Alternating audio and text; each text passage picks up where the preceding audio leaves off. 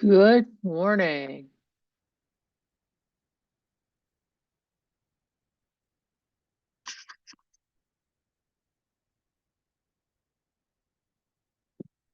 Good morning, Hearing Examiner Hurst.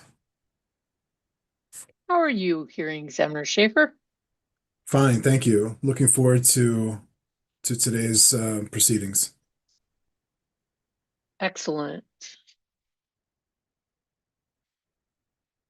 Does anyone have any procedural matter? Ms. Drake?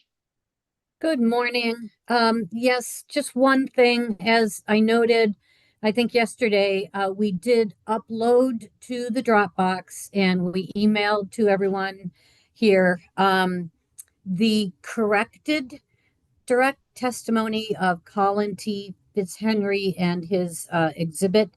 And what we uploaded and circulated was were three things. One is the redlined corrected version, and the another is that same version but just clean with all the red lines accepted.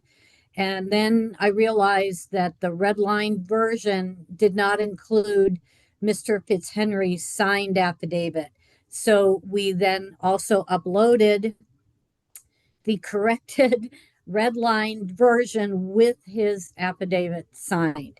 And that is the version that we would like to have admitted into the record today. And I wanted to make sure that that's okay with you. Would you prefer the clean version without the red lines, or would you prefer to see the red lines?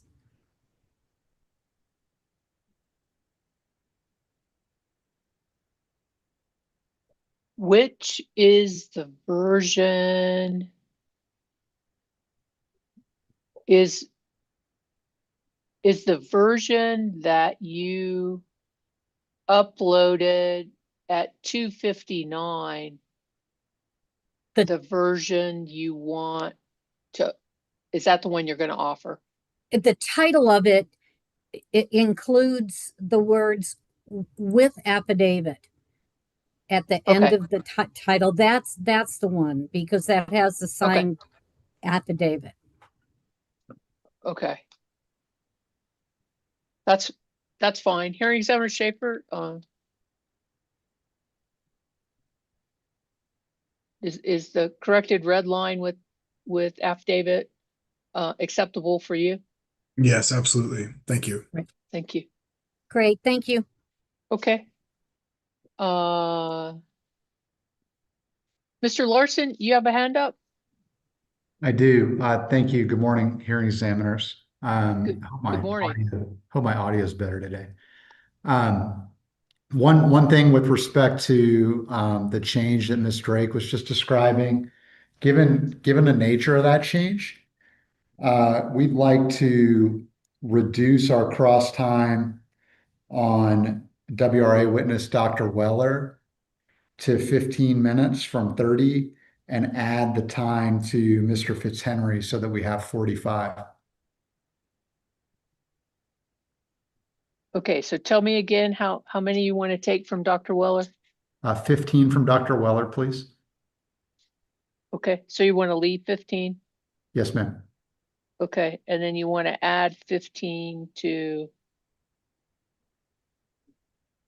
whom? Mr. Fitzhenry, please. Okay, so now 45? Yes, ma'am. Okay, Thank you. thank you. Ms. Amer?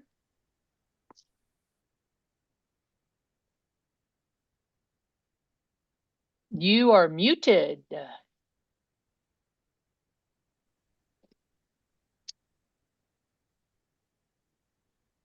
Good morning, Madam Hearing Examiner and everyone. Good morning.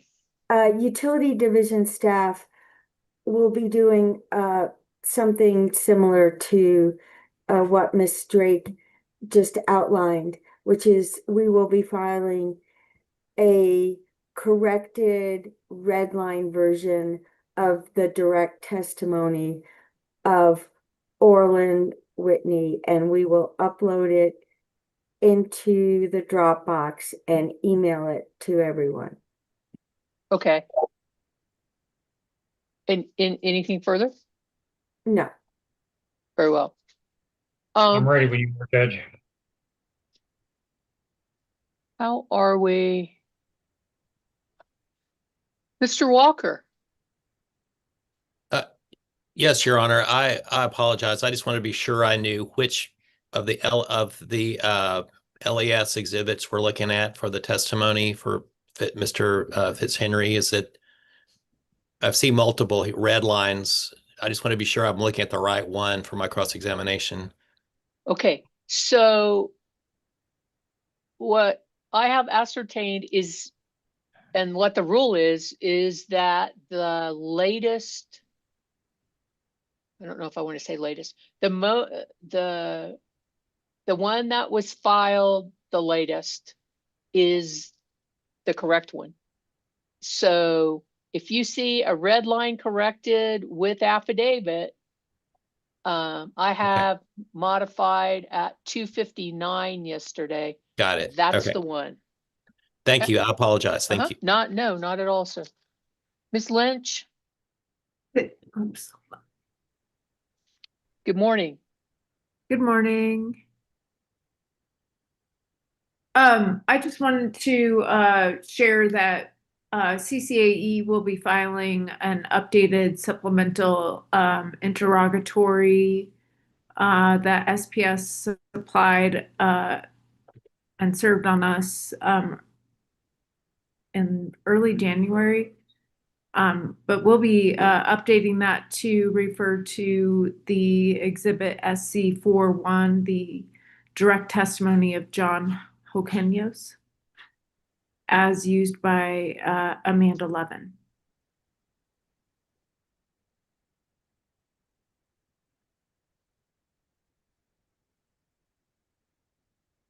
Okay, you're putting something in the Dropbox for potential cross-examination. I mean, if anybody wants to use that for cross-examination, it was just an update to the interrogatory that SPS had served on CCAE. Okay. Well, the only thing that's supposed to go in the Dropbox are either exhibits or potential cross-examination exhibits. So, okay. Very well, thank you. Mr. Rushoff? Thank you. Good morning. Similarly, I had emailed all the parties last night about NMLCG Exhibit 4, which we added to the Dropbox yesterday and intend to use in the cross-examination of Mr. Fitzhenry later today or tomorrow. And so I just wanted to make sure everyone saw that and raise that if there's any questions or concerns, but nothing further on that from my end. Okay, thank you. Anything further before we begin our hearing today? Hearing nothing. Mr. Lee, I believe you've indicated we're ready to go. Yes, Judge. Thank you. Good morning. We are back on the record after our evening recess in case number 25-00066, SPS, CCNs, and more.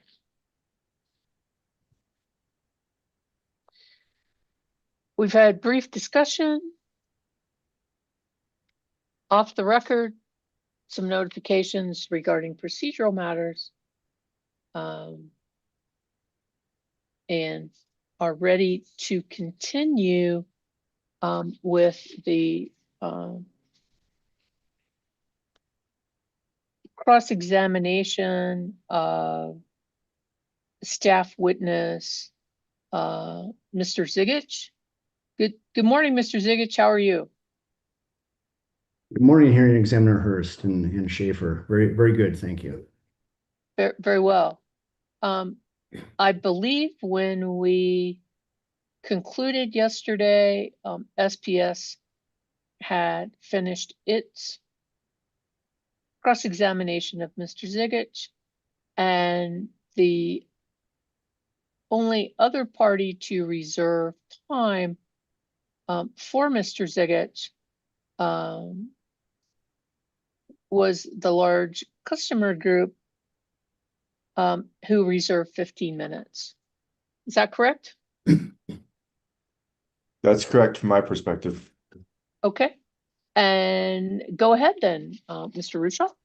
Okay, thank you. And I think 15 minutes should be sufficient. I did want to know if I go a little over, we had waived our cross of Mr. Miller, which we had 15 minutes, so I might borrow some of that previously waived time if that's okay, hearing examiner Hurst.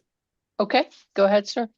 Okay, thank you. Good morning and welcome back, Mr. Zigich. Hello, good morning. And for the record, I'm Austin Rushoff representing the New Mexico Large Customer Group. I wanted to start this morning with some follow-up questions from your discussion with Mr. Larson at the end of the day yesterday. On a couple of occasions yesterday, you referred to this resource procurement process as just-in-time procurement. Do you recall that? Yes. Okay, and I wasn't sure. I didn't see that phrase just in time in your testimony. I was wondering if you could explain what you mean by just in time procurement.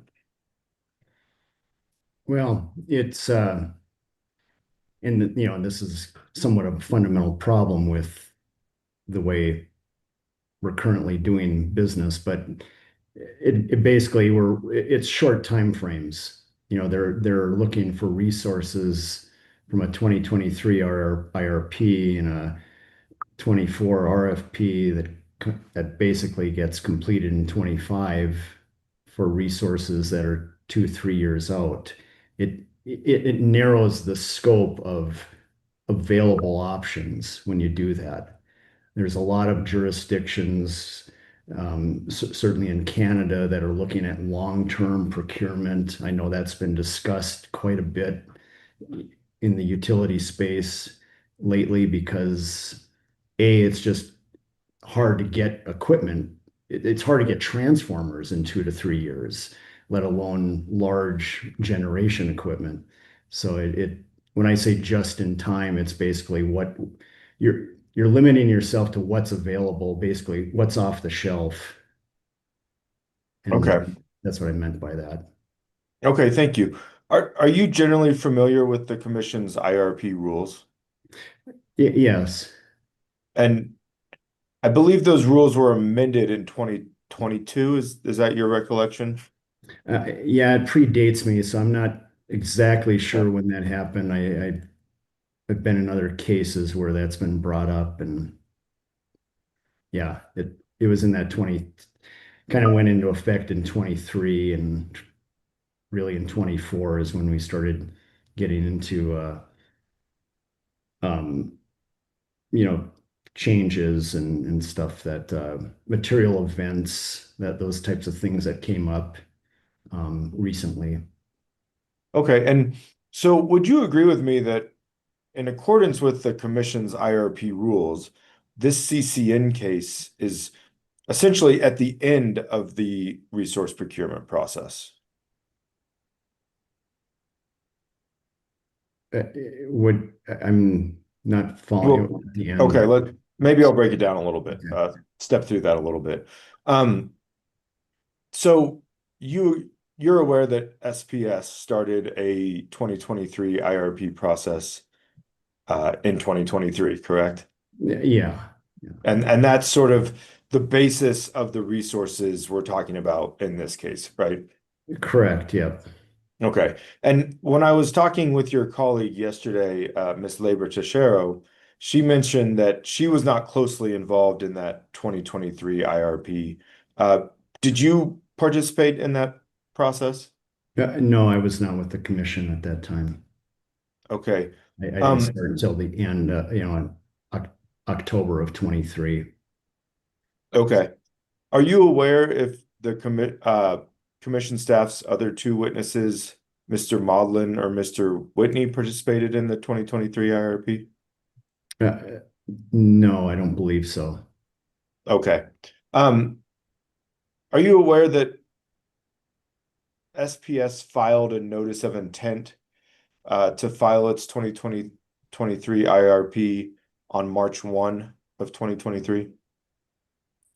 Again, that predates my involvement. Okay. Are you aware that before filing the actual IRP, there was a facilitated stakeholder process? Yeah, that's, Objection. Ms. Lang? A witness has already stated that the IRP in process was before his time, and the timeframe keeps going. The question timeframes keep going back in time, way before Mr. Ziggage's time at the PRC. So what's your objection? He's already, this has been asked and answered. He's already stated that he has no Okay. personal knowledge about things Mr. that. Rushoff? Yeah, thank you. In response, I understand that Mr. Zigich has stated that he did not participate in the 2023 process, but the 2023 IRP is the basis of sort of the resources that were selected in this case, to which Mr. Zigich has testified quite a bit about. So I'm just trying to understand his understanding of the background of that resource selection process.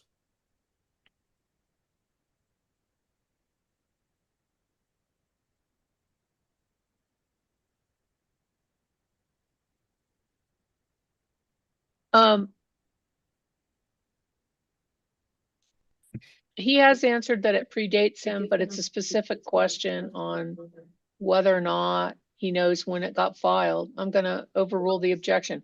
Answer if you know, Mr. Zigich. no, I don't know the date when it was filed. Okay. I believe my next question was, are you aware that there was a facilitated stakeholder process that was discussed in the 2023 IRP? That is generally the course of action. I participated as an outside observer for the State Energy Office in the PNM IRP, which was contemporaneous to the SPS IRP, and that was a facilitated stakeholder process. So by extension, I'm presuming that it was very similar in nature. Okay, and are you aware that commission staff did participate in that process? Yes. Have you had a chance to review staff's report that they filed in the 2023 IRP? Just the part that Mr. Larson and I went over yesterday. Okay, and do you know if that report raised any concerns with new thermal resources disregarding New Mexico law?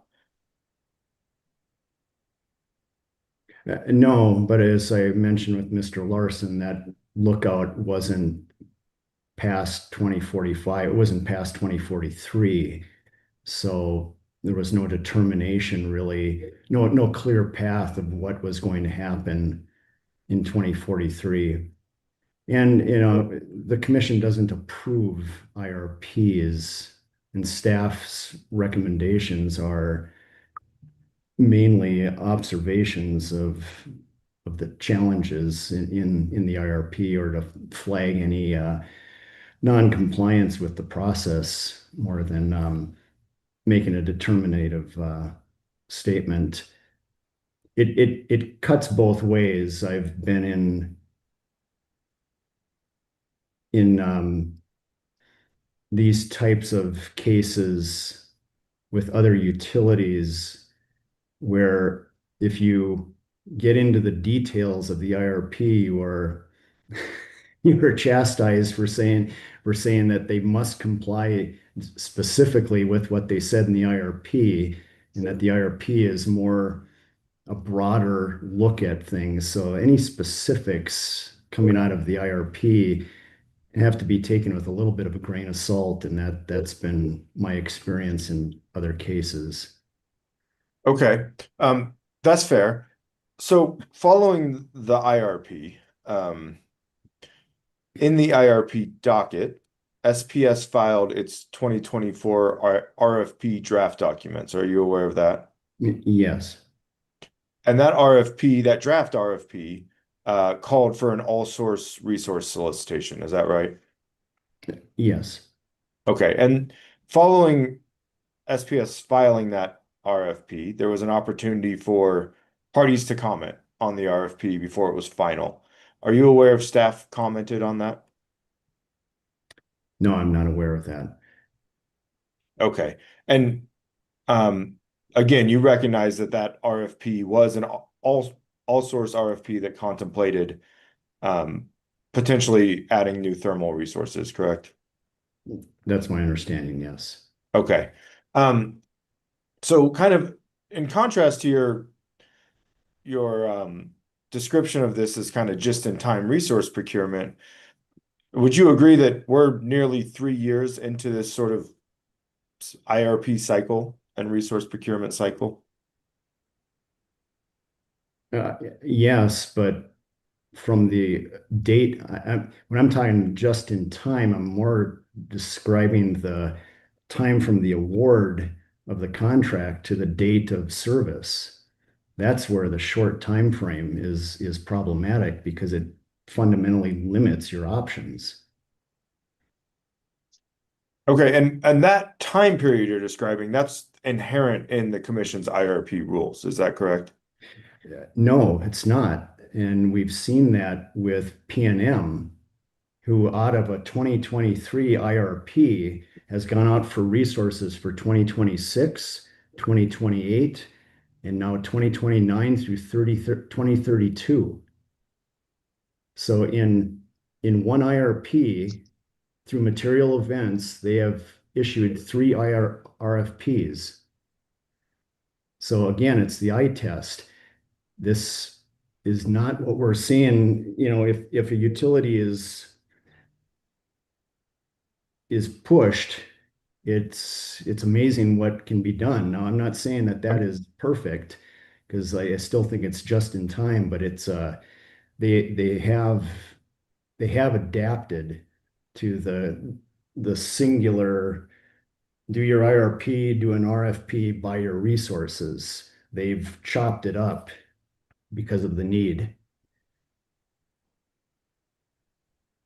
Okay, so you're saying PNM out of their 2023 IRP did an RFP for resources in 27, 29, and 32? Is that what you just said? 26, 28, and 29 to 32 timeframe. Okay, and in SPS's 2023 RFP, they're seeking resources between 2027 and now I'm there's a sorry, Mr. Russ, if you're breaking up, can you start your question again, please? Sure.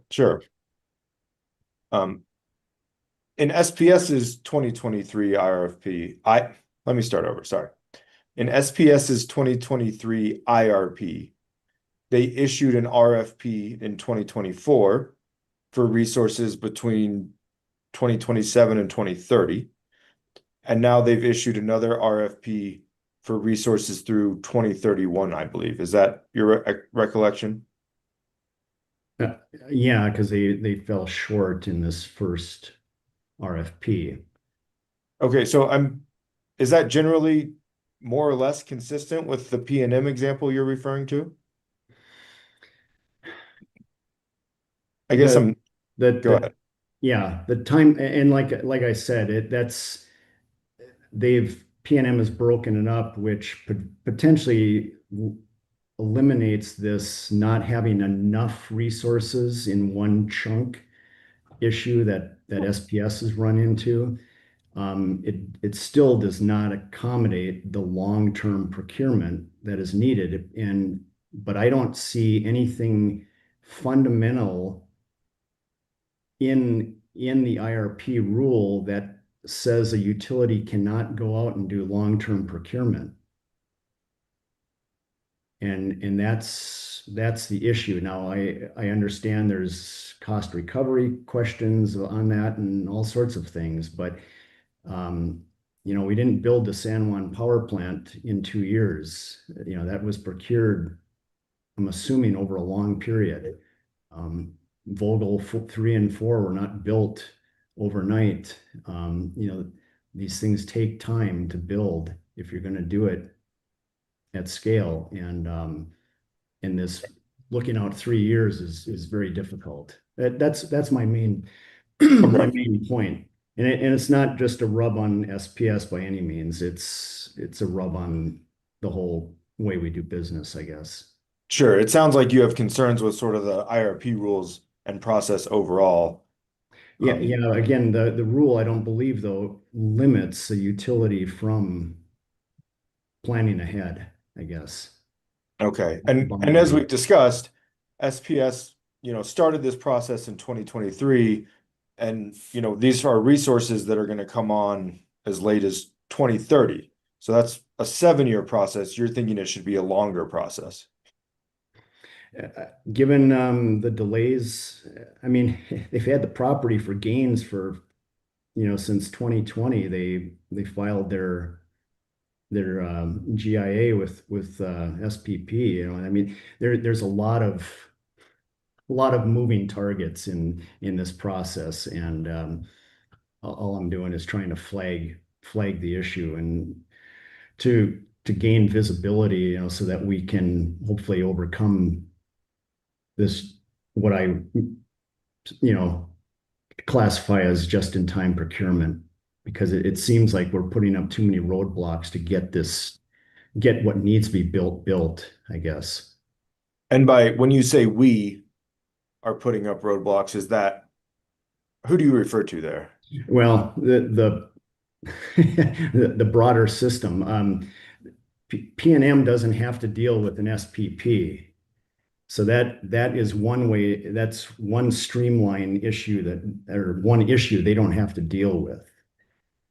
Now, if that, that's where the whole question of SPP comes up, is it a benefit or a hindrance? And so it's just but yeah, commission rules, SPP rules and processes, they're all potential roadblocks to doing something big and innovative that is probably needed for the final solution in the energy transition.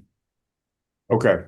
Thank you. And just kind of to conclude this conversation, you've made a few comparisons to the P&M planning process, but you'd agree that P&M and SPS are different utilities that have different needs for their system, correct? Well, they have a different customer base, but you got to remember that is changing, and now P&M has the largest single load in the state, and that load is running on 100% zero carbon resources on paper, anyways. But Sure. Okay. Okay, I'd like to change topics a little bit. If we could look at page 16 of your testimony. Yeah, let me bring that up.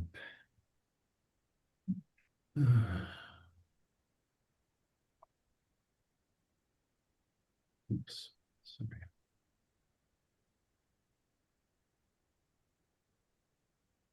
Okay. The heading there on line 9 states that CTG projects do not align with projected load growth. Do you see that? I do, yes. Okay. And your testimony under that heading discusses how SPS projected load growth is primarily new industrial and other large loads, and that those intend to be higher load factor customers. Is that correct? Correct. Okay. And you also testify how Gaines and Tolk are simple cycle gas turbine units that are more appropriately used to serve peak loads, right? Correct. And you discuss how combined cycle gas turbines are better suited to serve high load factor customers. Is that right? Generally, that's true, yes. Does staff recommend that SPS build a combined cycle gas turbine? Well, things in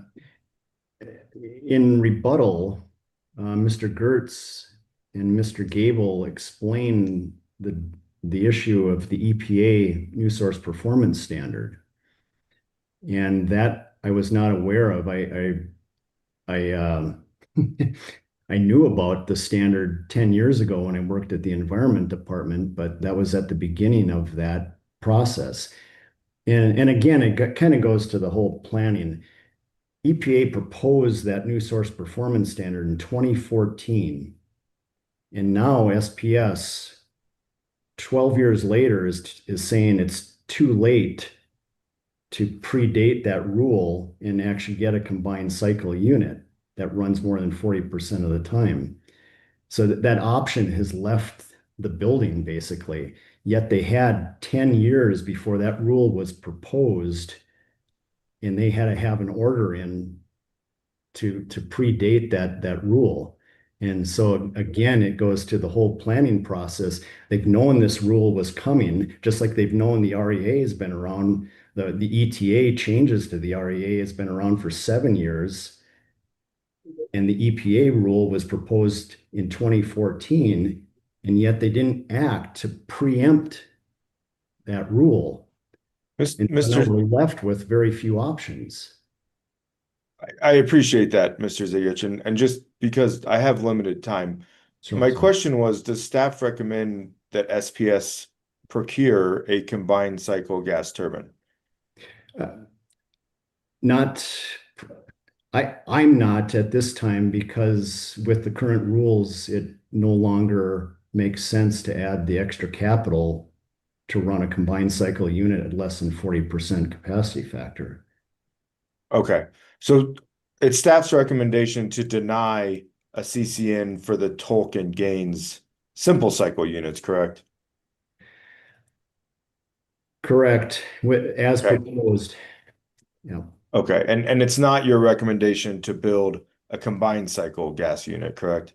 Yeah, not that was clarified in the rebuttal. I did not realize that rule had passed and was pertinent to this issue. That changes things. Okay, your testimony about how SPS's system is typically large, high load factor customers. Is it your position that renewable resources are an appropriate resource fit for that sort of high load factor system?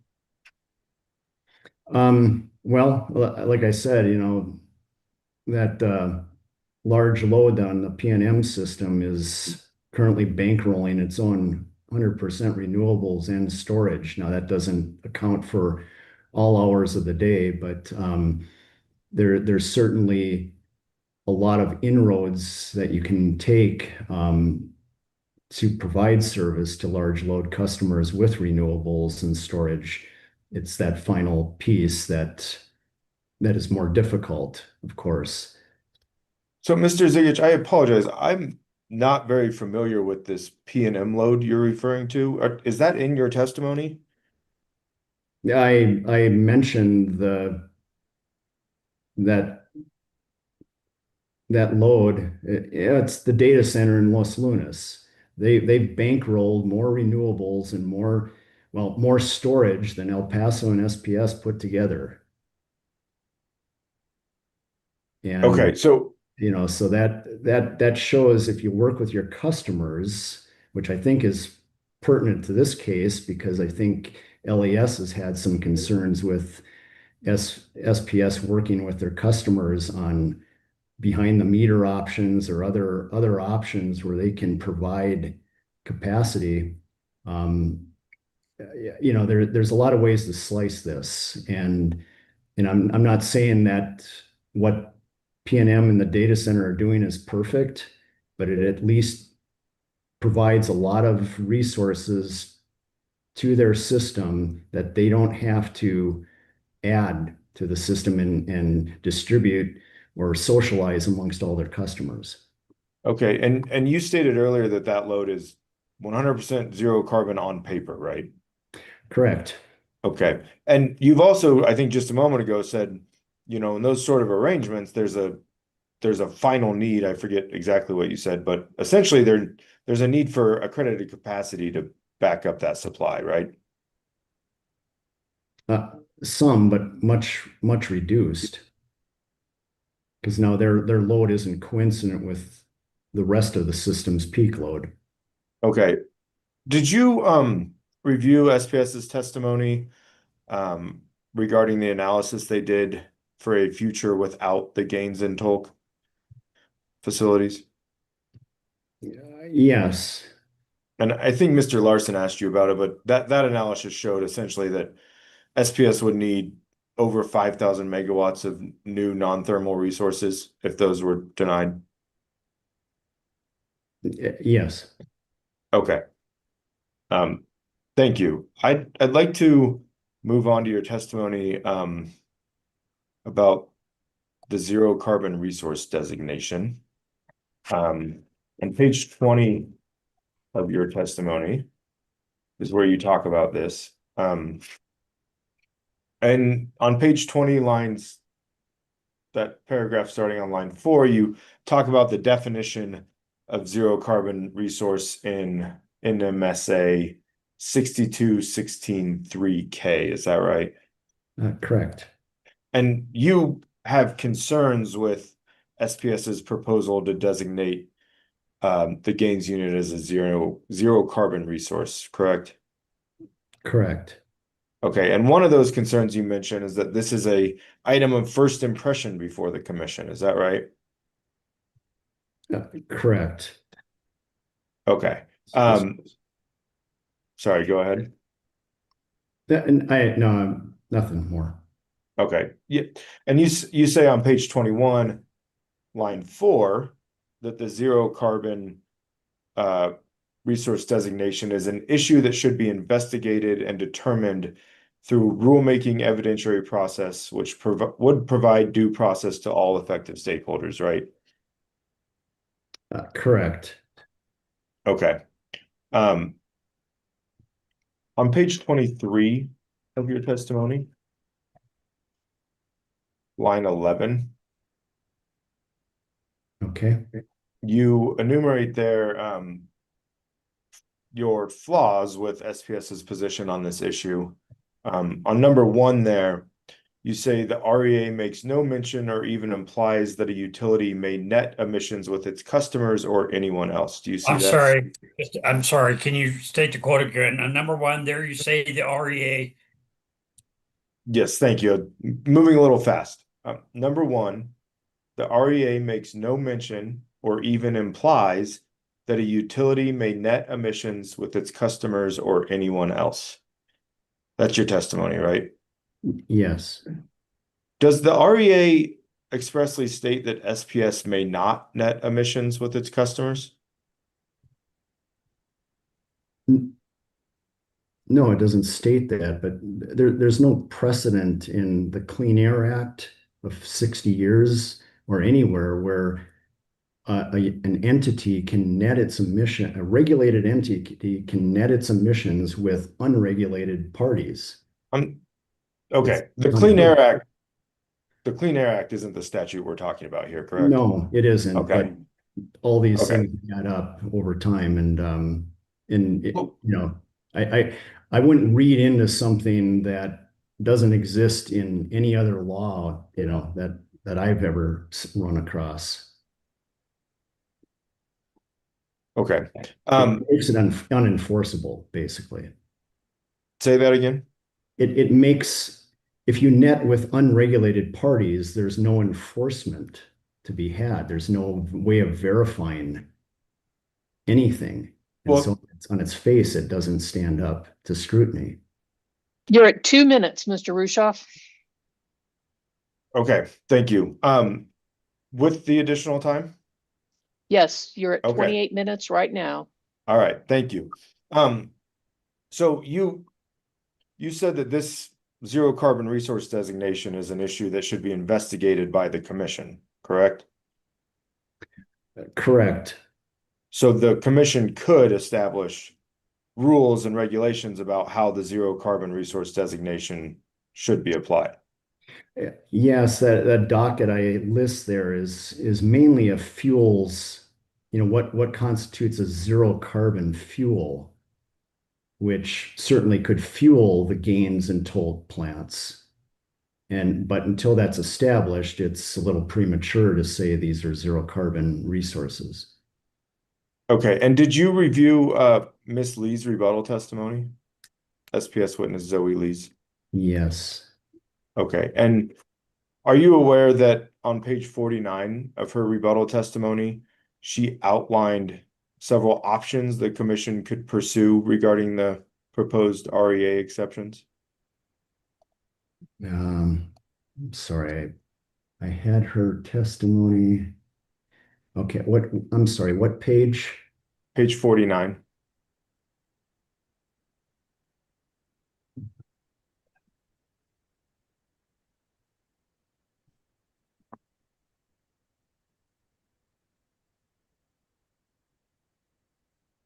Okay. And Ms. Lee's testified that an option the commission could pursue is to grant the CCNs in this case and defer decisions regarding the REA exceptions and zero carbon resources to a future proceeding. Is that correct? Yes. And that would essentially comply with your recommendation that the commission have an opportunity to investigate this in a future proceeding, correct? Yes, but what Ms. Lees is proposing is that it be approved, Gaines and Tolk is approved as is, and we'll discuss fixing the issue later instead of proposing a solution, that effectuates the approval, I guess. Okay, staff does not Last dispute question. thank you. This will be my last question. Staff does not dispute that SPS has a near-term capacity need right now, correct? Yes. But we don't. I'm sorry. No, You don't dispute. We're not disputing the need. It's the solution that's Okay. Thank you. And thank you, Hearing Examiner Hurst, for that extra time there. Very well, sir. Thank you. I do not believe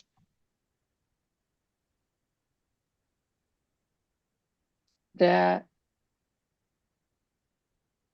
anyone else reserved any time for cross-examination for Mr. Ziggett. Hearing Examiner Schaefer? I have no questions. Thank you, Hearing Examiner Hurst. Thank you. I've got a few questions for you, Mr. Ziggett.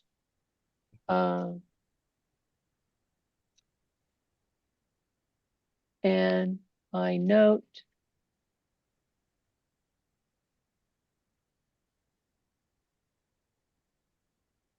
that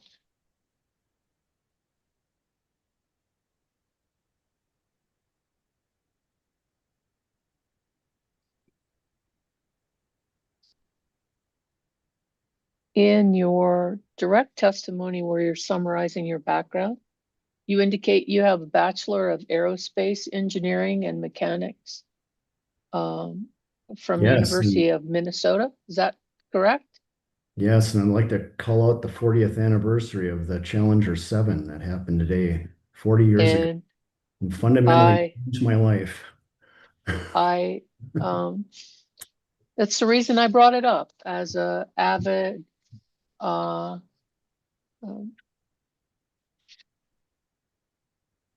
It was a sad day to be in Minneapolis on a cold winter day as a second-year aerospace student. it's a sad day in our nation, sir.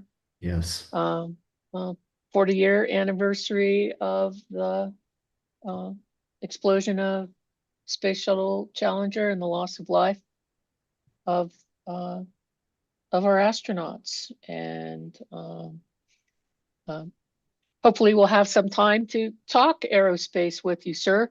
But Yeah. that is the reason that I brought that up, just to commemorate the anniversary of Challenger.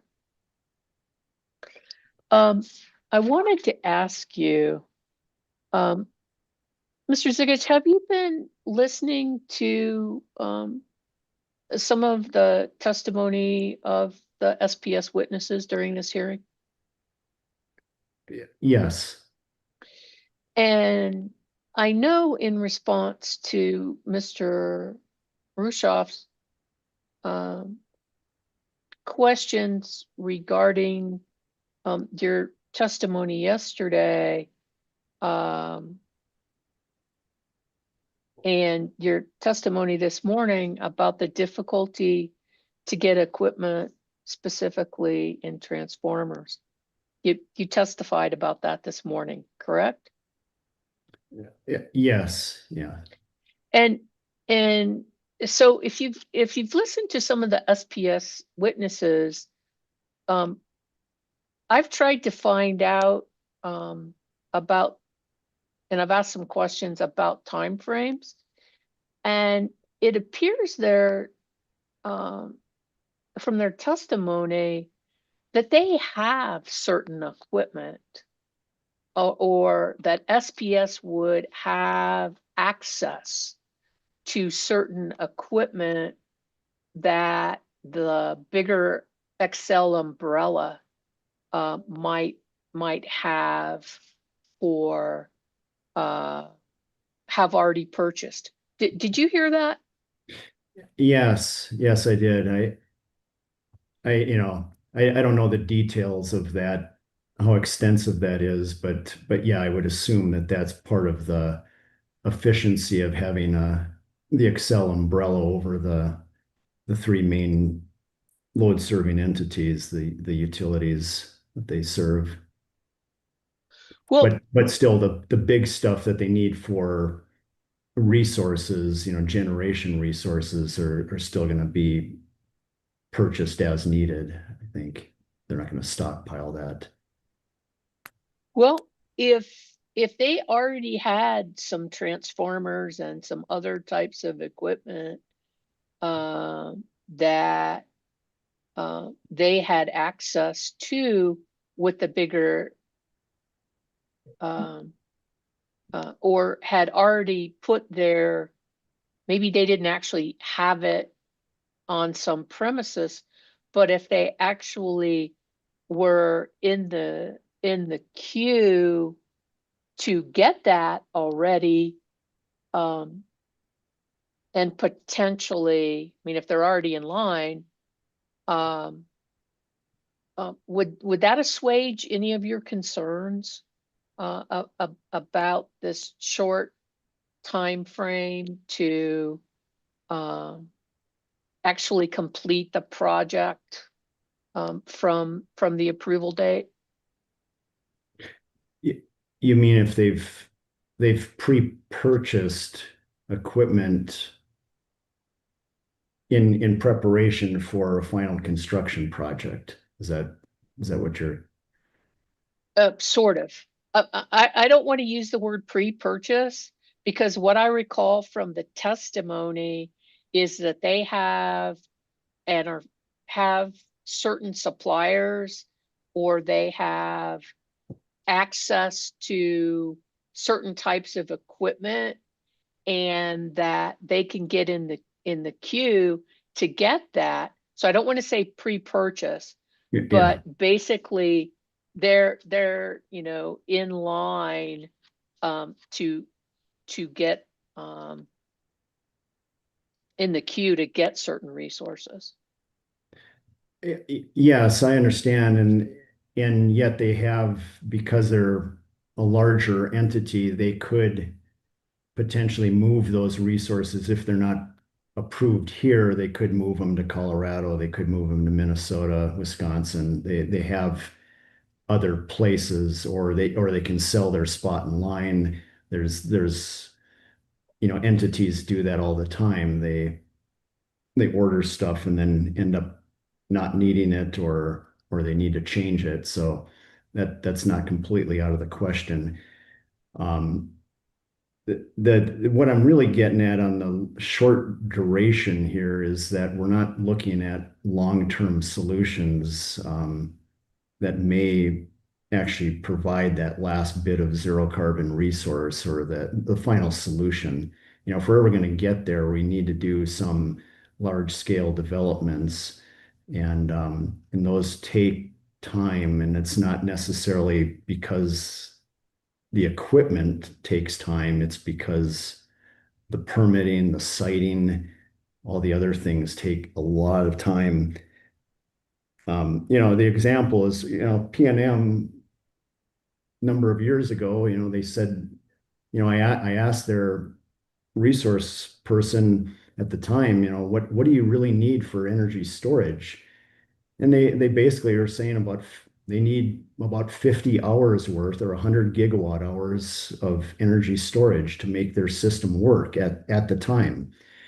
And right now we've approved 8 gigawatt hours. So we've approved 8% and spent billions on that.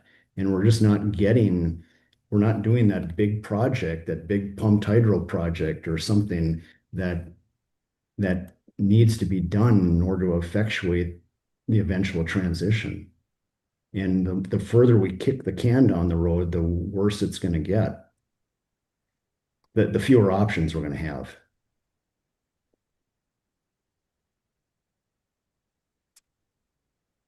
Do you believe that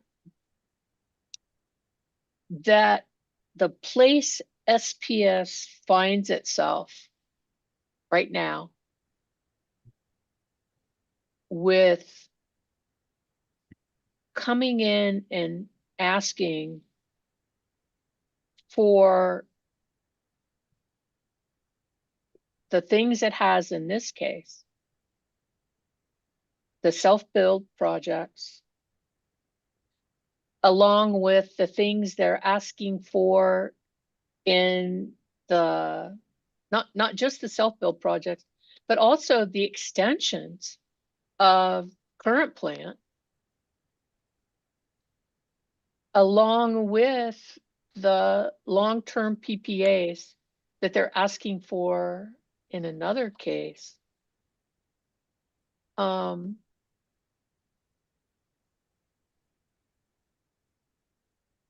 Do you believe that these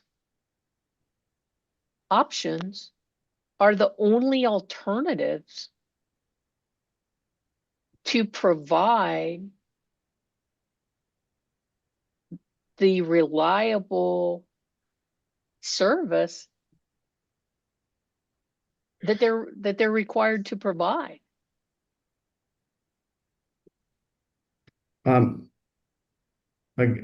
Again, no, they're not the only alternatives because we've seen, you know, zero carbon resources at Vogel, and VC Summer when I was working there, but that failed, unfortunately. But I mean, Vogel was a 15-year project, but now they have two new reactors that are chugging along at, you know, 2,600, 2,400 megawatts of 95% capacity factor power, you know, at zero carbon.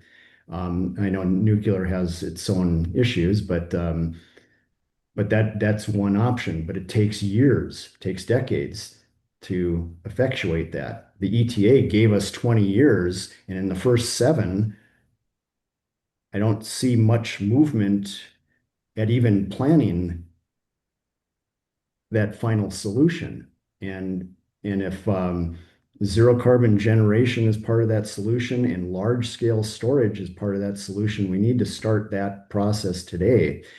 The gas turbines are not that solution unless they come with some sort of a zero carbon fuel option. And that's where we say to give them a carte blanche exemption from the rules today for something that may or may not happen 20 or 18 years from now or 19 years from now, I think is premature. when there are options, those turbines out of the box can burn 30% hydrogen. Can there be some arrangement that, okay, you burn 30% hydrogen out of the box, we'll accommodate 30% of the cost or whatever. At that point, the cost of the fuel becomes kind of minor because the capacity factor of those resources is small. But there's other renewable natural gas. There's the city of Albuquerque, the wastewater treatment plant has that zero carbon designation because they capture the methane from the wastewater treatment plant and use it to generate electricity. That was the purpose of that change. At least that's my understanding of it. There are other processes like that where you could capture contemporaneous methane that's produced, liquefy it, store it, use it as your resource adequacy fuel.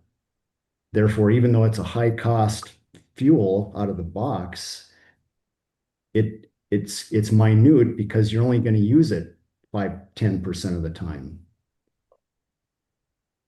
And so it's a matter of whittling down the deficits. Instead of an infinite storage that we have with fossil fuels, we have finite storage and very cheap energy. And it's just a change of our mindset, just a change of how we do business moving forward if we're serious about doing this. But if we're serious about doing this, we need to move forward and not look backwards, I guess. Are some of the particular alternatives that you've just testified, do you believe that they would be available to the extent of the amount of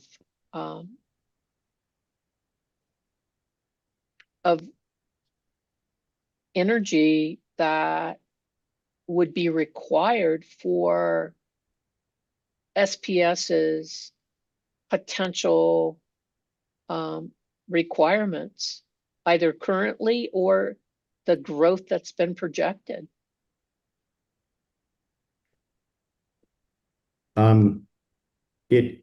It's going to take a suite of resources. I think you can certainly get the energy from renewables.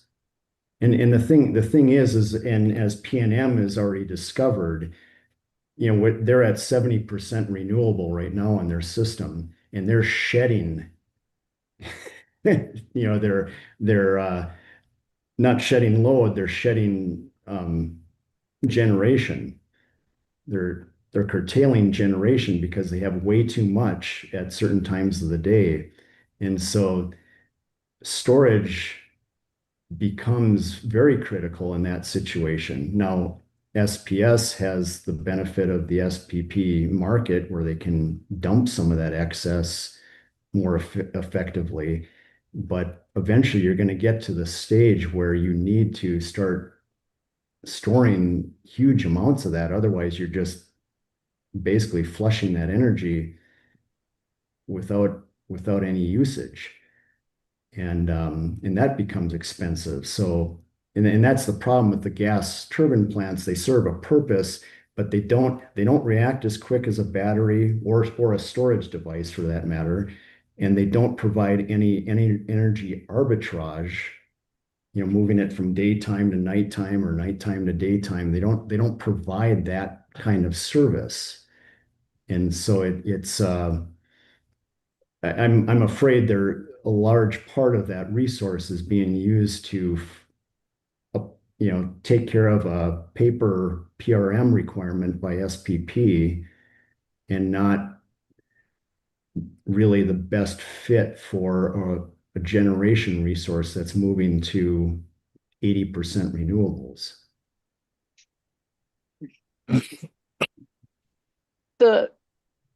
You indicate the purpose of your testimony is to give staff's position and recommendation regarding the 2 gas-fired generation resource projects. And whether or not they meet the standards for CCNs. And then you also include in your testimony staff's opinion on whether or not Gaines ought to be ruled a zero carbon resource under the Renewable Energy Act, as well as whether or not the commission should grant an exception to the Renewable Energy Act's 2045 zero carbon requirement. Correct, Mr. Ziggett? Yes.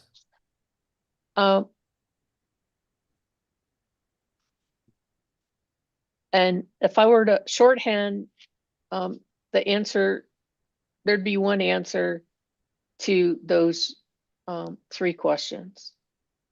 And it would be no. Correct?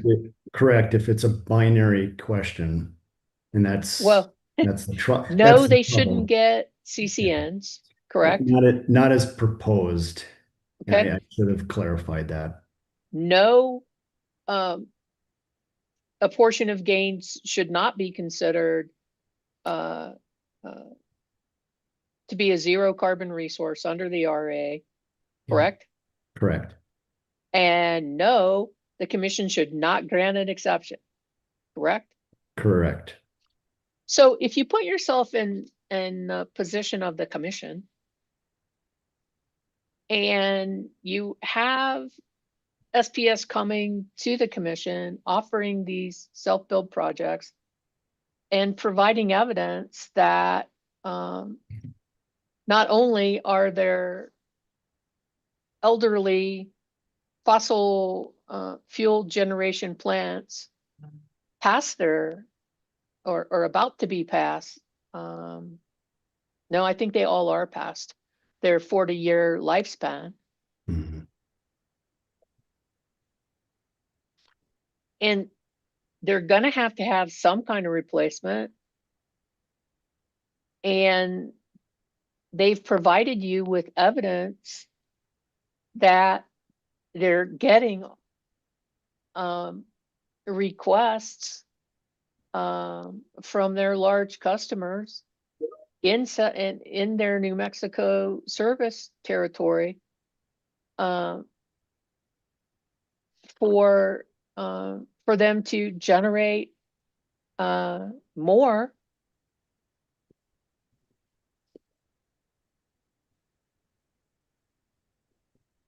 And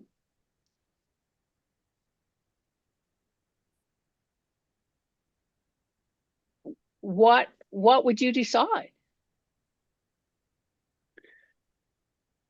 How are you going to make sure that that they can continue to provide safe, reliable service with the system they have?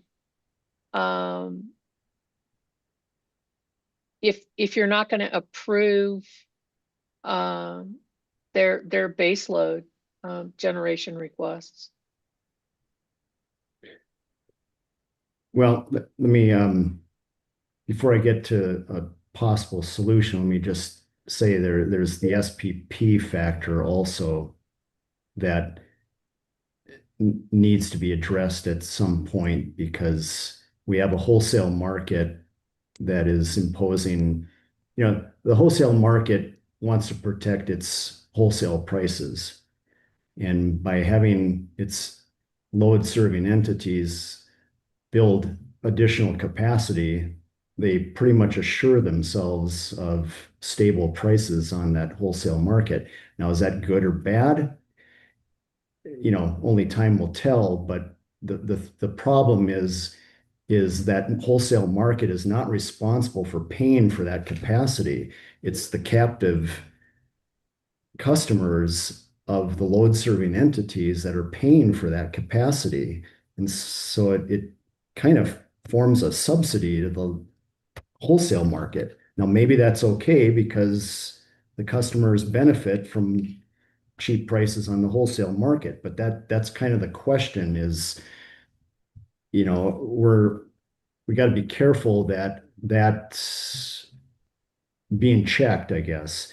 And then the whole accreditation business where SPP through their whole service territory sets up accreditation for battery storage in summer and winter. And if I have a battery in Roswell, I get 37% accreditation. If I'm in Albuquerque under P&M system, I get 85%. Why is that? That's again something we don't have great visibility into, and needs to be, because that subsequently limits the ability for batteries to serve load, and it's all because of the way they calculate it. So there's those fundamental questions, but that again, what we're saying is that we're not saying there's no need for the resources. What we're saying is that what they've proposed is not acceptable. A carte blanche exemption from the REA or a zero carbon designation for limiting, capturing fossil fuels that have already been captured and sequestered in the ground for millions of years is not the intent of the REA. All you're doing, I mean, if you extend that argument, any natural gas that goes down the pipeline to a customer is captured natural gas because it was brought up from below the surface and it wasn't released, it was captured and put into the pipeline. So, how far do we extend that analysis to say that we're capturing natural gas? I mean, that's the business of the oil and gas industry, is to capture natural gas. And before OCD put in their methane rules, a lot of that gas was being vented, frankly, because they had no pipeline capacity to move it, and everybody wanted the oil. But to get back to your question, So do you have an answer to my question? yes. What we're saying is no to the way it was proposed. Not due to the need. It was the way it was proposed. They have not proposed a solution for 2045. Mr. Larson, in other discussions that I can't really discuss, has presented what I thought were plausible solutions. There's all sorts of things that are floating around as plausible solutions, but again, these units come with 30% ability to burn hydrogen. We know that hydrogen, by definition, is a zero carbon resource. Can it be burned with methane so that it's not fully a zero carbon resource, but it's 30% zero carbon? Is there some compromise that can be reached to allow that to happen? And then they So, can subsidize. Mr. Zigich, your Okay. answer to my question about what should the commission do in trying to balance its concerns of making sure that the utility can operate, and that when people flip the switch, the electricity is going to be there, or turn on the whatever machinery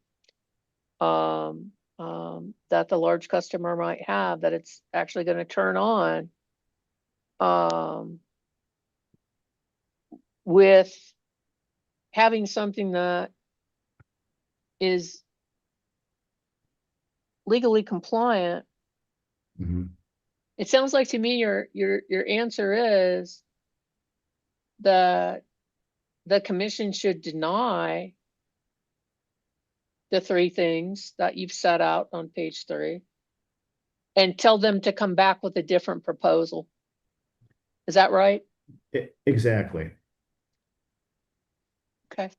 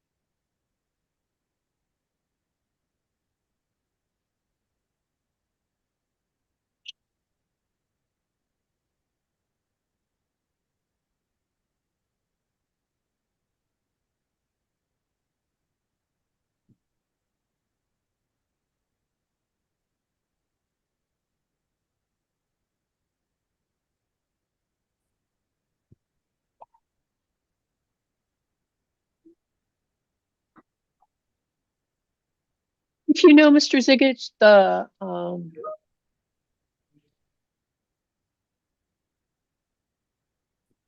staff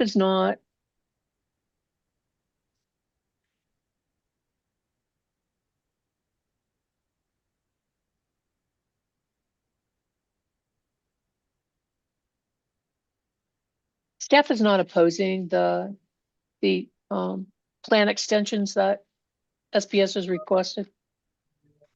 No. No, we see those as prudent. Has You know, staff taken a position in the long-term PPA case? If you know, Uh, have you filed testimony in that case? no, we haven't. We're just reviewing that. Okay.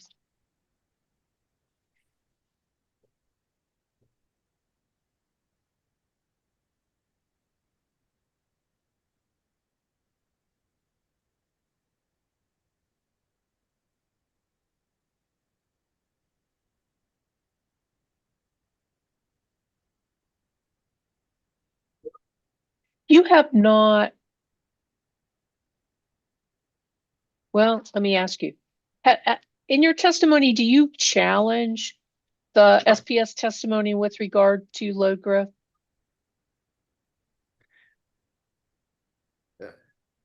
No, I didn't challenge that. It was merely an observation that it's mainly large load customers.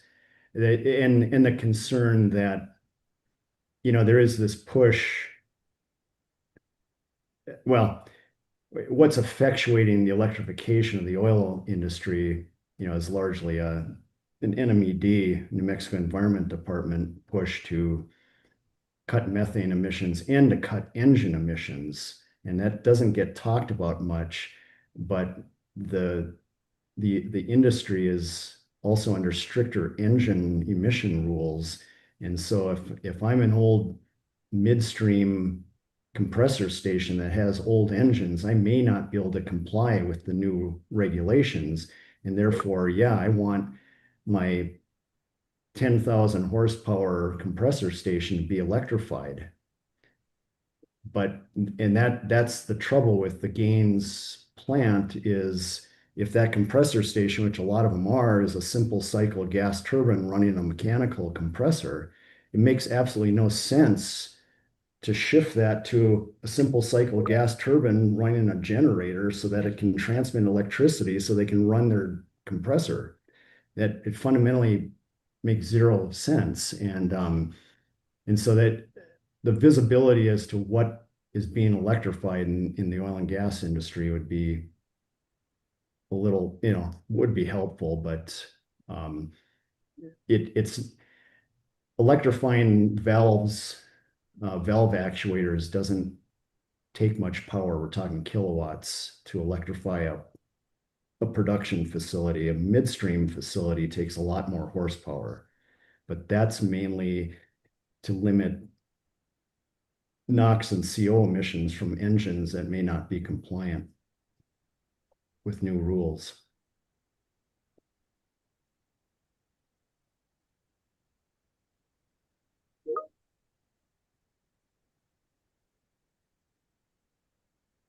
With regard to your testimony, Mr. Ziggett, regarding processes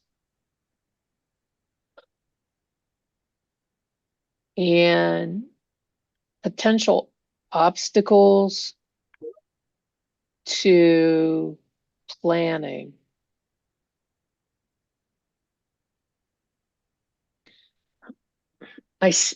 I understand your testimony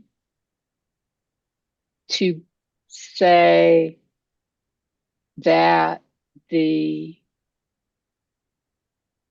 processes currently in place for planning and permitting don't necessarily result in the most optimal strategy for effective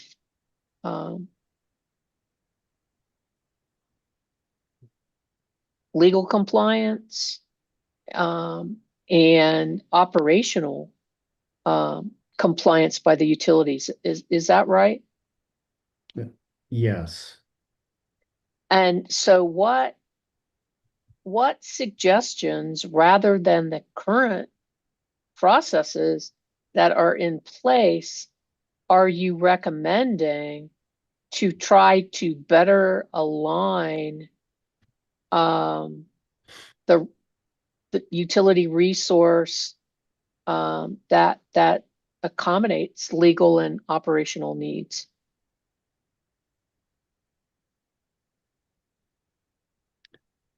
Do you Well, understand my question? yeah, and I don't have a final solution by any means. I mean, that'd be something to be discussed, but there's a number of utilities, and in fact, PNM has discussed the need to do this, long-term procurement. And even individuals at SPS have mentioned, in the past they had PPAs signed that were 10, 20 years out. I mean, I think we things used to be planned out many years in advance or even decades in advance. I mean, you don't build a San Juan power plant overnight. You don't order that off the shelf. That takes long, it takes a lot of site work.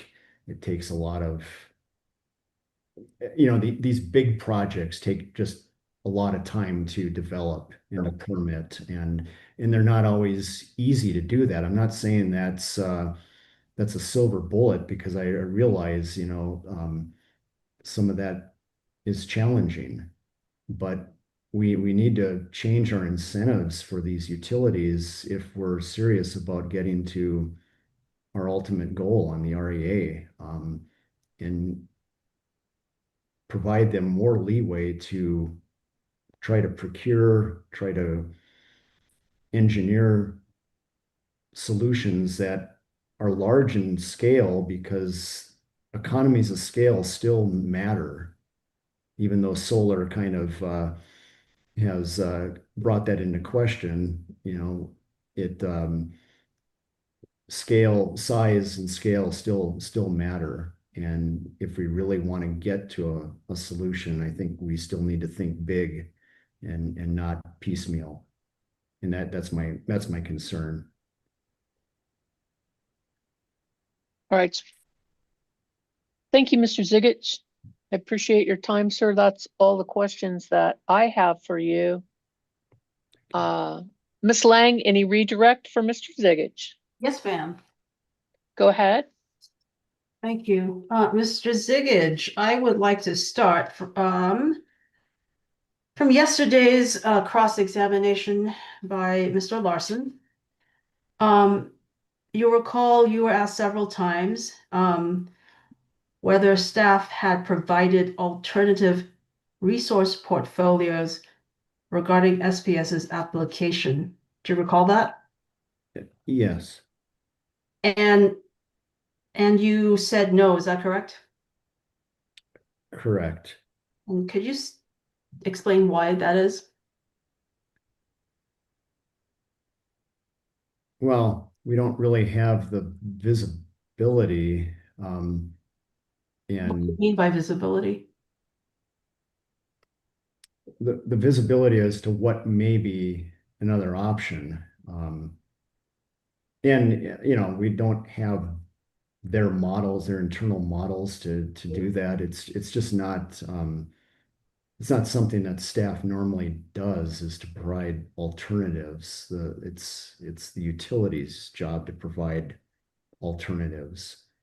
And here they haven't provided an alternative to they basically on the gains and toll plants, they basically said we need a designation that these things are used and useful after 2045 and haven't provided us, or we could do this with them to make them compliant in 2045. So that would be the simplest answer. Instead of trying to find a whole new resource, it would be easier to find a solution for the resources they've already established. Mr. Zigic, in your tenure with the commission, have you, as a commission staff, have you ever been required to provide alternatives for an application for the benefit of the applicant? No, I wouldn't say that we haven't suggested alternatives. It's funny because my first case that I ever argued in with the as a commission staff was a PNM 2026 resource case, and we had argued potentially extending certain existing resources rather than buying more 4-hour batteries.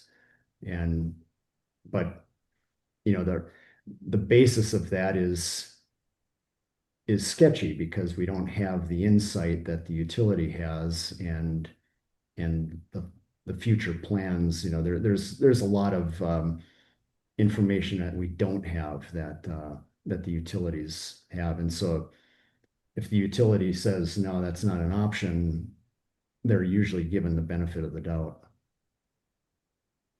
When you just use the word sketchy, as kids today would say that, do you mean more like dicey? Well, we don't have clarity. Okay. We don't have all the information that the utility has, of course, and I wouldn't want to suppose that we do. All we can do is make recommendations on what we have. I'm going to ask you also in the same vein, Mr. Larson also asked you if staff came up with alternative numbers for values such as ELCC numbers. Did you do that? No, but my understanding is not SPS doesn't do that.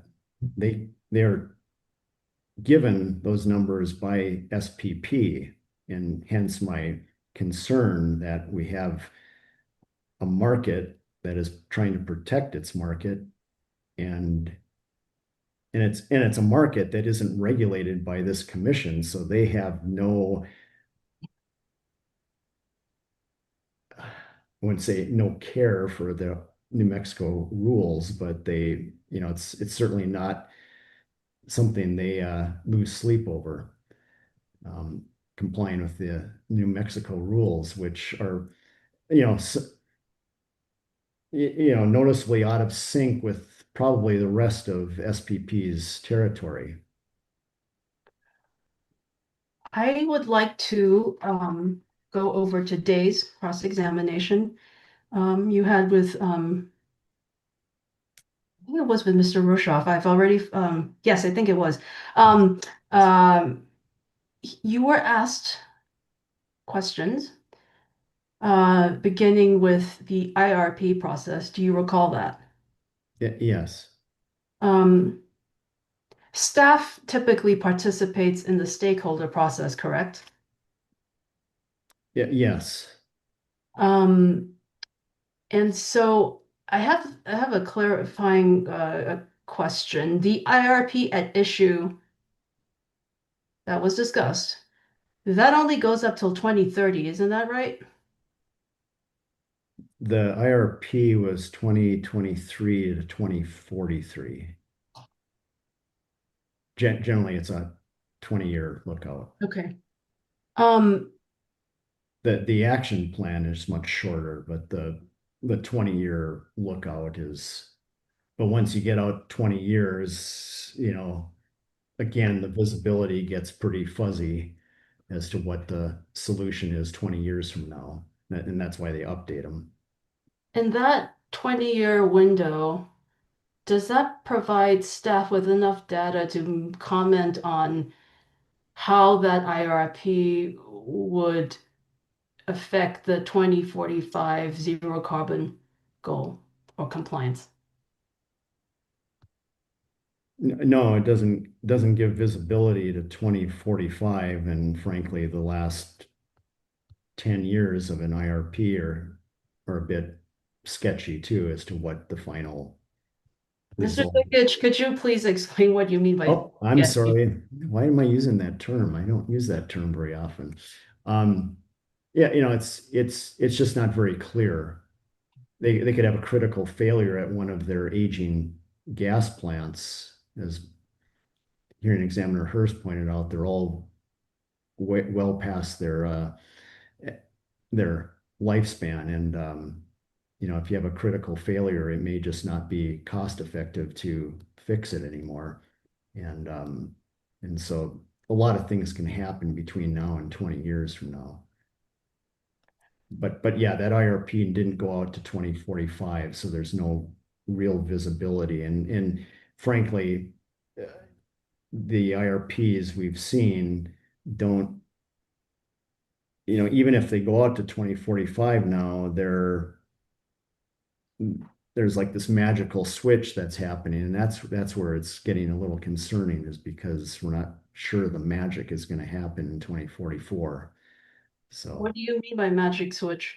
well, to get to be compliant, a lot of these IRPs are not coming right out and saying we're not going to be compliant in 2045. They're still projecting that everything is going to be compliant, of course, but there's not a great glide slope to it.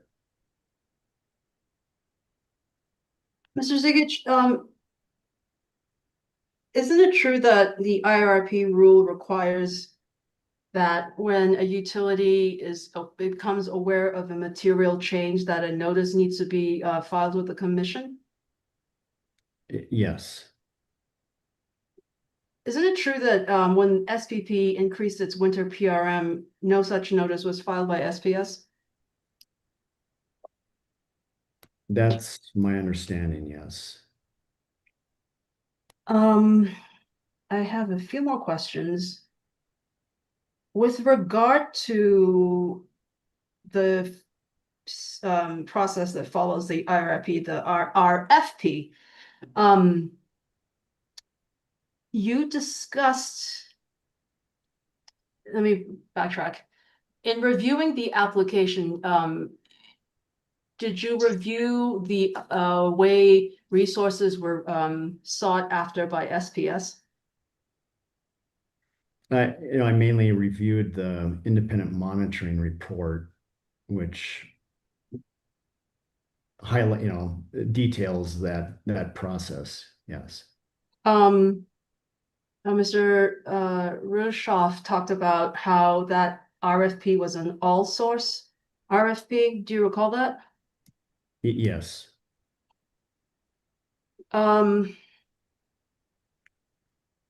Did you make any comments on that in your direct testimony? To the all source RFP? Yes. Uh, By your analysis, did it attract enough all sources, I guess? Well, again, we learned later in rebuttal that the reason, a big reason for why Excel did not propose a combined cycle plant, which would be another type of resource. It's a similar, it's a combustion resource, but still a more efficient resource. We learned in rebuttal that that was due to the EPA regulations, and that it no longer was cost effective to do a combined cycle plant that ran less than 40%. Otherwise, you'd have to put carbon capture on it, and that drove up the cost. So again, it was what was available at the time, I guess. And finally, with regard to netting out methane capture for a utility customer and for the benefit of a utility, isn't it true that the definition of zero carbon as provided by New Mexico law, the language in that law does not allow for that? Excuse me, let me just interrupt here for a second. We really have to make sure that our direct examination is proper direct and not frame the question in such a way that it runs contrary to those rules. There's also an issue that I've been observing with improper friendly cross examination. So I would ask Ms. Lang if you can rephrase that last question. Yes, I will. Mr. Zigic, could you tell us what your understanding is of the New Mexico law of definition of zero carbon? You mean the zero carbon resource? Yes. My understanding again is, and just my knowledge from being around at the time, I was with the State Energy Office when that rule was going through, and our department secretary was the champion of that rule. The original rule was a zero carbon resource is something that is a resource that doesn't, a generating resource that doesn't emit carbon emissions, period. That was the original bill. Due to a request from a wastewater treatment plant that captures methane and generates electricity and sometimes puts it back onto the grid, that definition was amended to allow methane capture. And that's where we have the final definition today. That's contemporaneous methane emissions from a contemporaneous human activity, not mining methane that's already captured and sequestered in the ground. And that was made very clear to us and others at that time. In your experience, has it ever been observed that a utility has been allowed to net methane from its customers' actions and for their own benefit, for the benefit of the utility? No, and I mean, you could extend that to anytime somebody, are we going to extend that to residential customers that put in a heat pump because they're no longer hooked up to the gas service and no longer their connection isn't leaking methane? I mean, it could extend to a point where you would never be able to fully understand the extent of it. So again, it doesn't seem as a reasonable solution because it's not verifiable, it's not enforceable, and therefore it shouldn't be approved. Okay, thank you. I have nothing further.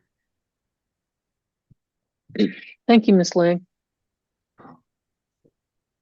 Mr. Larson,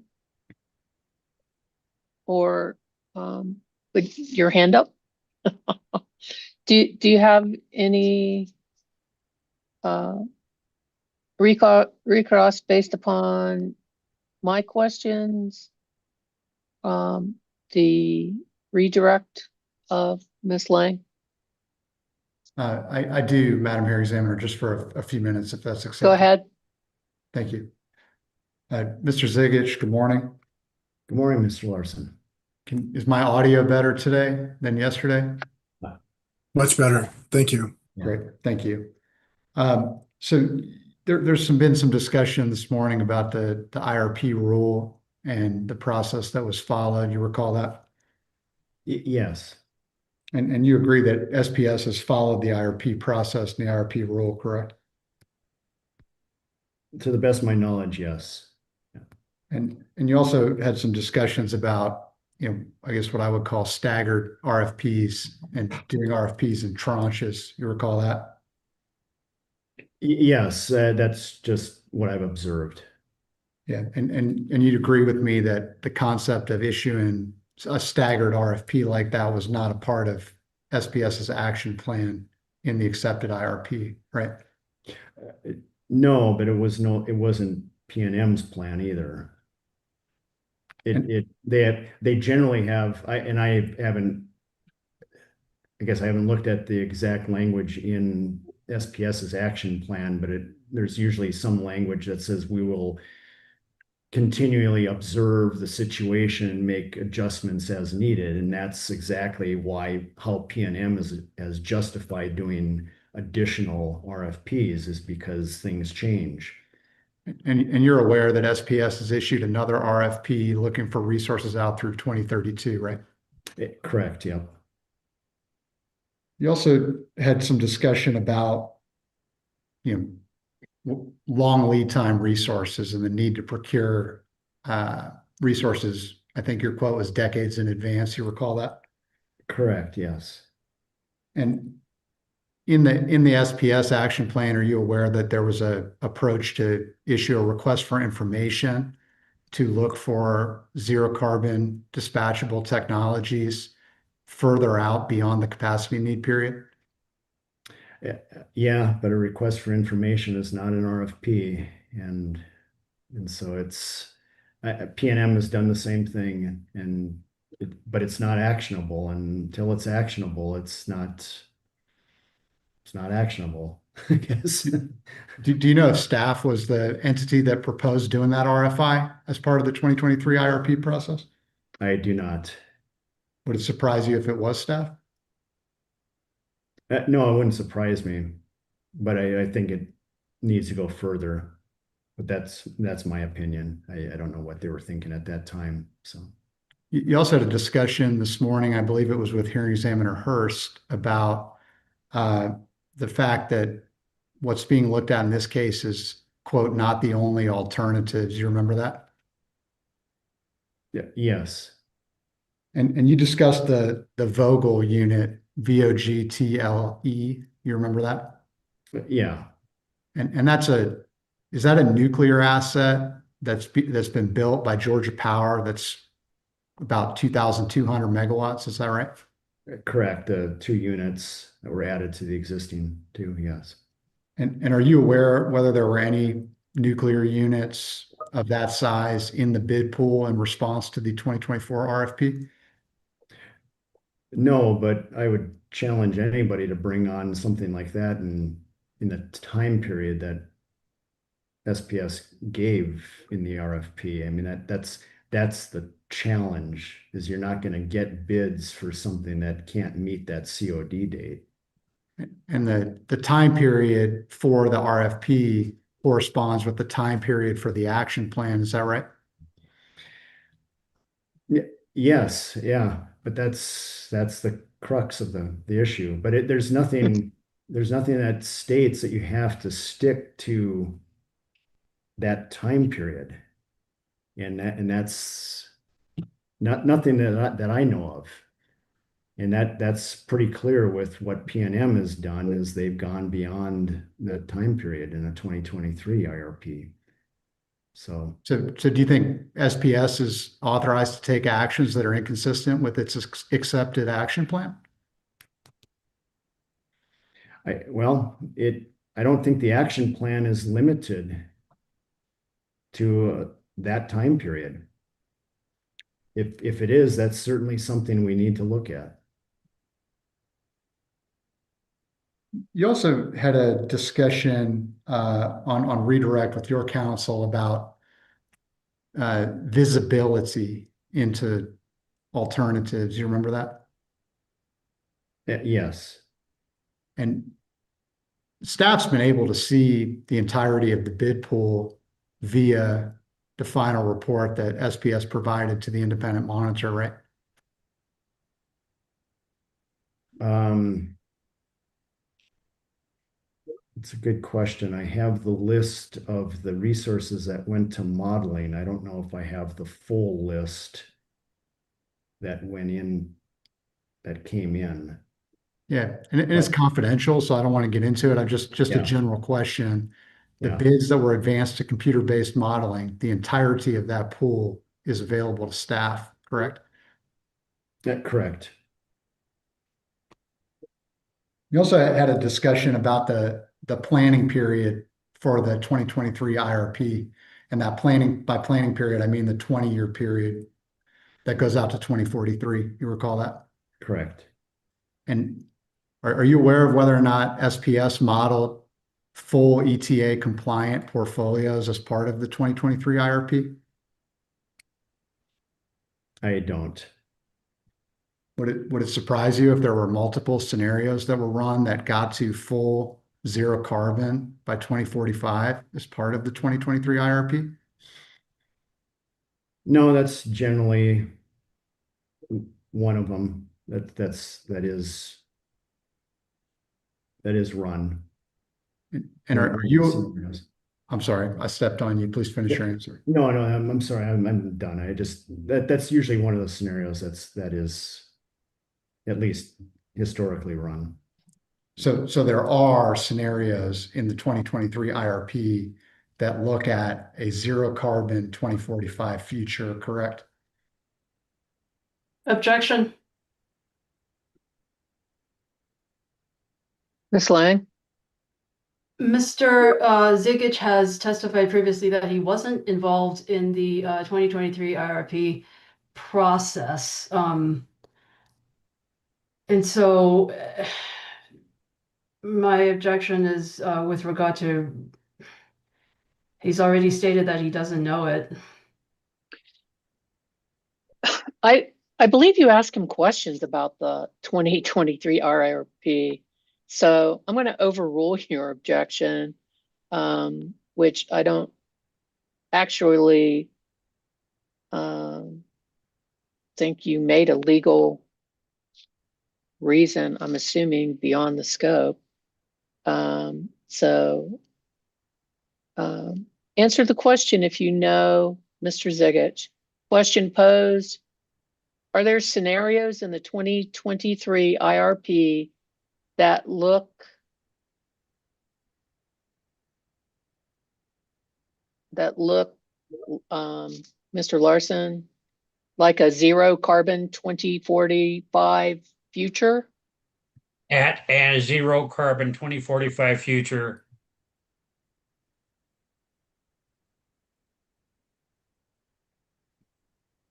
Mr. Zigic? I'm sorry. I wasn't sure if we were. If you know, Okay. sir. No, I don't know if it showed 2045 because generally it goes out to 2043. Do you know if staff concluded in its staff report that, quote, the most cost-effective portfolio is the multi-jurisdictional base case with no NMETA requirements? I don't dispute that. That's the of what was presented. But again, an IRP is very broad and not the final, it's not an RFP. We don't have the final numbers on that. But you don't dispute that that was staff's conclusion, right? No, I don't. And then finally, you had a discussion this morning with hearing examiner Hurst, and you mentioned the notion of some compromise. Do you remember that?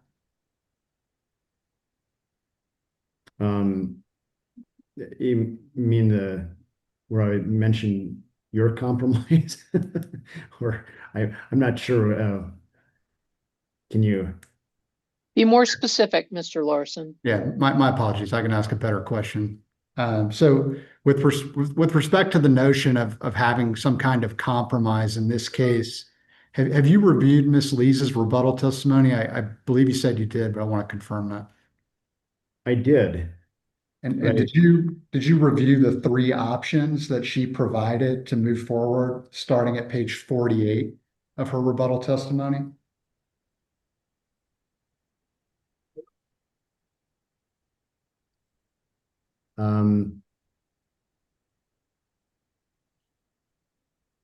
Yes. Are any of those options acceptable to staff?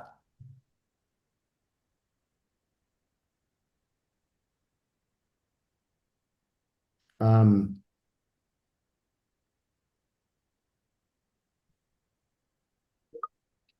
well, the third one is very, that's all dependent on what Texas would take or not. So that's a tough one for us to say yes to, without some knowledge of what Texas is willing to take. The first one, the conversion of Gaines and Tolk,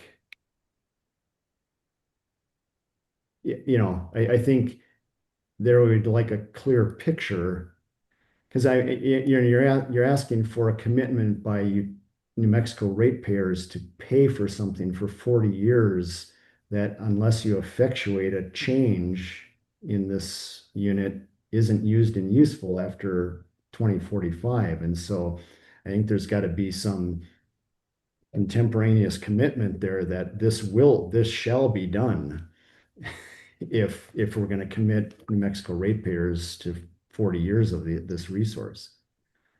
And I don't see that clarified in there, that it's a firm commitment to do something. So I'm gonna pose the question again, are any of those three options acceptable to you, acceptable to staff? Objection. Ms. Lang? Mr. Zigic can only give his opinion if SPS is asking for a commitment from staff on the fly. I object to the notion that that is acceptable. I guess it's beyond the scope of his testimony. Mr. Larson, I can rephrase.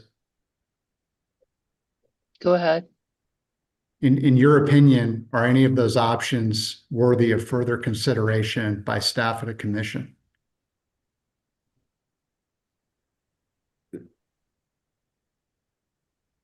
To me, no, because it basically says examine alternatives. And we don't need an examination, we need a commitment, a firm commitment. Thank you for your time, Mr. Zigic. I don't have anything further, Madam Hearing Examiner. Thank you, Mr. Larson. Any further recross based upon redirect or my questions? Seeing no hands. Thank you very much, Mr. Zigic. Appreciate your time and your excuse, sir. Thank you, Hearing Examiner.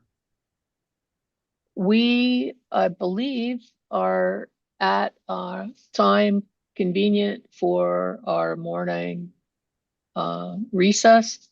Let's take a recess until 10:55. Ms. Lang? I think Ms. Hardy is first in the queue. Ms. Hardy? Yes, Madam Examiner, we have Ms. McArdle and Mr. Cunningham available, and I just didn't know if you wanted to proceed with them next or if you want to proceed with Mr. Whitney for staff. Do they have a time constraint? They do not. Very well. I would like to finish with the remaining staff witness, and then we'll come back with them. Because I don't believe they'll take or at least Miss McCardle should happen, her examination should happen quickly um, and then we'll take Mr. Cunningham. Thank you. Okay. Very well. Miss Amer, you're cutting into the recess. Oh, I'm sorry, I just would like to say that staff has no questions for Ms. McCardle. So we would like to waive those, I believe, 15 minutes. We could add them to Mr. Cunningham. And I don't know if that makes a difference. I don't know if anybody else had cross for Ms. McCardle. Okay, I believe you had 5 minutes under your reduced scenario for Miss McCardle. That can get moved to Mr. Cunningham. Okay, And we're in recess until 10:55. Thank you. Please remember that the YouTube stream continues.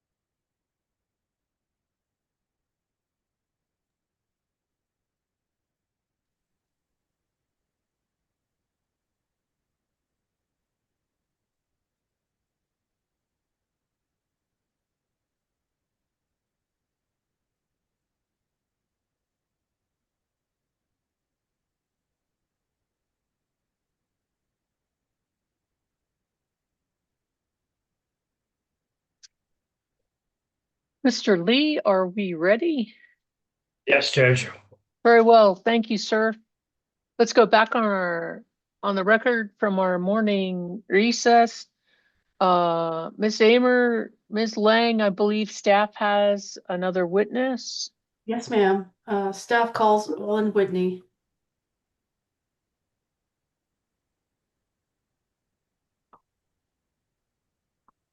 Hello. Hi, Mr. Whitney, good morning. Good morning. Mr. Lee, would you please swear the witness?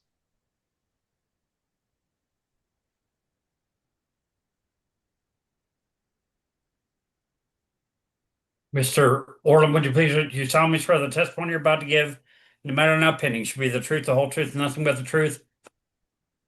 Yes, sir. Thank you, sir. Thank you, Mr. Lee. Go ahead, Ms. Lang. Thank you. Mr. Whitney, could you please state your full name for the record? My name is Orland Whitney. And how are you employed? I'm employed as staff engineer with the New Mexico Public Regulation Commission's Utility Division. And as part of your duties, did you review this application before the commission? I did. And did you prepare testimony for this proceeding? Yes, I did. Do you have a copy of what has been labeled as staff's Exhibit 3, the corrected direct testimony of Orland Whitney before you? Yes, I do. And was this testimony prepared by you or at your direction? Yes, it was. And do you have any corrections? Well, it is a corrected, so I'll just ask you, were there any corrections to your testimony? Yes, there were corrections based on the testimony that I heard from SPS witness Cooley regarding Oneida 2's cancellation, and it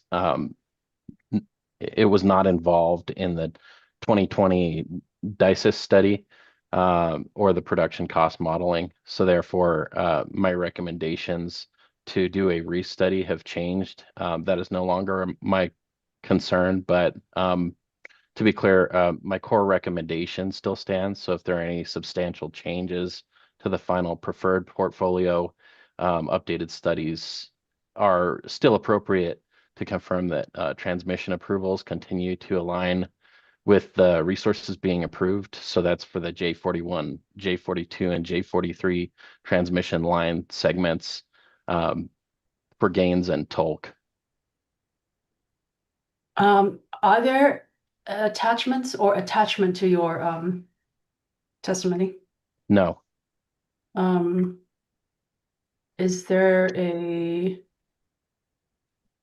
appendix to your Yes, Appendix A is my previous involvement in past casework.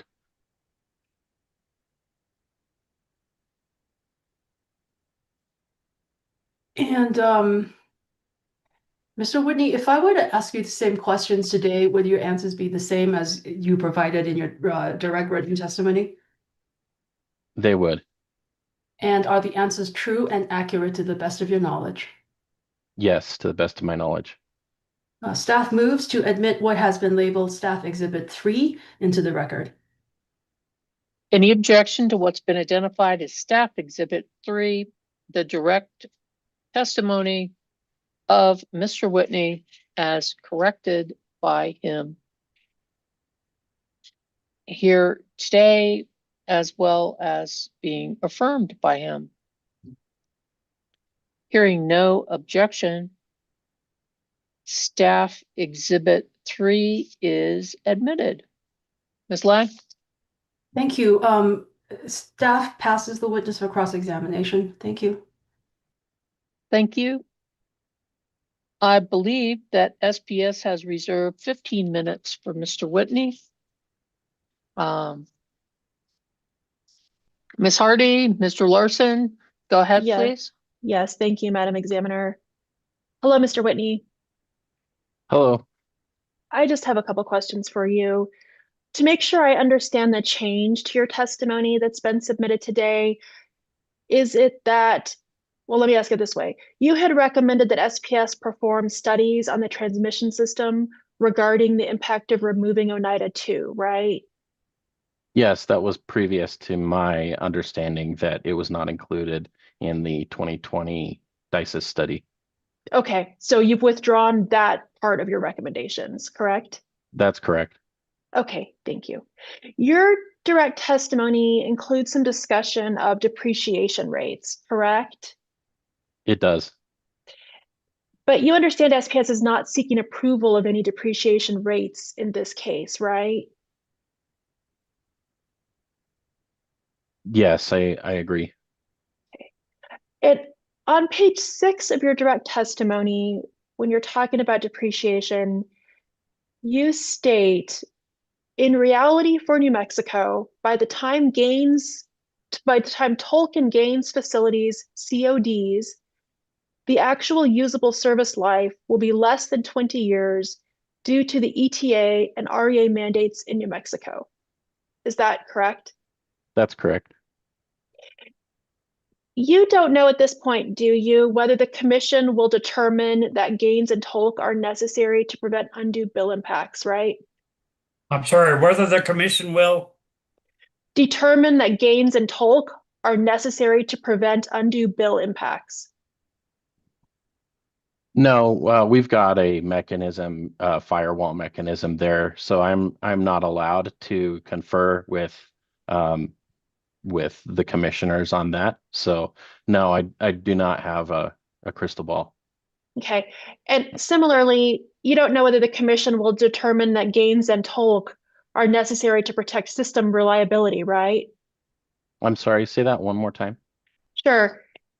You don't know whether the commission will determine that gains and tolk are necessary to protect system reliability, do you? Objection. Ms. Lang? Witness has already stated that he can't opine on what the commission may or may not do because of the nature of the separation between the departments, and he's already basically said that, so it's been asked and answered.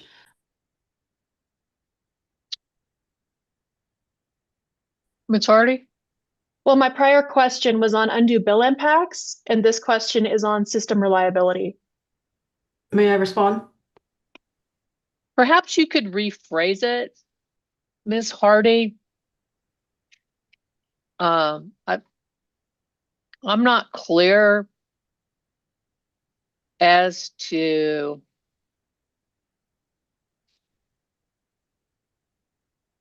the witness seems to be taking a specific technical interpretation of your question about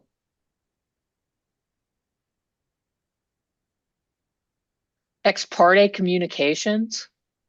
I can rephrase it, Madam Examiner. Go ahead.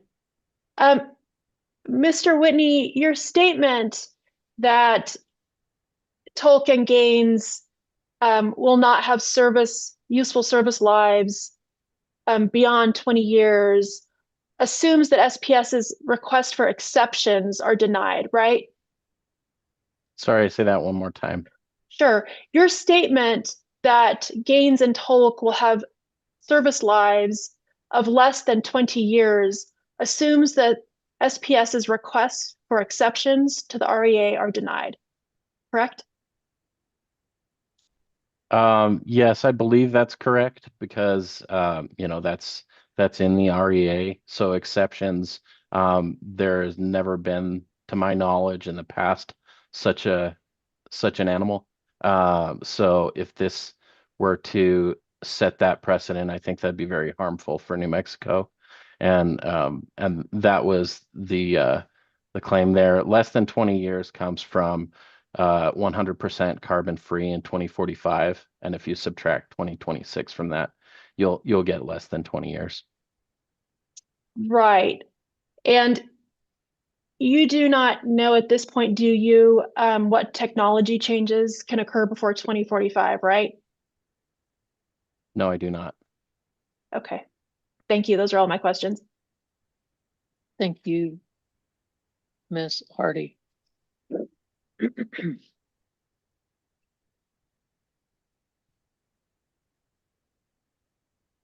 I do not believe that any other party reserved time for Mr. Whitney.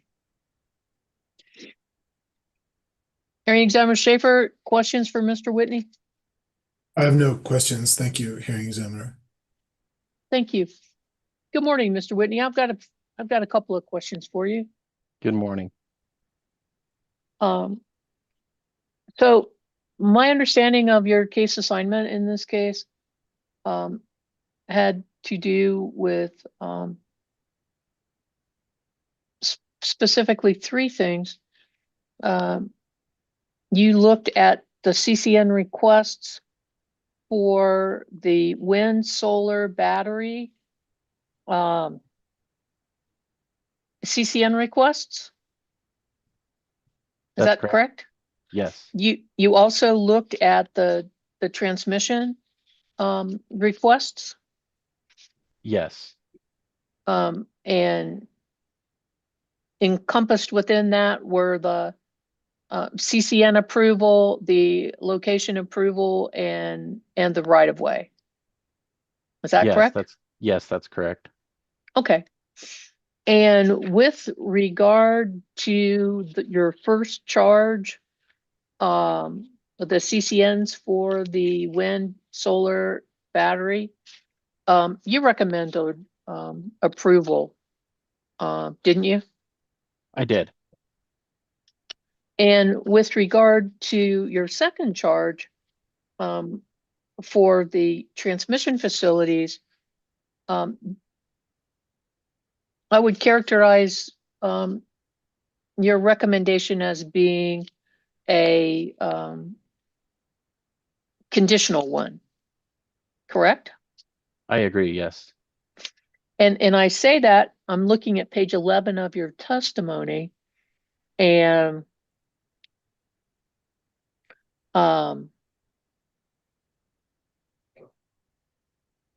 you're answering the question on page 11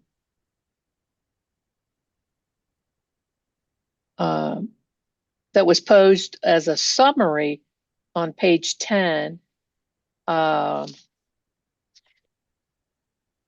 And you say,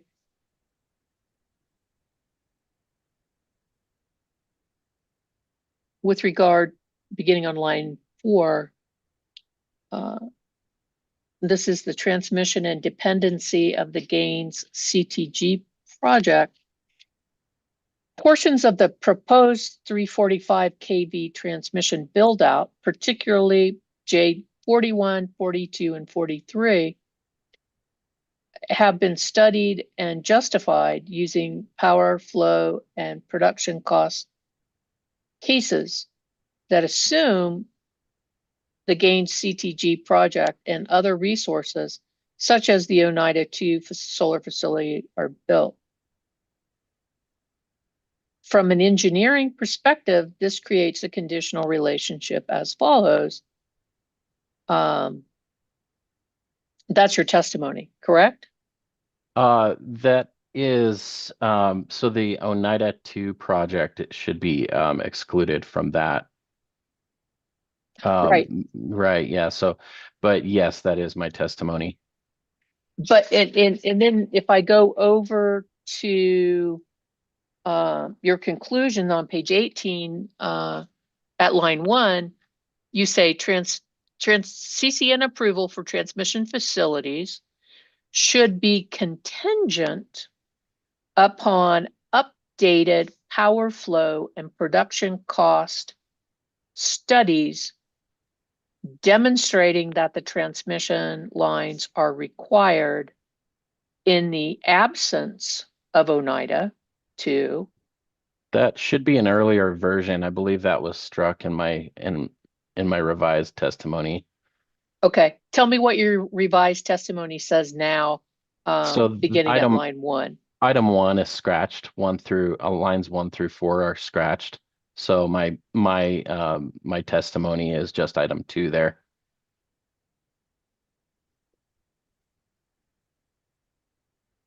So that would become, I guess, item 1. Okay, on page so your 18. overall recommendations are, beginning on page 17, grant the CCNs for the proposed self-build wind, solar, and BESS, correct? That's correct. Yes. The Okay. next item should be struck. I'm sorry.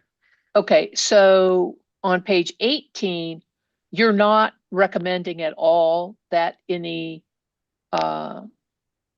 transmission facility studies need to be provided? No, that's not correct. I'm sorry. I'm rushing here. So let me slow down a little bit. So that in the absence of Oneida 2, I'm no longer recommending recommending a restudy in the absence of Oneida 2, as it had no bearing on the original production cost modeling and power flow studies. However, I am recommending a restudy if there are substantial changes to the CCNs for Tolk and gains, if not approved by the commission. Okay, so now we get to the conditional part.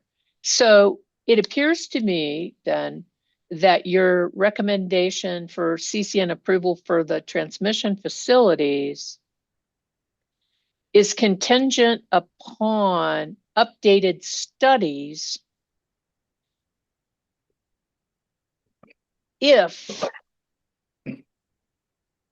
gains and Tolk are not approved. Yes, Is or that right? substantially changed. Yeah, yes. Or substantially changed. Do you believe, based upon the review that you did, that well, let me ask this first. I've heard, have you listened to the SPS testimony with regard to the transmission? Yes, I have.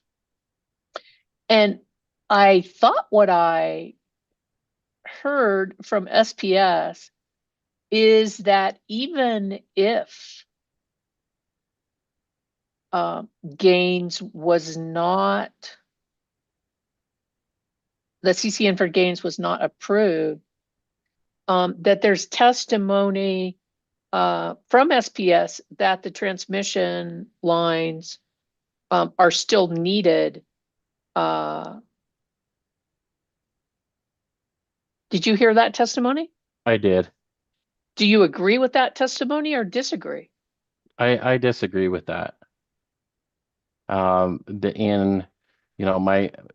area is power systems operation, and I had a focus on renewable energy resources. But I'm a power student from New Mexico State University, and so the reason I disagree with that statement is anytime there's a substantial change in a system, and these are very large resources, that effectively changes the transmission that's required.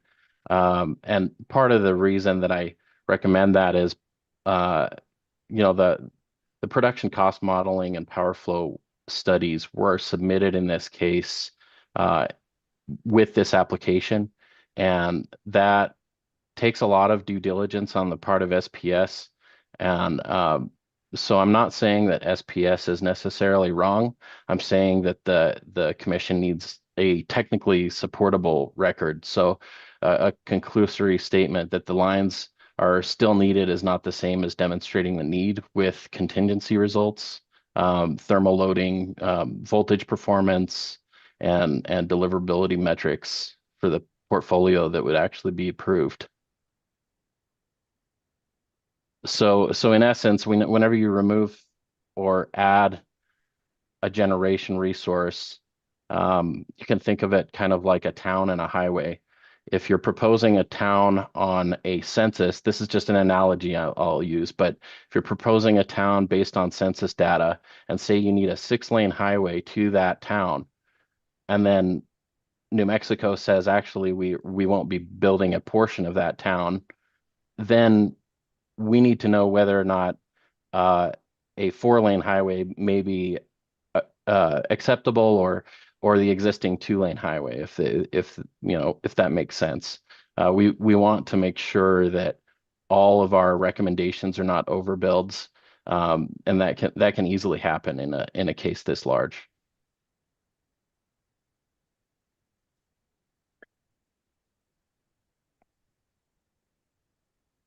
In reviewing the SPS testimony or listening to the SPS testimony with regard to transmission, do you recall that SPS might have used an SPP requirement as evidence of need without the gains plant?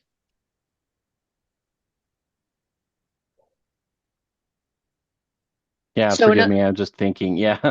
in other words, I seem to have a thought in there that made that when I ask about this or in looking at the testimony, that might have been part of their justification. And I'm just wondering if you remember that or not. I do remember that. Yes. That doesn't change your recommendation. No, it doesn't change my recommendation. I think, no, it does not. Okay. So then my understanding would be that you believe that again, if the CCNs for gains and TOLC were not approved, then SPS's approval for the transmission CCNs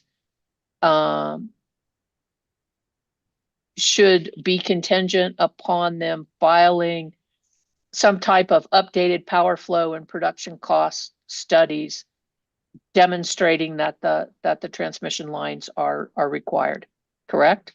That is correct. Yes. And do you have any specific recommendations on a time period? What type of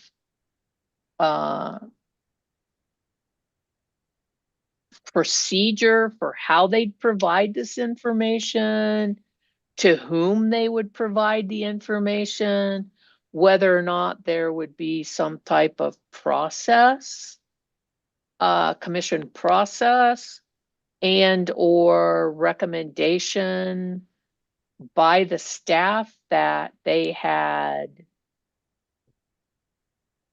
fulfilled this requirement? How did you see this going?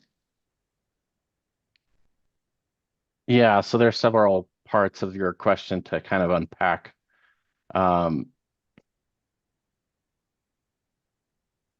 So just kind of broadly speaking, SPP, or I'm sorry, I guess I don't want to wander off of your question here, but yeah, so it's not staff's duty to provide kind of a new way that SPS can file their CCNs to comply with, New Mexico laws and rules. So, to that end, I do have a recommendation for, the time period of a restudy. I think, while I'm not well versed in SPS's system dynamics, I actually studied El Paso electric system and have modeling experience there. But yeah, so my understanding from the record is that, SPS primarily ties the J lines to the gains interconnection path and associated interconnection driven upgrades. So these studies can take anywhere from 1 year to 5 or 6 years. So I don't have enough information, I guess, to tell SPS they need to comply within a time period of 3 years, for instance. I know these studies are very complex. However, you know, we are seeing with SPS and other utilities a lot of load growth. And so to that end, I think back to my analogy on the highway, it's nice to have a 6-lane highway. You can sell to customers, more customers, if you have that 6-lane highway, so to speak. And that can flow benefits to and from New Mexico. However, a time period would be, I think, presumptive on my part. Okay, and I'm just trying to understand exactly what it is, Mr. Whitney, that you're asking the commission to do. Because basically it looks like to me that you're recommending the CCN for transmission facilities should only be approved if the CCNs for gains and toll are approved. Yeah, I'm recommending the commission condition any approval on those updated studies if gains or TOLC are materially modified, you know, in the final preferred portfolio, or I'm sorry, final approved portfolio. So in a way that changes the model drivers of those lines.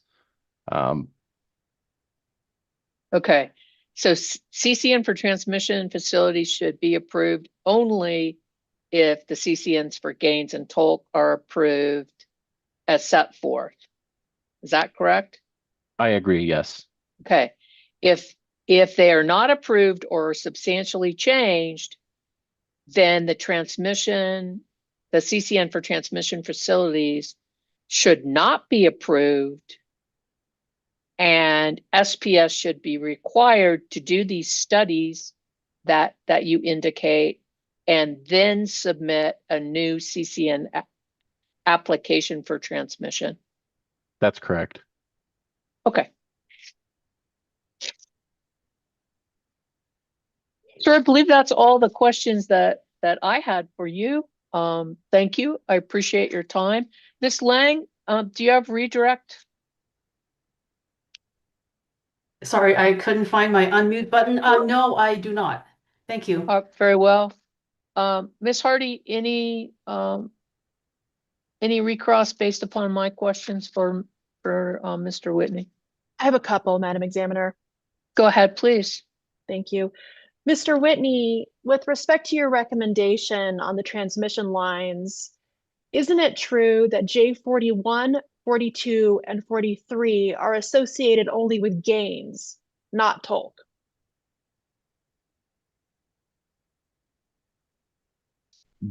That I would say it would depend on. No, I don't agree with that. Did you hear Mr. Cooley's testimony on that issue? I did. Okay. So is there anything you can point to in the record that shows, well, let me ask this. Did you review the SPP tariff or the generation interconnection agreement regarding whether the transmission network upgrades will stay the same and be needed, even if the gains project is resized? Yes, I've reviewed that. Okay. So you're aware of that? Yes. Okay.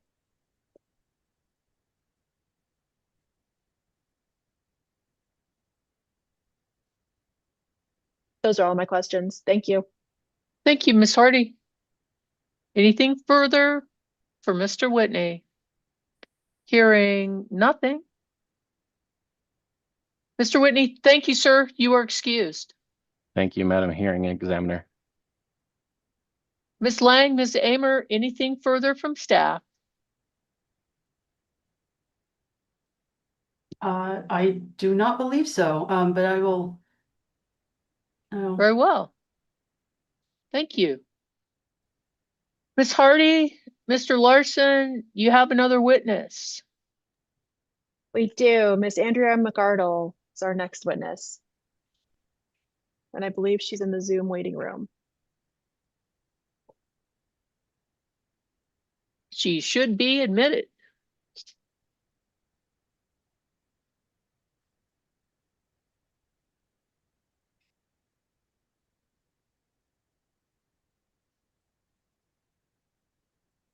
Good morning, Miss McArdle.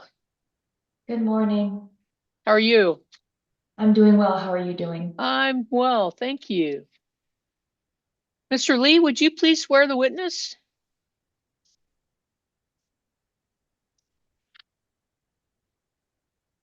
Ms. McCardle, would you please raise your right hand?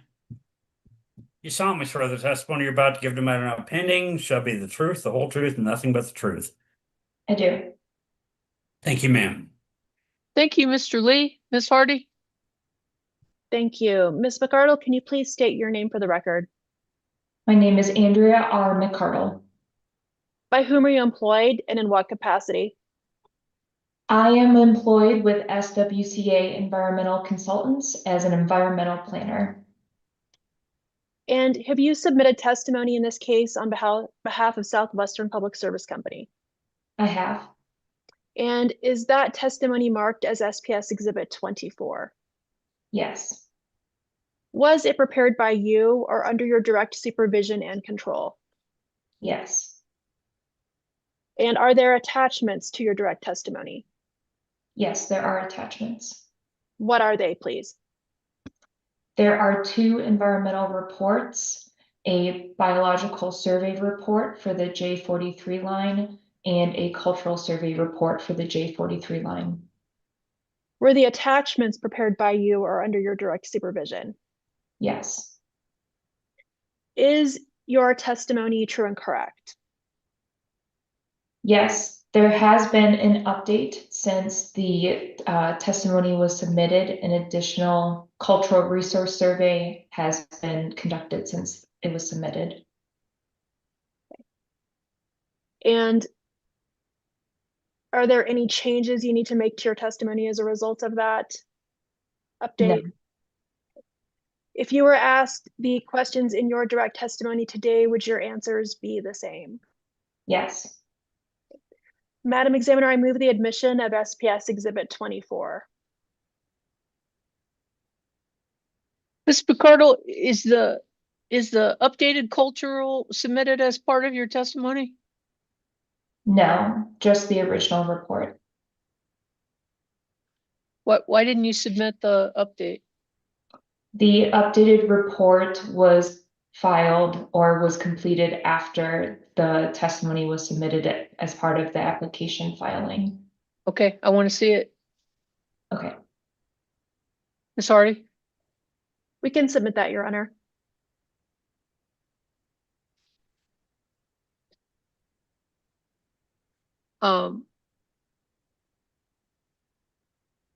What was the substance of the update, Ms. McArdle?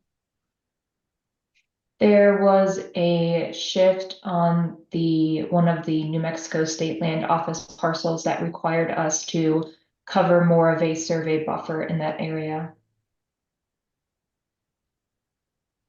Okay, what does that mean? Cover more? Does that mean you needed to do more exploration, or what's that mean?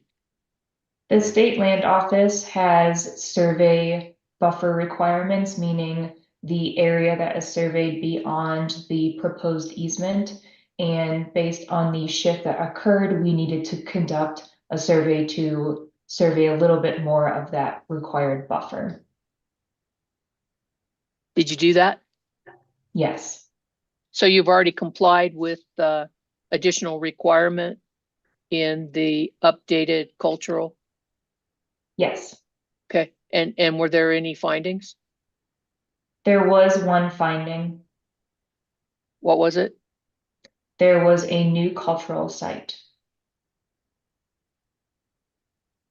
was this reported to the state land office? It was.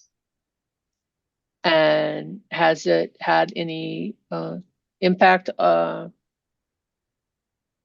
might it have some impact potentially on your proposed routes? No, the site will be avoided.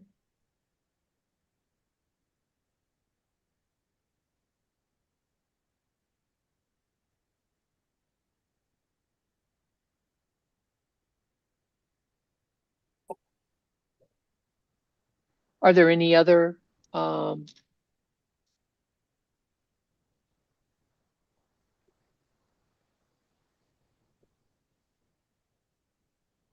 changes in the update? No, ma'am. Any correspondence or determination from the state land office with regard to the update? The state land office is still reviewing the materials.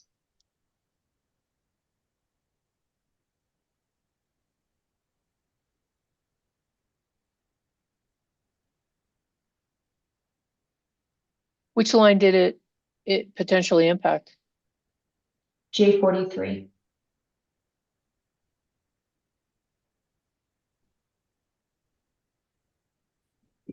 Do you anticipate any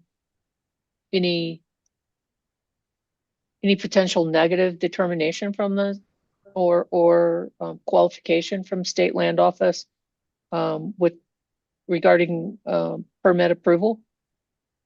No.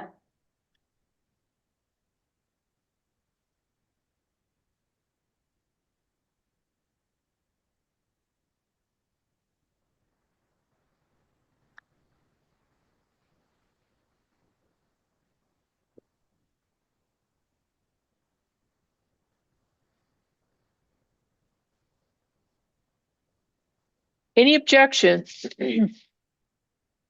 How soon can I look at this, Ms. Hardy? We can submit it as soon as I receive it from Ms. McArdle. Can you provide that to us today? I can. Okay, we can submit it today. When did you get your additional material, Ms. McArdle? Additional material as in the report? Yes. The report was submitted in, I believe, December.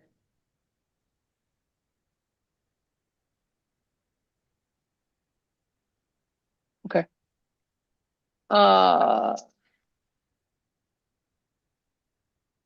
Any objection to what has been described as SPS Exhibit 24, Ms. McArdle's direct testimony as supplemented by her qualification, and which will include an additional attachment regarding an update to the cultural survey. Hearing no objection and subject to the hearing examiner's review of the additional attachment, I'll conditionally admit SPS Exhibit 24. Judge, just as an aside, I'll need that in Dropbox as soon as I can get it if it's going to be attached. Yes, absolutely, Mr. Lee. Thank you, Judge. Thank you.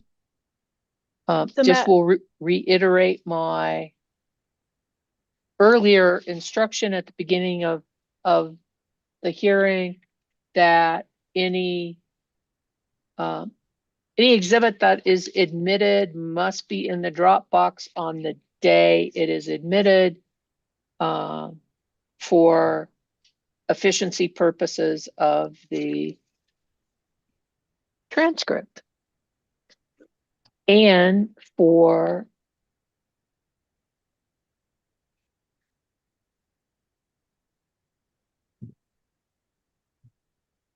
consideration purposes for our court reporter. Ms. Hardy, anything further? Madam Examiner, just one question. Would you like us to resubmit her entire testimony with an attachment? With a new attachment? Yes, Okay. I would. Okay. It's going to be, it's going to be the corrected version of SPS 24 Okay. We will do that. or supplemented. You can call it what it's your pleading. You can call it what you want to Okay. indicate that it's in addition to Okay. 24.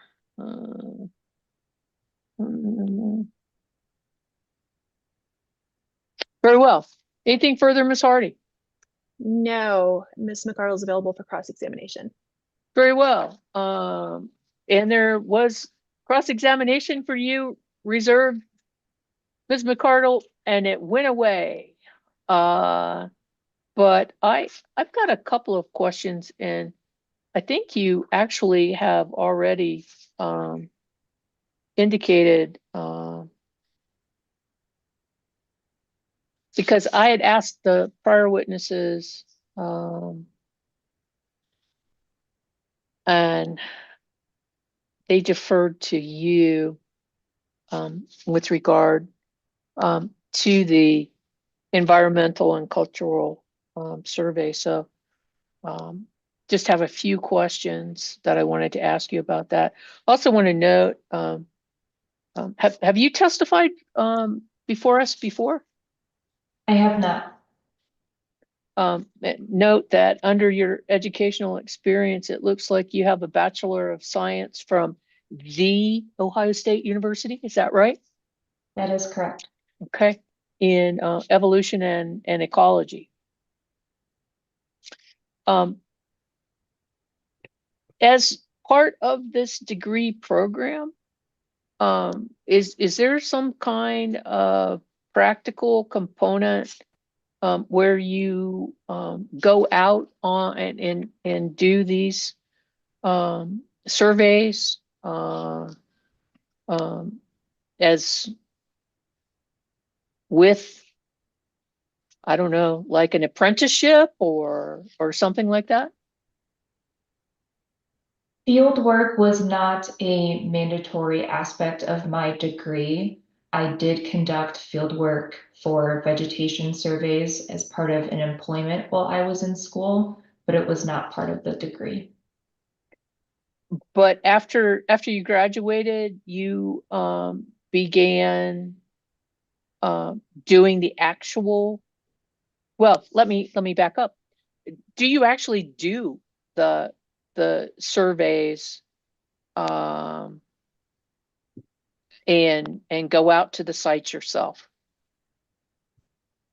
I do not do a lot of field work anymore. When I first started with SWCA, I was doing more of the biological surveys, but at this time I am typically working in the office managing projects. Okay. So when you talk about your experience and your experience related to the Mexican spotted owl, and it looks like that was a U.S. Fish and Wildlife Survey. Is that correct? That is correct. You actually did that field work? Yes, I was hired by SWCA to conduct Mexican spotted owl surveys and perform them over 3 summers. And where was that done? The surveys were conducted down in Cloudcroft, the Sandia Mountains in Albuquerque, and the Santa Fe area. Do we have Mexican spotted owls in the Santa Fe area? Yes, Are they in danger? they are. Do you do any surveys or have any knowledge of lesser prairie chickens? I have not conducted lesser prairie chicken surveys. Several years ago for the CCN projects in Hale and Sagamore wind projects, the issue of the lesser prairie chicken came up.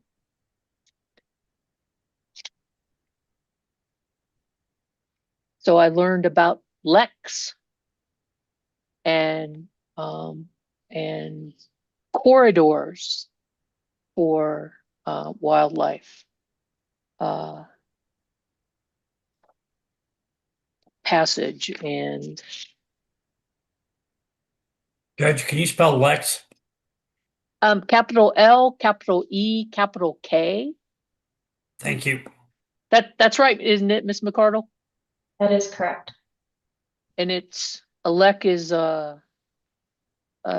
like it's a home, and it's a courting area, and a place, multi-purpose area that the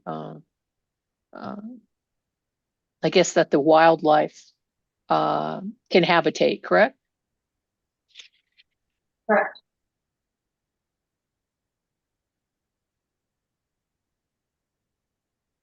With regard to the surveys that you managed, did the environmental studies that were conducted bring up any potential issues or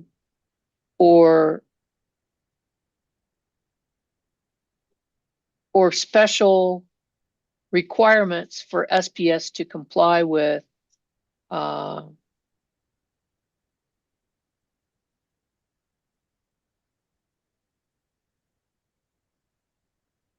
that's the end of my question. No, they did not. Okay.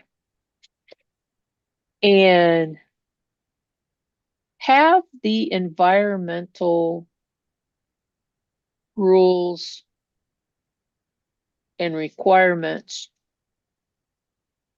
with regard to these 3 lines changed recently? Not that I'm aware of. Okay.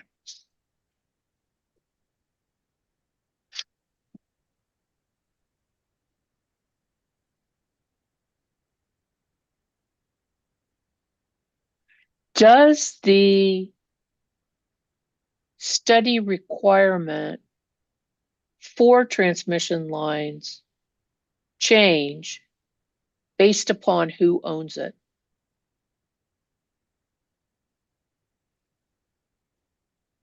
When you say who owns it, do you mean who would own the transmission line or the land that the transmission line would be located on? The latter. Yes, depending on the lands that the transmission line would be located on, there are different requirements. And can you just briefly explain the difference between private land ownership and state or federal land ownership? Yes, the state land office manages parcels throughout New Mexico, and there are a couple on the J43 line. So for those state land office parcels, we conducted what we refer to as full pedestrian surveys, meaning we conducted a 100% pedestrian survey for biological, aquatics, and cultural resources in those parcels. And the update that you received for that particular survey, had any issue been identified previously for that J43 survey? No. And with the types of requirements for J41 and 42, since those are private land ownership, you weren't required to do that same full pedestrian survey. Is that what you're saying? That is correct. And what type of survey or, if any, were you required to do for J41 and 42? We are not required to do any surveys on those private parcels to ensure that there were no impacts to resources such as cultural or aquatics. We did do a reconnaissance survey and visited areas that we saw on desktop review that were a potential concern. Okay, concern in what way? For aquatic resources, if there was a mapped drainage by the NHD data set, we went out and visited it to ensure it was not potentially jurisdictional. Okay. And are there any requirements by other state agencies or county or city that require any particular impact reviews? Not that I'm aware of. Okay.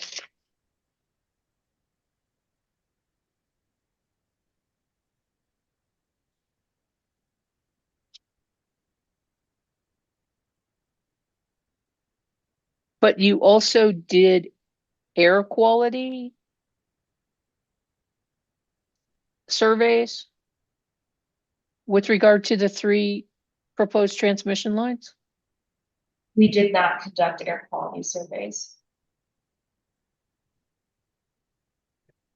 Okay. Well, explain to me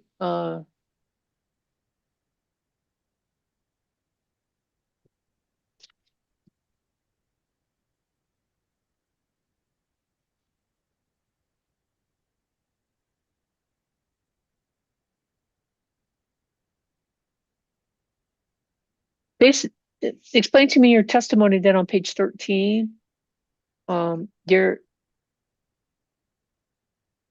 You are answering the question posed at line 9. Please describe the ERs, that's environmental review, correct? Environmental report. Report. Evaluation and determination of the potential impacts of J41, J42, and J43 on biological resources. And you cite 6293M2, and then you say in parens, i.e. fish, wildlife, and plant life, and rule 592.10G, i.e. flora and fauna. You begin your testimony at line 12 that says the ERs establish that the locations for J41, 42, and 43 will not unduly impair important environmental values regarding biological resources.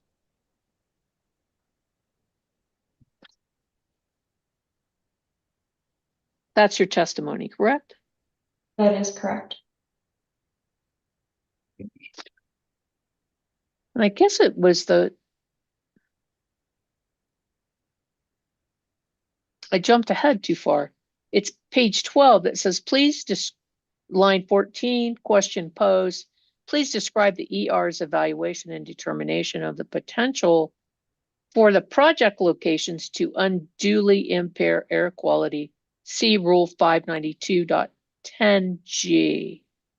And you say the ERs established that the locations for J41, 42, and 43 will not unduly impair important environmental values regarding air quality.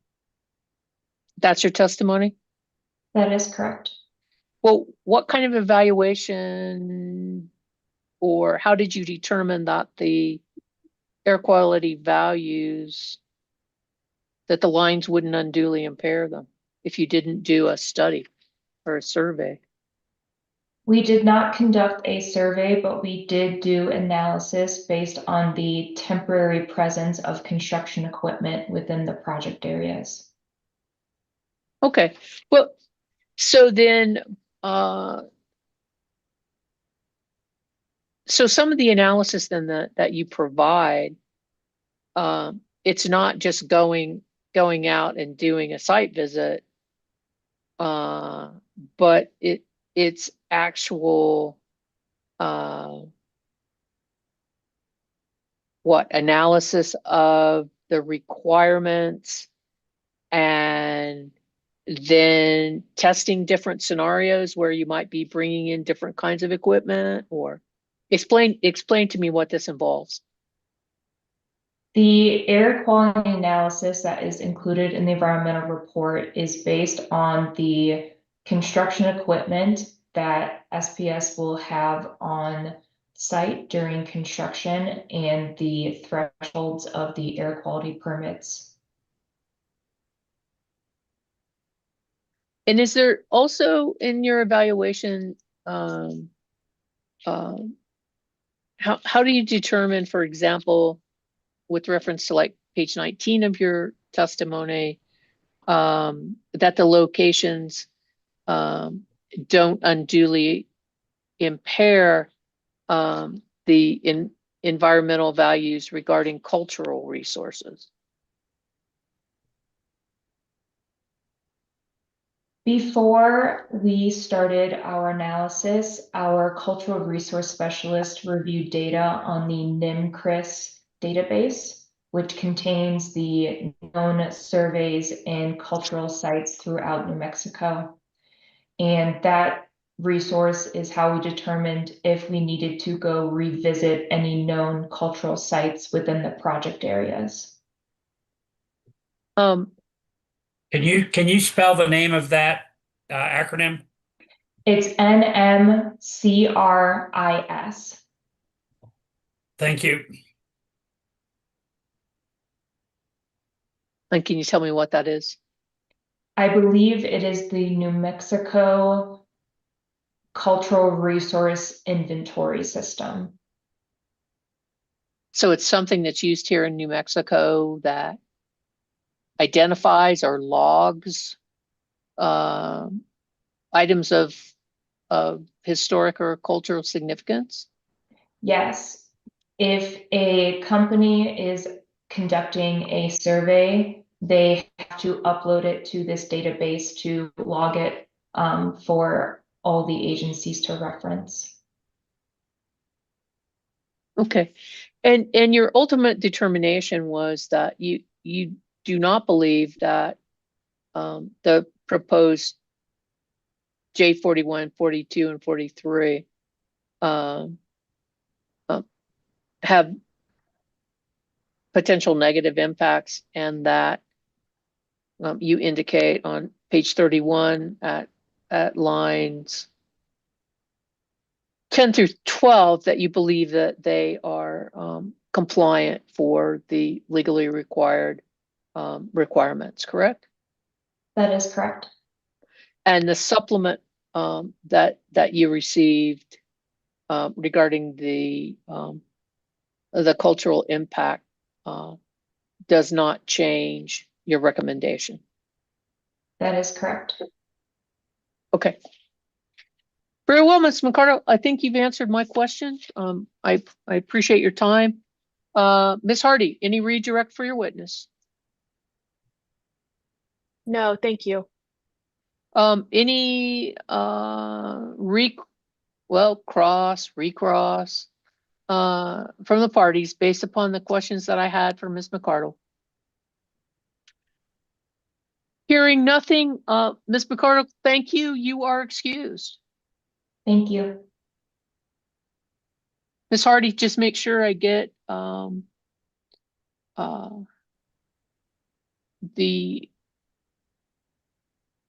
updated version of SPS Exhibit 24. We are working on it now. Very well.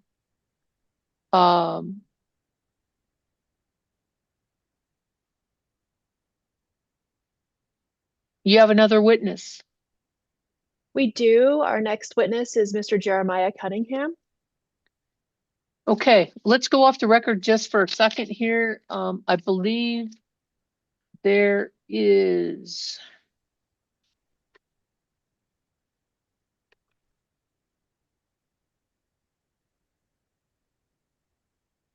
There's about an hour, it looks like to me. Looks like two parties reserved time for Mr. Cunningham. Your Honor. Hi, Mr. Stoffel. Good morning. It's still morning. It is, As barely. as you're doing that calculation, the NMLCG intends to waive our cross of Mr. Cunningham. We would like to retain that time if needed for the additional intervener witnesses, but we have no questions for Mr. Cunningham. Okay. What about as far as staff? It looks like staff has 45 minutes. Is that right, Ms. Amer, Ms. Lang? Yes, ma'am, that is correct. Okay. Do you think it's going to go the 45? I don't. It could, Okay. but I'm hoping it won't. Okay. Hearing examiner Schaefer, Mr. Lee, do we want to go ahead and start this witness, or do we want to go ahead since it's noon and take our lunch now and come back? I would be happy to take lunch now, Judge. Okay. Agree. Why don't we I do think that? Yeah. Let's Okay, take our very hour. well. Okay, just, it seems like a natural breaking point and we're at noon. Let's come back at 12:45. Let's maybe make that 1 o'clock, Madam Hearing Examiner. Okay, all right, we'll come back at 1 o'clock then, and we'll hear from our remaining witnesses. Before we leave, let me just ask, since we're off the record here, are we gonna have any time issue with regard to the remaining witnesses? I remember someone, if we don't get finished today, there's a witness, I think, that has to go tomorrow morning or sometime to testify before the legislature. As we move forward, keep hearing examiner Schaefer and I apprised of timeframes, etc., because it looks like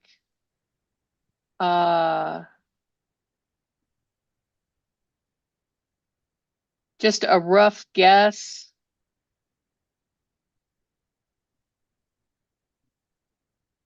I don't know that we're going to be able to finish today. It looks like we could go into tomorrow, and I want to make sure that that witness is accommodated. So I thank you. Mr. Harris? Madam Hearing Examiner, the witness you were just discussing, I believe, is Anna Linden for WRA. And I had discussed offline with Sydney Beatles, the attorney representing WRA, if they wanted to switch times. So I'm just, oh, Sydney's here now. So I'll let her speak to it. Well, because of the presentation order that was agreed to, Mr. Harris, you're after her. Okay, so what you're saying is you would put your witness and then have that witness last. Is that right? Yes. Okay, that still would have her on Thursday. If we don't get done today. So she's not moving up in the order unless there's a specific time. Ms. Beatles, what do you have a time frame for tomorrow if we don't get to your witness today? I believe that she is wanted at the Roundhouse early in the morning. So maybe later, and if she could testify later in the day tomorrow. It sounds to me like the hearing examiners are hoping and expecting to wrap this hearing by the end of Thursday, by the end of tomorrow. Is that correct? I am. Yes, I think we'll make significant progress today, Ms. Beatles. So we should keep that in mind. I don't expect us to go the full day Thursday. Right. If you look at the since I have no idea why the staff and interveners don't cross-examine each other, the majority of the time that's reserved for the witnesses comes from SPS. and any potential questions from the hearing examiners. And so right now, it looks like around 3 hours of cross, potentially add in another hour for so yeah, I think we're looking at noon at lunchtime tomorrow, potentially. So we need to make sure we get your witness in. If she's not going to be available in the morning, Miss Beatles, we'll need to make sure that we get her in today. Okay, I will check Okay. in. I'll check in with her right away. Thank you. Okay, thank you. All right, very well. Any other off the record? No. Okay, Mr. Lee, if you're still here, nope, he left. Okay. He already went to lunch, so just, oh, there you are, sir. Yeah, you can just show us. Yeah, you've got us already recessing till 1 o'clock. Very well. Thank you, Please everybody. remember the YouTube stays on.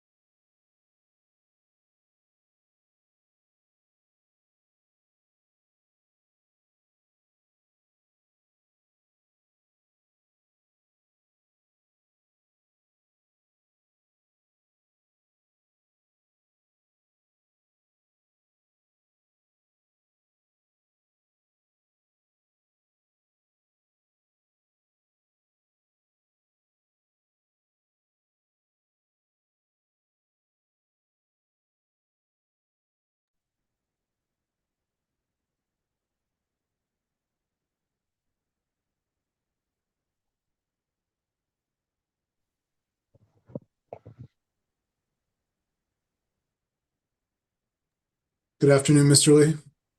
Good afternoon, Judge. How are you? Good. We gonna be finished tomorrow, you think? Maybe we can be finished today. Oh, hope springs eternal, Judge. I It like your sure optimism. does. I'm very optimistic. I mean, if you don't see it, it won't happen. Amen, If brother. SPS is willing to waive cross-examination, that would speed things along. That's a generous offer, Mr. Harris.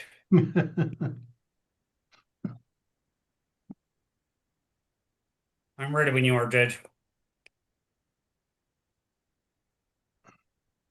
Okay.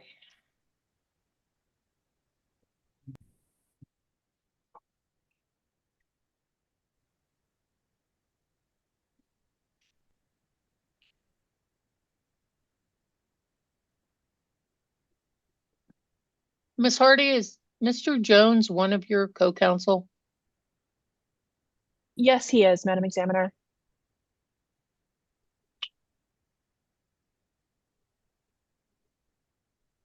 Okay.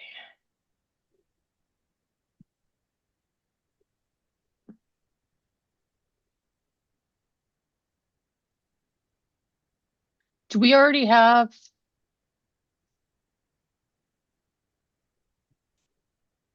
Yes, we already have the Zoom room. Yes, I believe Mr. Cunningham is waiting. There he is. I see him. Okay. Miss Hardy, great. is Mr. Jones going to be asking questions? Not of this witness, but of subsequent witnesses, yes. Give me a second, Judge.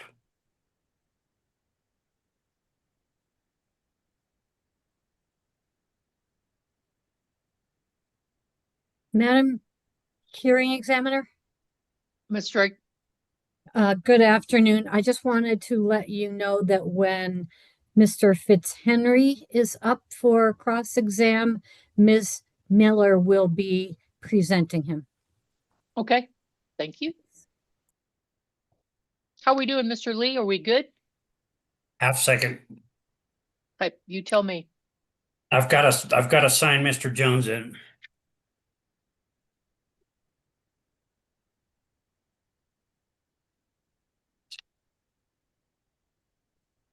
I'm ready, Judge. All right. Thank you, sir. Let's go back on the record. We are returning from our lunch and recess. Revised. Reinvigorating. And ready for SPS's last witness, I believe, Ms. Hardy. Yes, thank you. Our last witness is Mr. Jeremiah Cunningham. Good afternoon, Mr. Cunningham. Good afternoon. Good to see How you. are you? I'm back at home and ready to testify, so that's good. Excellent. Glad to know that you're unstranded. Mr. Lee, could we please swear Mr. Cunningham?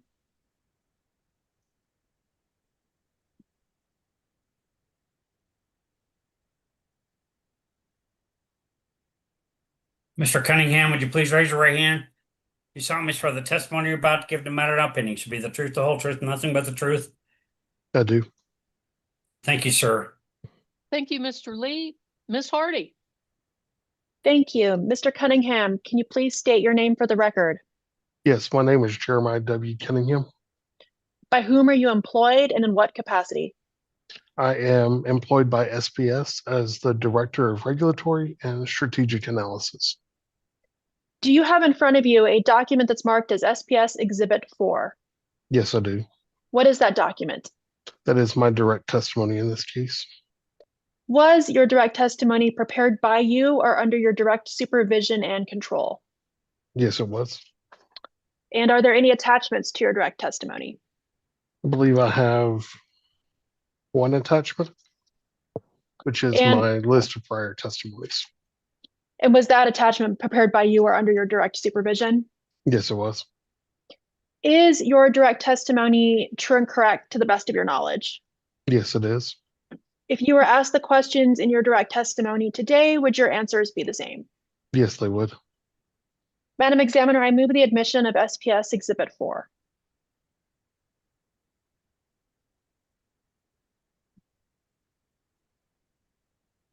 Mr. Cunningham, did you have any additions, corrections, or deletions to your testimony? Not today, Your Honor. Very well. Any objection to what has been identified as SPS Exhibit 4, the direct testimony of Mr. Cunningham as affirmed by him here today? Hearing no objection, SPS Exhibit 4 is admitted. Ms. Hardy? Thank you. Mr. Cunningham, do you have in front of you a document marked as SPS Exhibit 5? Yes, I do. What is that document, please? That is my rebuttal testimony in this case. Was it prepared by you or under your direct supervision? Yes, it was. And is it true and correct to the best of your knowledge? Yes, it is. If you were asked the questions in your rebuttal testimony today, would your answers be the same? Yes, they would. Are there any attachments to your rebuttal testimony? I do not have any attachments to my rebuttal. Madam Examiner, I move the admission of SPS Exhibit 5.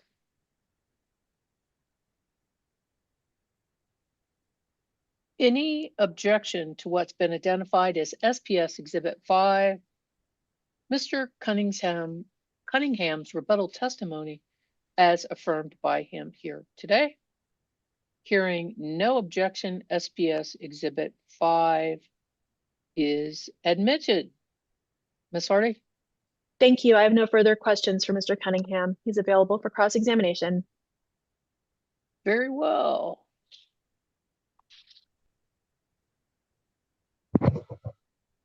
I believe that looks like two parties reserved time, I think, for Mr. Cunningham.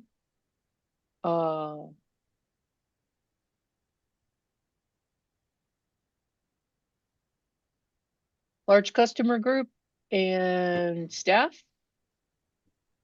And I believe large customer group has waived its 20 minutes. And therefore, we have staff who reserved 45 minutes. Ms. Lang, you have questions for Mr. Cunningham. Madam Hearing Examiner. Ms. Amer, it's you. Yeah, I will cross-examine Mr. Cunningham, and I do not think this will take 45 minutes, but I will begin. Go ahead, thank you. Mr. Cunningham, my name is Judy Amer. I represent the New Mexico Public Regulation Commission's Utility Division staff. You testified in your direct page 18, lines 12 through 15, that SPS expects its self-build projects, the wind, solar, and battery, will qualify for PTCs and ITCs. Is that correct?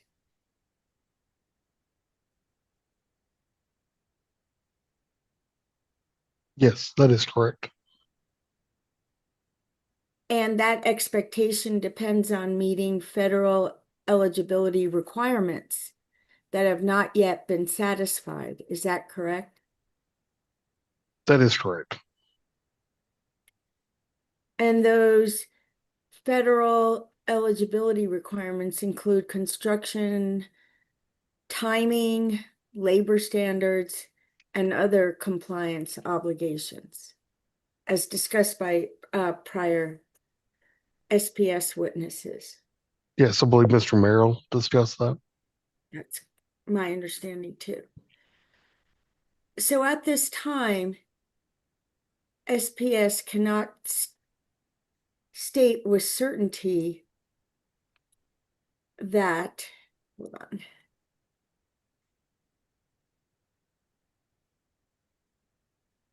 Cannot state with certainty the amount of PTCs or ITCs that will be ultimately earned. Is that correct? That would be correct for a variety of reasons. One of those being that the PTCs are based on actual generation. And on page 18 of your direct line, line 16, you discuss recent legislation that affects the eligibility for PTCs and ITCs. Is that correct? That is correct. And it now requires most wind and solar to be placed in service by December 31st, 2027 to qualify for PTCs and ITCs.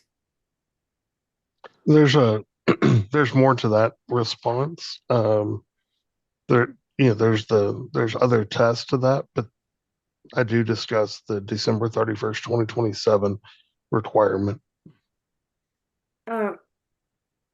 Yes, you do discuss that there are certain provisions that state that if projects begin construction by July 4th, 2026, they're exempt from that December 31st, 2027 place in service requirement. Yes, that's correct. And Ms. Fowler discusses that in more depth with the continuous construction requirements. I'm sorry. Excuse me. I missed that last. You said yes, that's correct, and then someone. Yes, Mr. Lee, my apologies. Ms. Fowler, Tara Fowler. And what did she discuss? She discusses the requirements around the OBBA that Ms. Amer is questioning about.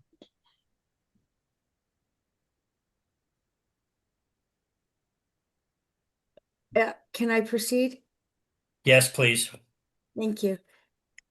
It's not certain whether these projects will qualify at all.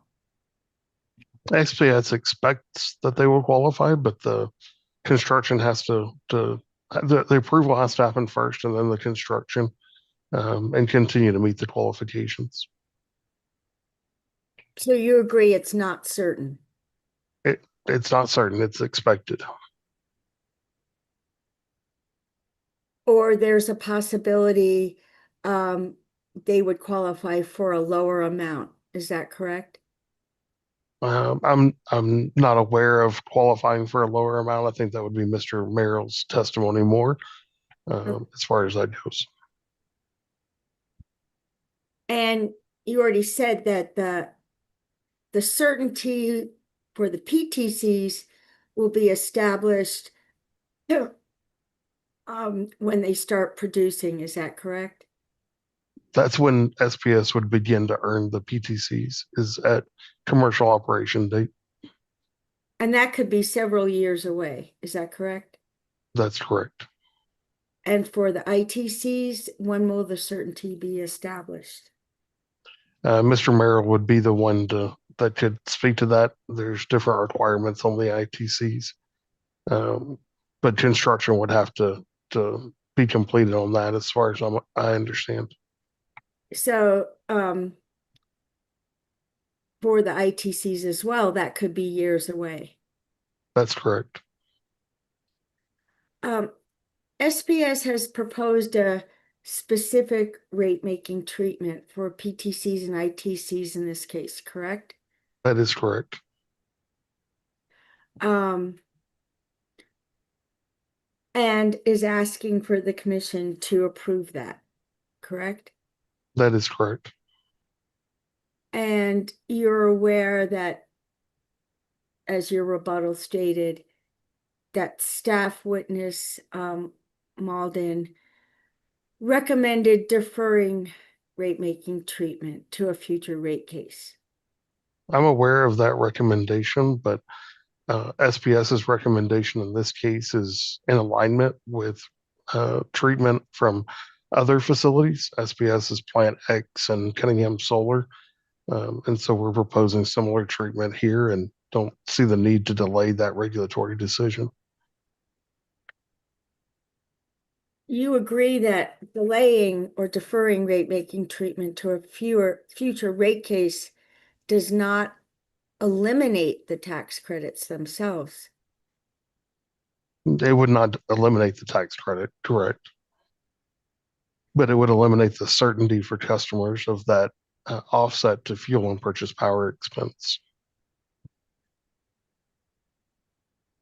But the deferral itself affects the timing of the rate-making decision, not whether customers ultimately receive the benefits. Isn't that correct?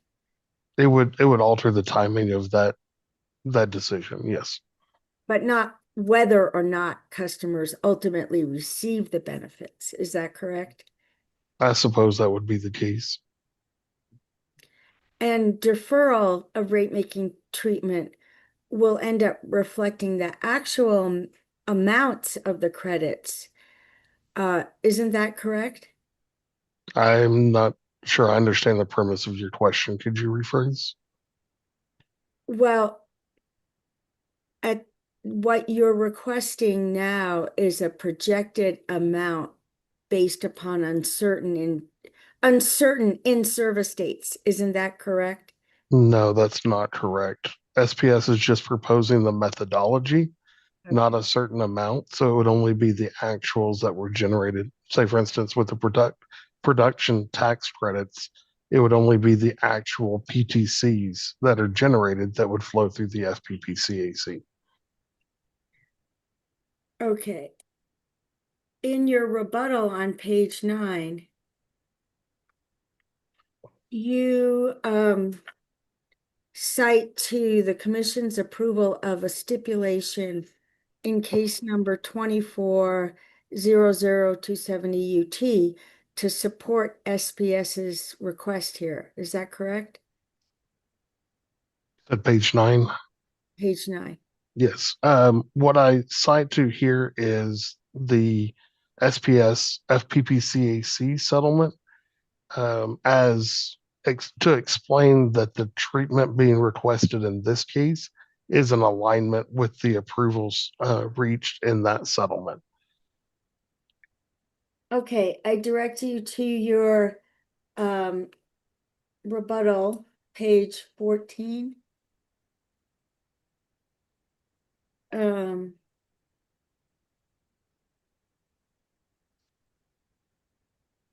And lines 8 through 13. Okay.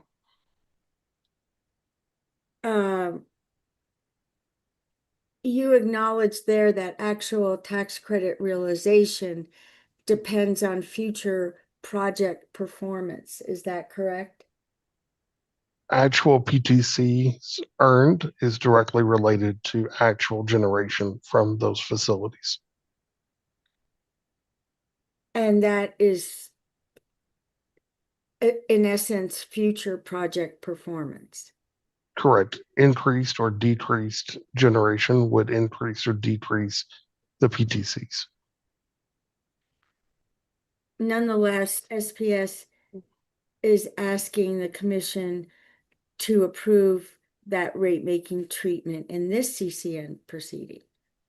Again, I would emphasize that we're asking the commission for approval to flow the value of whatever PTCs are earned through the FPPCAC, not asking for a certain value of PTCs.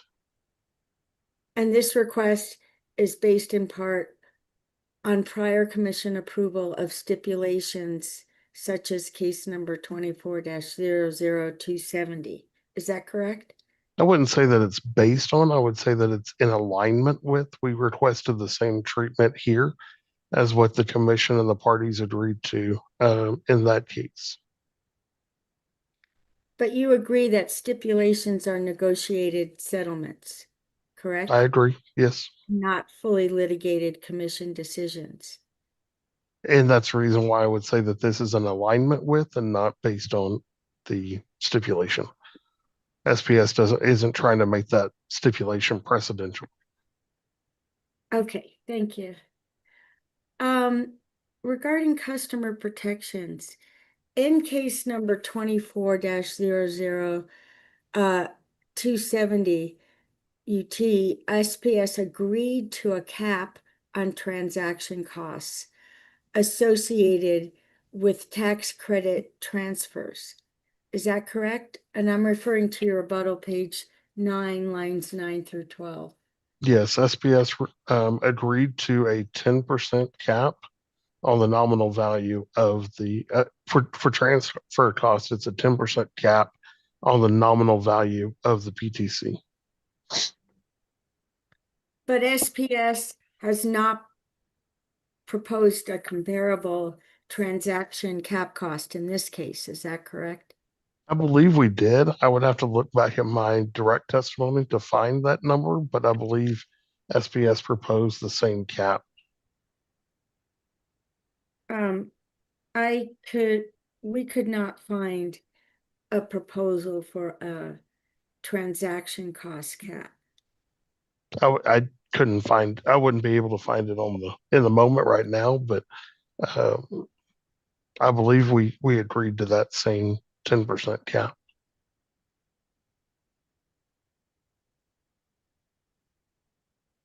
Well, I would like you to try to find that because could not find it. In addition, in that same case, 24-270, SPS agreed to specific reporting and prudence review commitments. Is that correct? Are you referring to the reporting requirements regarding the transfer cost? No, I'm referring to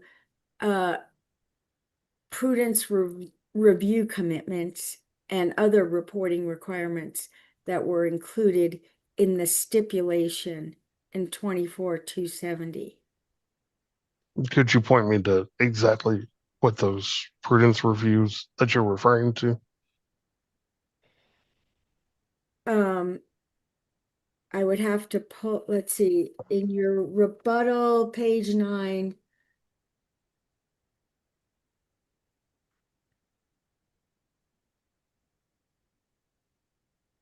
I would refer you to that.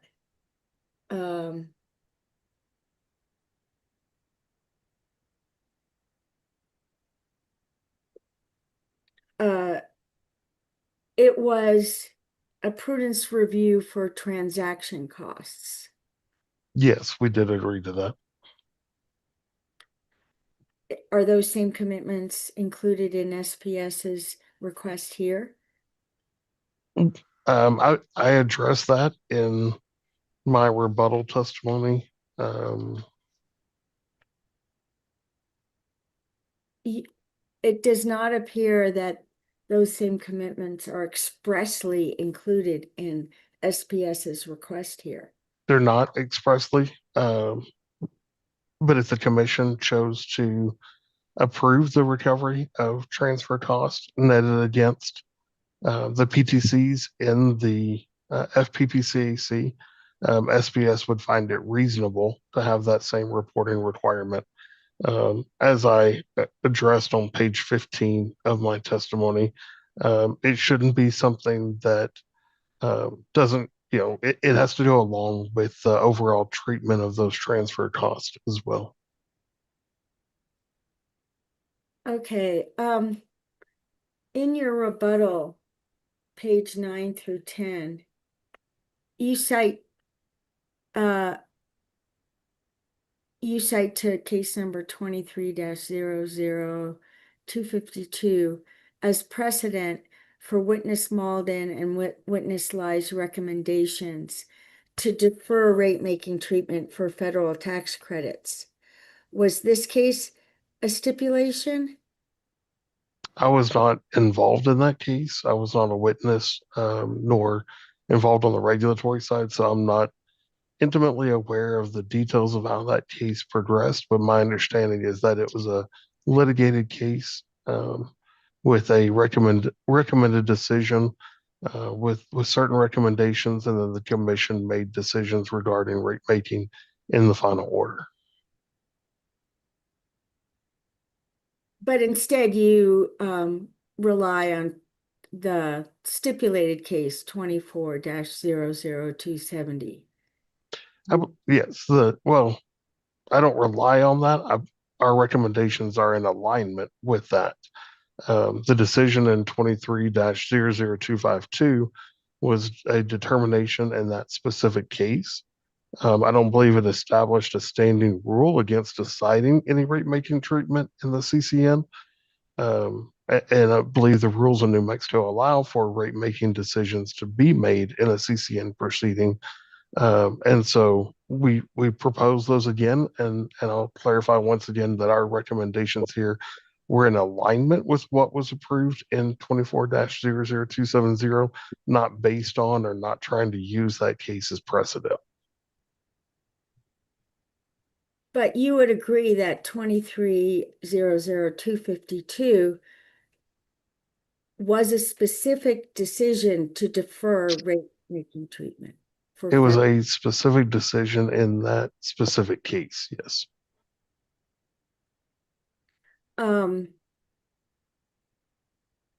In your rebuttal, page 16, you agree with LES witness Fitzhenry that when making tax credit decisions, elections, or monetization, that SPS should act prudently. Yes, I would agree with that. And you say, quote, decisions regarding the prudency of transferring federal tax credits should be evaluated based on actual outcomes and costs after the self-build projects are commercially operational. You say this lines 11, 12, 13. That is how my testimony reads, yes. Isn't this statement consistent with witness Malden recommending deferral until actual outcomes? Let me take a moment to read the larger context of this answer. This is again reporting annually on the sale of PTCs. So I would point you back to again lines 10 and 11. SPS agreed to report annually on the sale of PTCs Sorry, sir, associated. if you could read it slower, please. Yes, sir, Mr. Lee, my apologies. Line 10, SPS agreed to report annually on the sale of PTCs associated with those solar projects. Again, this is a reporting requirement. So, Ms. Amer, as you're well aware, New Mexico has a future test year framework for cost recovery. So you could even have cost recovery proceedings that happen before the PTCs are being generated. What this is saying is that, and what SPS is saying is that it's necessary to do that prudency finding, have the review of those transfer costs be done based on the actual PTCs and the actual transfer cost. That could be done through the FPPCAC, that could be done through another annual report, but it should be based on the actual PTCs. And isn't that consistent with witness Malden's testimony? No, I don't believe it is. Okay. And you do not believe that witness Malden thought it was prudent to defer rate making treatment? I don't believe I understand your question. Did witness Malden testify that he believed it was most prudent to defer rate making treatment until actual outcomes? No, I believe he said to defer rate making treatment until a rate making proceeding, which could still be in advance of the construction being completed, given the future test year construct in New Mexico. In case number 23-00252, have you read that final order? I have read it, not recently, but I have read it, yes. Did the commission discuss the prohibition against piecemeal rate making? I would not have enough memory of that order to know what that discussion was at this point. do you agree that the commission has stated that in other decisions that they recognize the prohibition against piecemeal rate making? I recognize that the commission has addressed piecemeal rate making.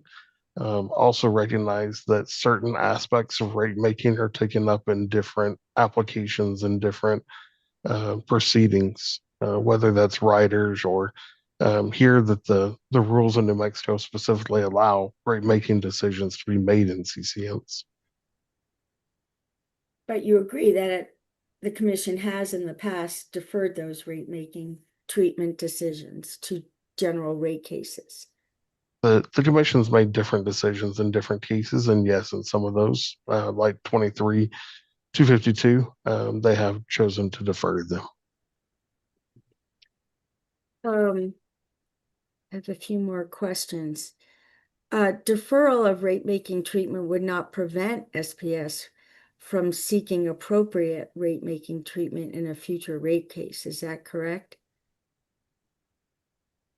I think that's asking me to speculate on what would be able to ask for and what the timing of that would be, but theoretically, it could be asked for in a rate case. Yes.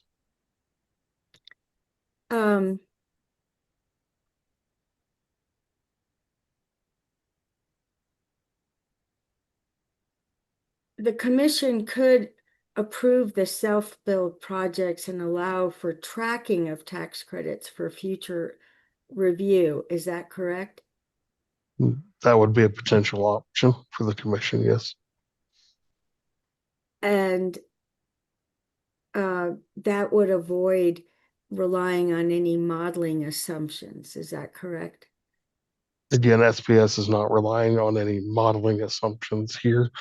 It's only asking for the methodology of flowing the value of the PTCs through the FPPCAC, as well as other treatments. But it's a methodology, not a value. On page 4 of your rebuttal testimony, you state that no party recommended another method other than the 12 CP allocation methodology. Is that correct? Can you point me to specific line number? It starts at it's lines 13 through 15. Yes, that's correct. But isn't it true that staff did not opine on that at all? I believe that's the case, but again, my testimony just says that there was no other recommendation. Isn't it true that staff only recommended deferral of rate making and therefore didn't need to opine about the 12 CP allocation methodology? Yes, I believe staff recommended the deferral. My testimony doesn't disagree with that. I have no further questions. Thank you, Ms. Zimmer.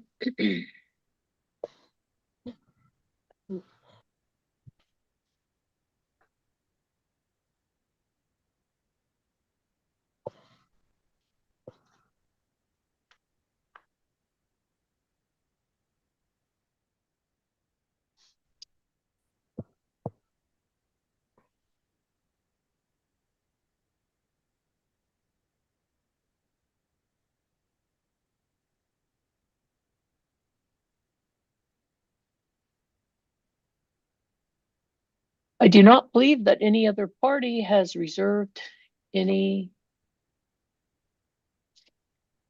cross-examination time for Mr. Cunningham.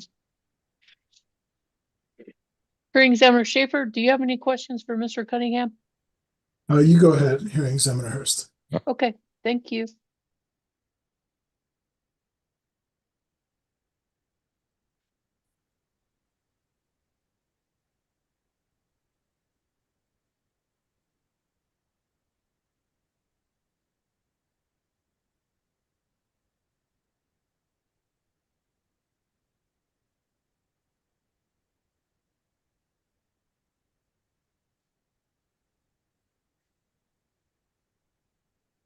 Good afternoon, Mr. Cunningham. I just have a few questions for you.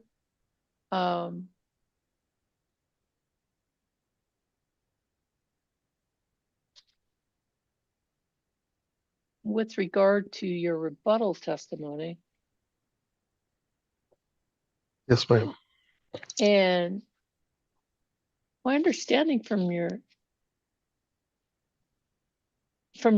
testimony with regard to the tax credit issue is that you're basically asking for a methodology and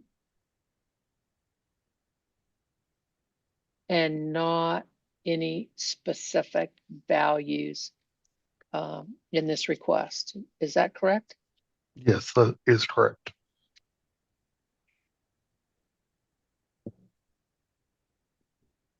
And I was a little uncertain. So I just want to get some clarification from the question that Ms. Amer asked you with regard to the agreements that SPS made in the stipulation in case number 24-00270. Yes, Your Honor.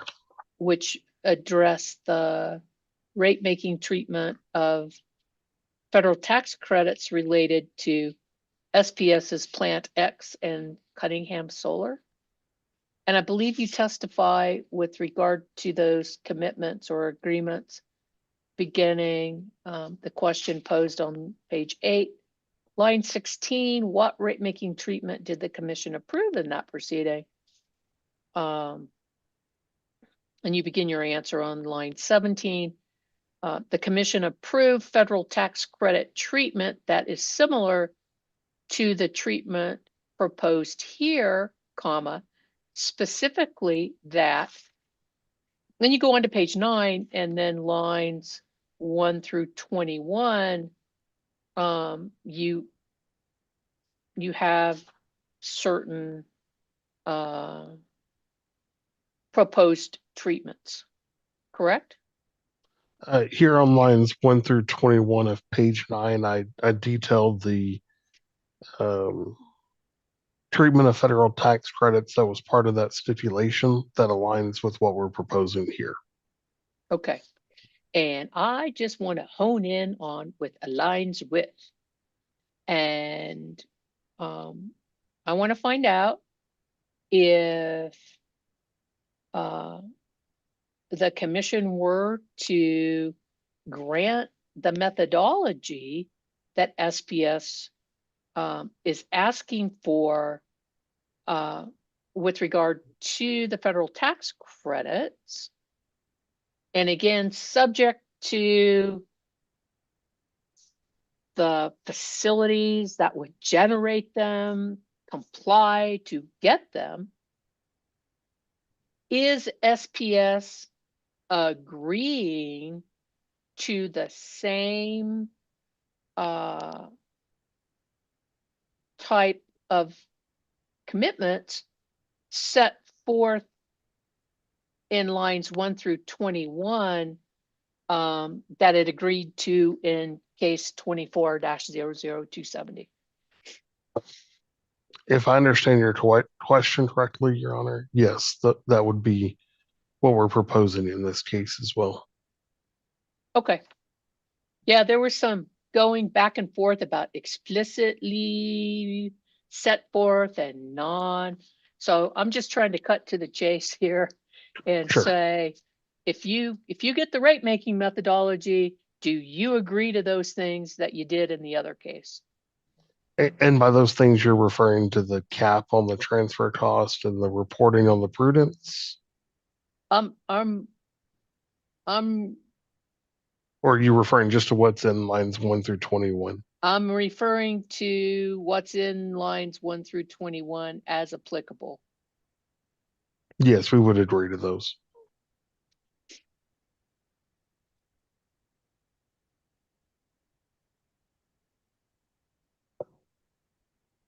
Is there any trepidation, Mr. Cunningham, on your part that you might not receive timely approval, if necessary, from all jurisdictions you would need to qualify in time to qualify for the ITCs and PTCs? Miss Fowler is really the expert on that, so I don't want to get too far into this, but my understanding is the company has put things in place that allow us to be in a position to qualify, and that the procedural schedules that we have in both states are set so that we would be able to meet those requirements. And so we still have full expectation that we would receive the PTCs and ITCs for these projects. So no trepidation on timing part. Not that I'm aware of. Okay.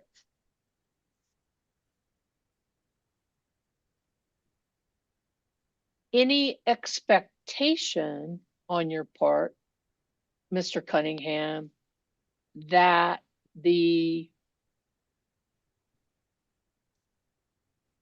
regulations, primarily federal regulations, could change that might provide some flexibility or future opportunity for additional PTCs or ITCs? I would be way outside of my area to try to testify on what the federal administration is going to do. Just thought I might get that in there, Mr. Hardy, because, I mean, there have been recent changes that have changed the qualification or applicability or opportunity for ITCs and PTCs, haven't there? The OBBA did have impacts on that, but those were taken into account by our teams, and we believe that we meet all the qualifications still. Okay, but you don't necessarily have any expectation at this point that the proposed deadlines might be extended. I don't have any knowledge on anything in that realm.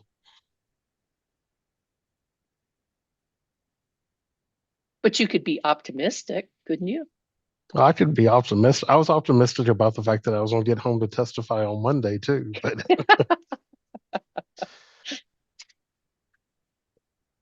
Snow happens. snow happened. I appreciate your flexibility and patience with me. That was not the intended timing for sure. Well, hopefully Miss already passed along my humor or attempt at humor about, you mean he didn't travel with his laptop? No, I did not travel with my laptop.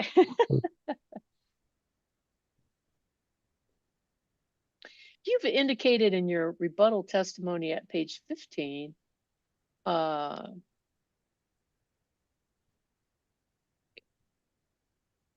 okay, the question posed at line 11, what has SPS taken steps to support realization of its federal tax credits? Again, your answer at line 12, yes, SPS has designed the relevant self-build projects to qualify for available federal tax credits and has strong incentives to take reasonable steps to realize those benefits for the customers. That's your testimony? Yes, it is. Do the self-build projects qualify for any state jurisdictional benefits? I'm not aware on that subject, and it's not in my testimony. I focus on the federal tax Okay. benefits.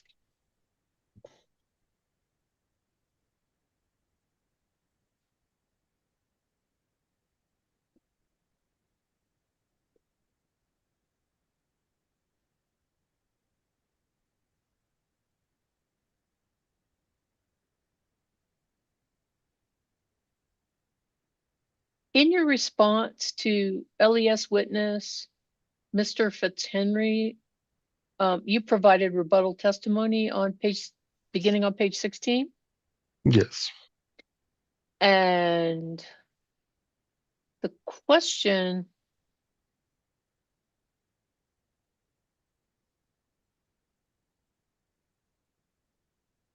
posed at line 2 indicates that Mr. Fitzhenry supports SPS's proposed tax credit treatment, but argues that SPS should bear an obligation to prove it will maximize net tax credit benefits to customers when it chooses between deferring credits or transferring them. Do you agree?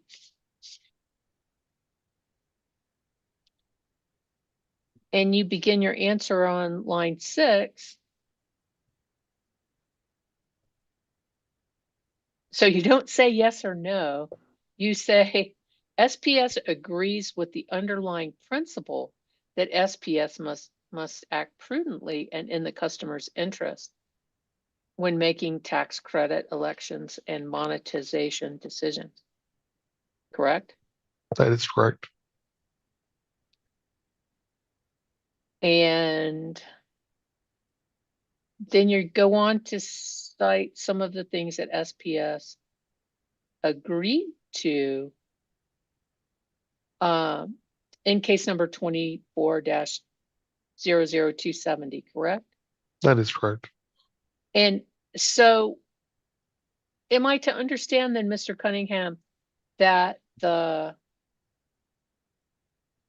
prudence review and the annual reporting that you believe or that you cite from 24-270, those are things that you believe show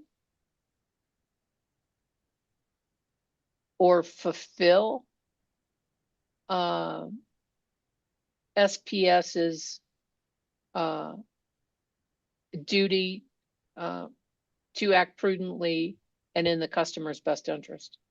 Yes, Your Honor. We agreed in that case to do annual reporting on the benefits to customers from the transfer of the PTCs and to report on that net benefits.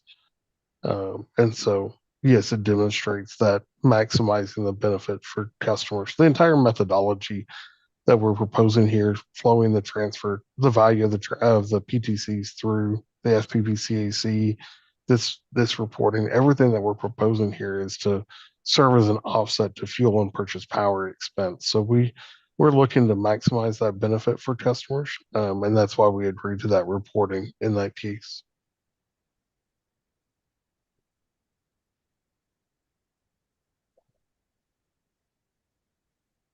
What's the difference between deferring a credit and transferring the credit? So to go in, keep this at a high level, whenever the credit is earned for that generation, it's a tax credit for the utility, and it can only be monetized by either applying it to a tax appetite or transferring that to a third party, essentially selling it to a third party.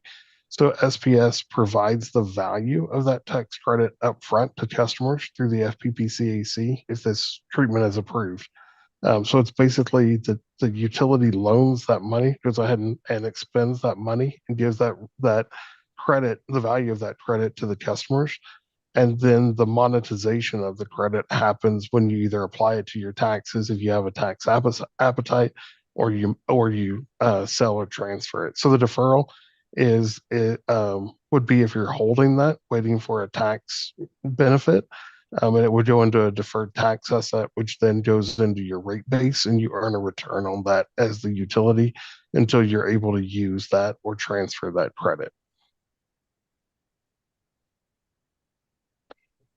So you get to earn a return if you choose to defer it, If you're correct? required to defer it. SPS would prefer to monetize that immediately by selling or transferring. But if you're not allowed to transfer that, or which we weren't back whenever Helen and Sagamore were approved, you weren't allowed to actually transfer those credits. So those all had to be deferred into a deferred tax asset, and then that gets incorporated into rate base.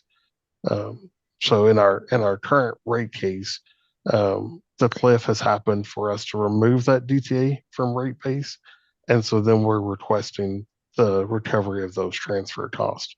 So we're syncing that up with all of our PTCs across the different assets. What is a cliff? So the stipulation in those wind CCNs, which are cited in my testimony, the 17, I don't remember the docket number off the top of my head. 00044. 00044. The settlement in that case provided that the DTA could be included in your rate base until a rate case with a final order after December 31st of 2025. And then the DTA had to be removed from rate base. Okay. So you're saying going forward, you're not going to, that you're not going to put the credits into a DTA? Correct. And so we're asking to recover the transfer cost on those so that we can monetize them by selling those PTCs as well. But as far as this case, you're saying that's not going to be the policy anymore. That if you can't actually use it to apply, you're going to sell it. The first preference is to sell, and then we would ask permission in this case to have a DTA if you were not able to sell the PTCs. That DTA was specific to Helen Sagamore. That's not allowed in rate base anymore.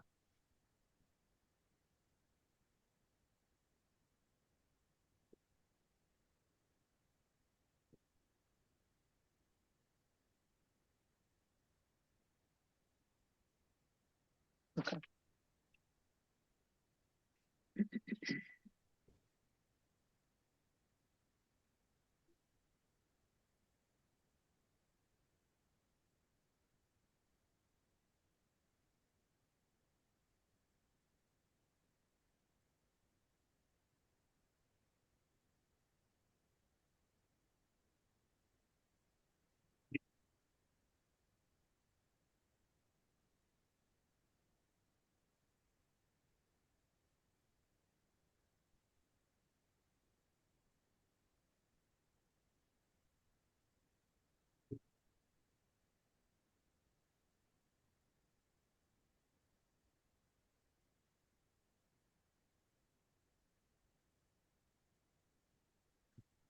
With regard to your testimony, Mr. Cunningham,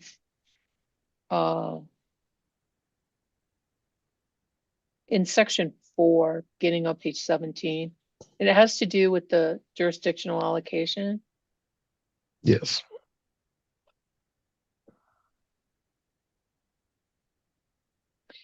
Do you recall how long SPS has used the 12 CP methodology? I do not know the answer to that, Your Honor.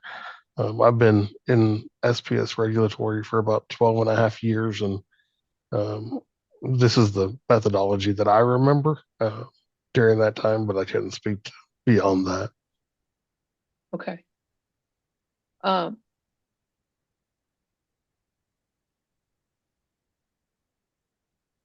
know you say that neither, this is page 20 of your rebuttal testimony.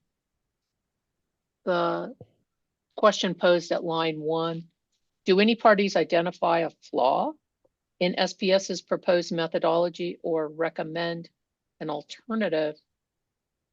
And you begin your answer on line 3 with no. And you say neither staff nor WRA identifies any defect in the 12 CP methodology.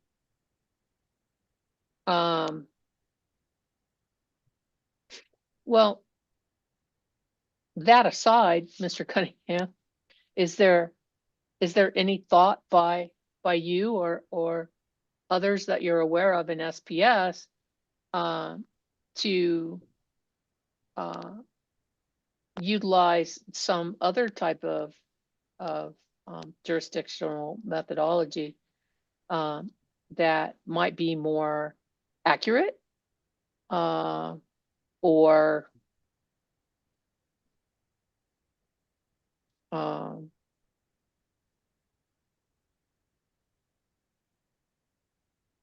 I'll just leave it at accurate. Sure. My testimony and really my area is focused on the policy and precedent side of it, which the 12CP has been the commission precedent for the jurisdictional allocation on a demand basis. When it gets into the analysis of other methodologies and ways to do that allocation, that's really Mr. Trowbridge does that type of analysis, and I won't try to testify for him, but I can tell you that he and his team are consistently looking at our allocators and looking at the methodology, the ways that we do allocation. But that's really his area. I look at the precedent and the history there, and the 12CP is what has been historically used for these type of resources. Okay. And historically, it's been utilized when the asset's been approved. Correct? I'm not sure I'm following your question 100%. There wouldn't be any application of the methodology until the asset is approved, and there was some type of need to apply that methodology. So again, those allocators could change before that point as far as the precise numbers based on what load does between the two jurisdictions. We're just simply asking here to use the methodology of the 12CP for jurisdictional allocation of resources that were selected for resource adequacy.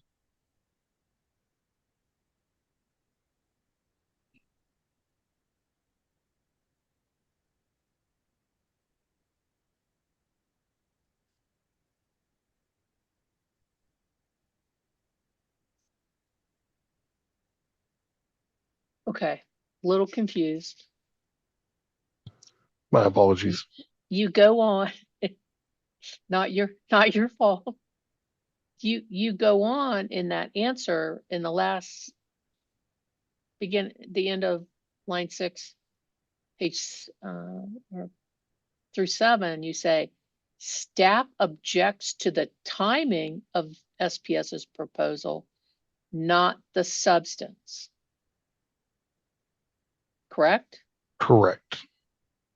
And my So answer. what do you mean by that? Sure. My statement there is just that staff would objects because they defer it to a rate case, not because they disagree with the 12CP methodology.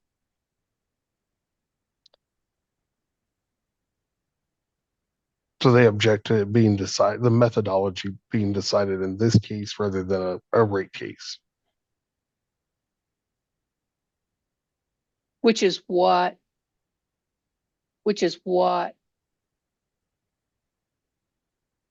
you're requesting in this case, is you want the commission to determine that this 12CP methodology for jurisdiction of allocation of these particular resources was correct. Yes, that is what we're requesting.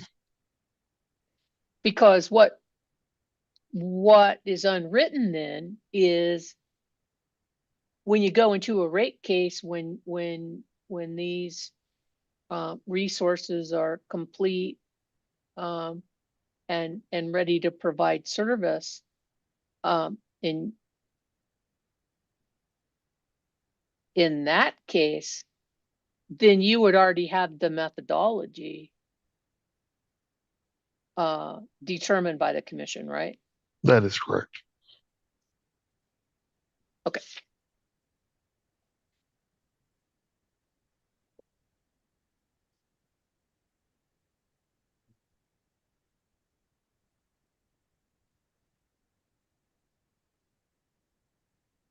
Did you listen? Were you able to listen yesterday? I asked Ms. Labor Tercero a little bit about the Rule 450. Unfortunately, I was not able to listen yesterday. Okay. My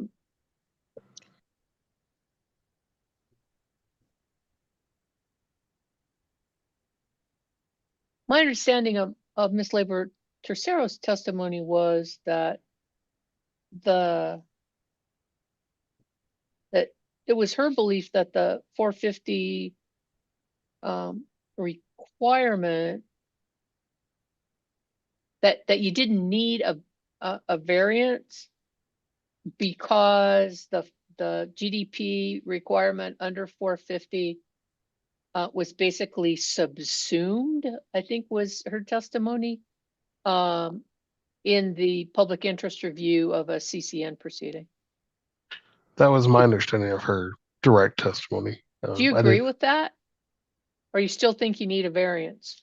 I believe the variance is more appropriate, as I discussed in my rebuttal testimony. I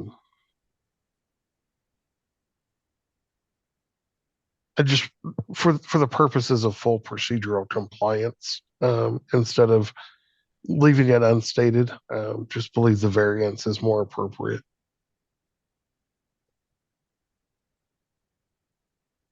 Okay.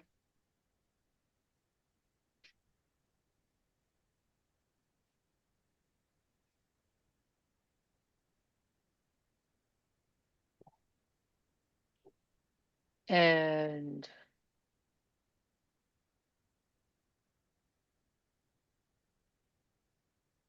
I see on page 23, what affiliate transactions are at issue? That's question posed at line 3. Your answer, as discussed in my direct testimony, SPS proposes to acquire development stage entities affiliated with SPS that hold project rights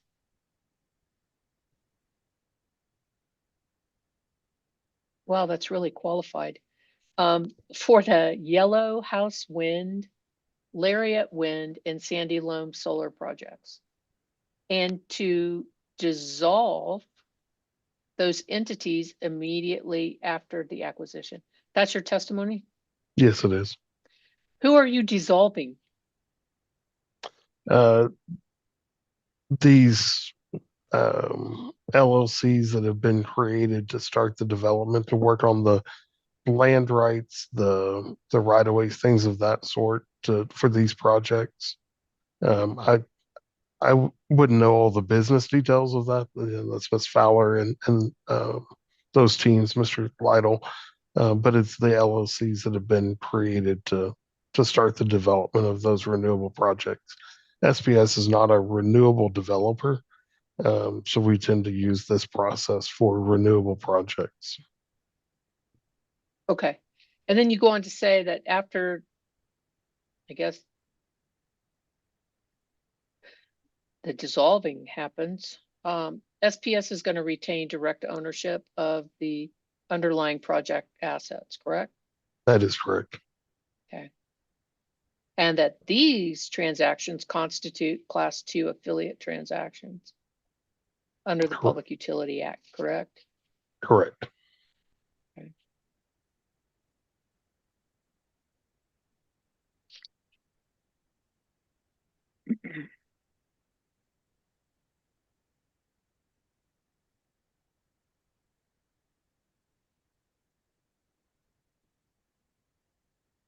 And then you go on to assert, I guess, on page 24 that while they technically comply, you believe they're more analogous to asset acquisitions than true corporate diversifications. And therefore, you believe they do not present the types of financial or structural risk Rule 450 was designed to address. Is that correct? That is correct. So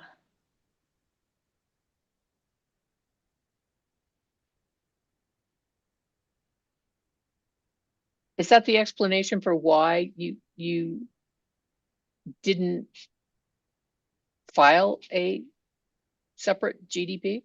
Yes, that is correct. And I go into more detail on that Sure. in my direct testimony, but that's the reason Okay. why.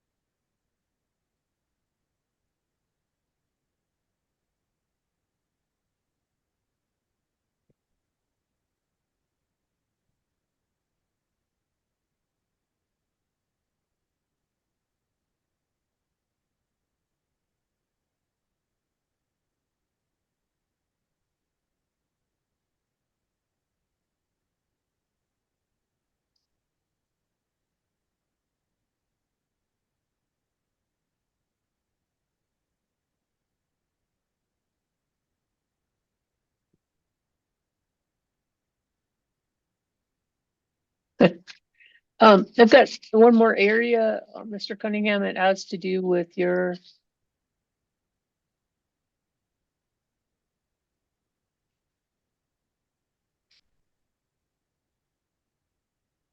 rebuttal testimony with regard to staff's proposal on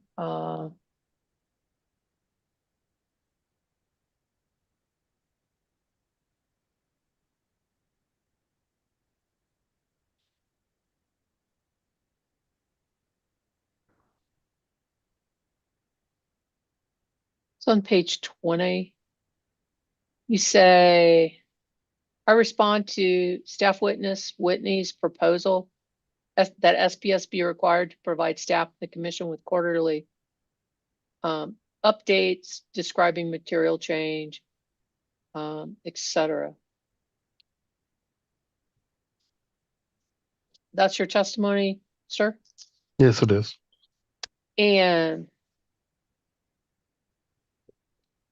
what type of report, if any, do you believe is appropriate for SPS to file with regard to the proposed projects?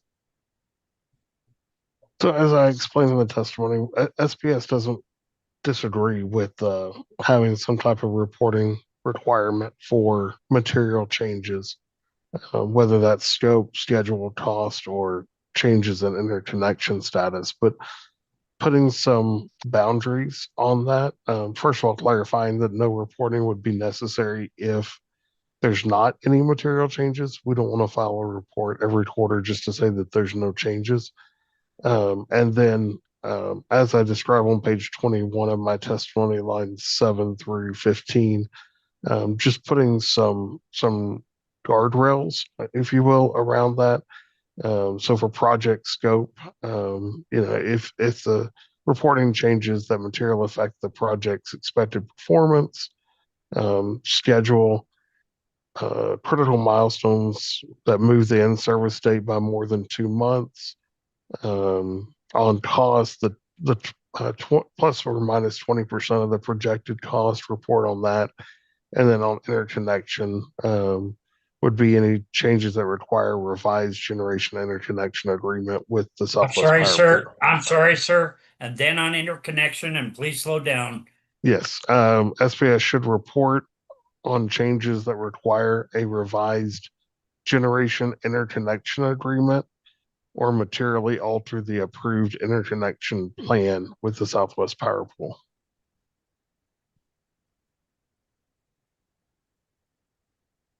Okay.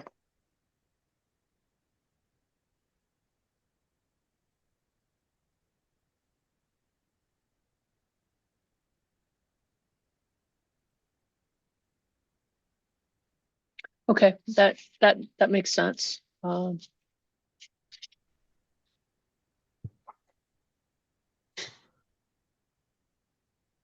Mr. Cunningham, I believe that's all the questions that I had for you.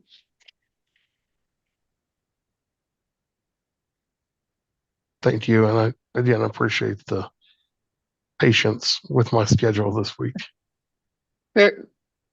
You're very welcome, sir. We're glad you're back safe. Ms. Thank Hardy, you. any redirect for Mr. Cunningham? No, thank you. Thank you. To Mr. Schaefer, hearing examiner, did you Oh. have any? Hearing Mr. Examiner Cunningham, Schaefer, thank did you have you. some questions? No, Mr. Cunningham, thank you so much for following up, but I think Miss Hearing Examiner Hurst covered all my curiosities. And I'm glad you're safe too, and thank you for participating in our procedure. Thank you for your patience. Mr. Stoffel, did you have some recross? Yes, very brief based on your questions. Very well. Thank you. Good afternoon, Mr. Cunningham. Good afternoon. Let's see if I can lower my hand here. Do you recall the discussion you had with Hearing Examiner Hurst regarding jurisdictional allocation? Yes. So looking at your rebuttal testimony on page 20. Yes.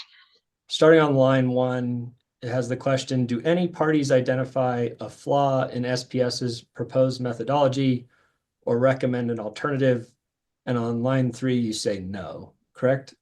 I believe you must be on the PDF page. Let me see if I can get to the right It's place. PDF 23, page 20 of the actual testimony. I'm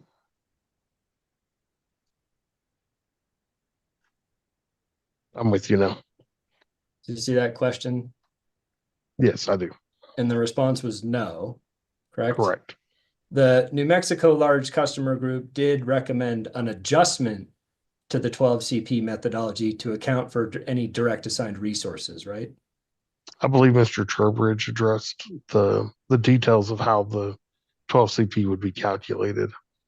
But my question for you is, in response to this question and answer in your rebuttal testimony, you are aware that the NMLCG did recommend an adjustment to the 12CP methodology to account for direct assigned resources, right? I'm aware that there was an adjustment to the methodology, not a different methodology. But that was an alternative to the company's approach? It would be an alternative to calculating the 12CP, not a different, not something other than 12CP, is my understanding. Okay. Thank you. No further questions.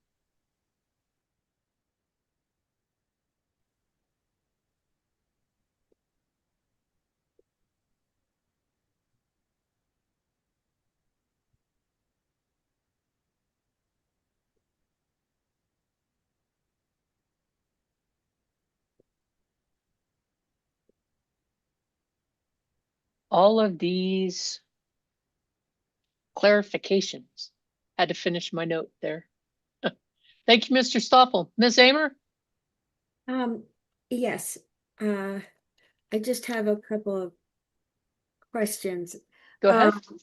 Do you agree that Ms. Leyva Tesoro recommended approval of the variance, but stated that she didn't think it was needed because the public interest determination is subsumed into the CCN public interest determination? My understanding is that Ms. Labor Tercero does not oppose the variance.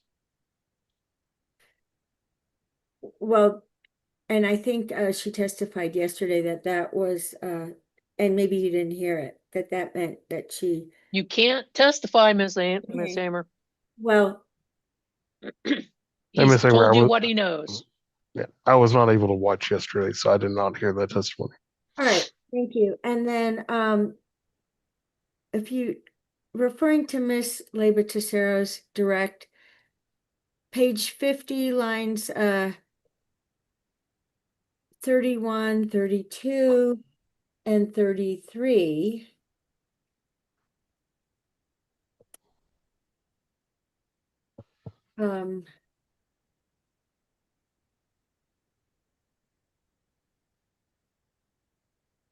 Are you there? I don't have that testimony in front of me. Okay. Well, hearing examiner Schaefer didn't want me to read it. But it's only 3 lines. So would it be okay if I read it? Yes, of course. I think my general direction was to try to avoid large tracts of text. So, but yes, please go ahead, Ms. Amber. Anyway, this is under a staff recommendation. Number 3, requires SPS to evaluate in its current rate case whether alignment of its current 12 CP production demand allocator and the SPP 3% highest net load for each season production accreditation is warranted. So do you agree that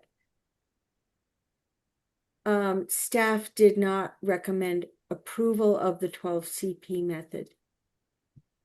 I believe my testimony was that there was no alternative recommendation, and an agreement that staff deferred that to a future case. Correct. And what is your opinion of what those lines mean? Objection. Ms. Hardy?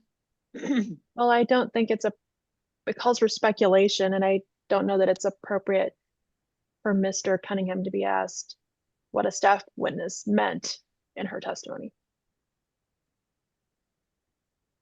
Madam Hearing Examiner, I'm just asking for his expert judgment on what those lines mean.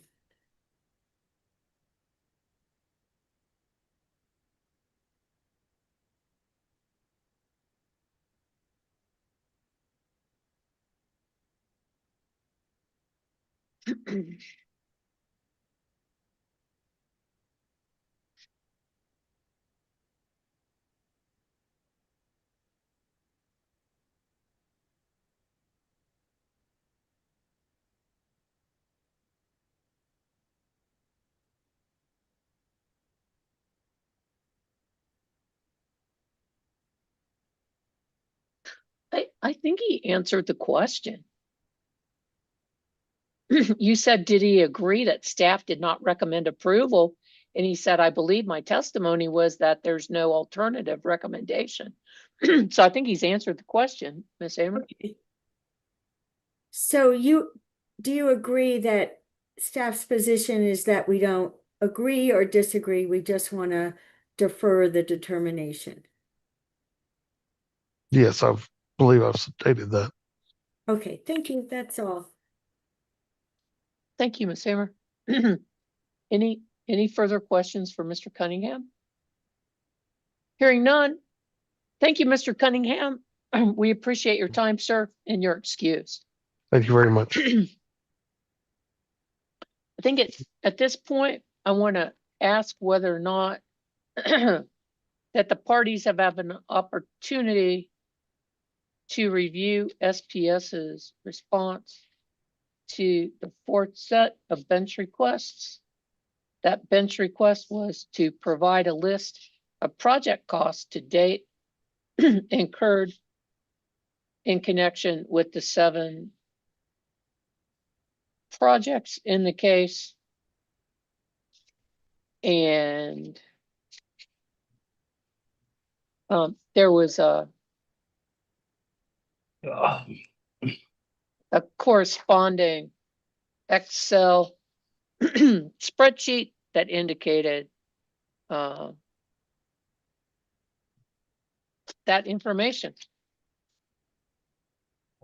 Does anybody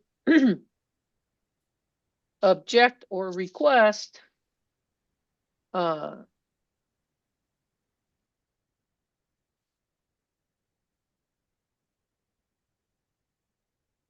anything further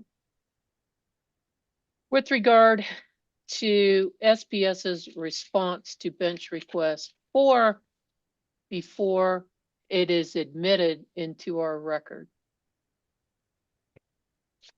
Hearing no objection, SPS response to the 4th set of bench request is admitted. Ms. Hardy, is there anything further from SPS? No, Madam Examiner, we're in the process of finalizing Ms. McCardle's amended testimony, and we'll get that filed this afternoon. But we do not have anything else for our case.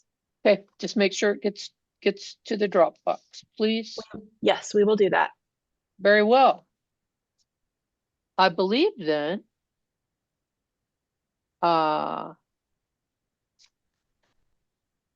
that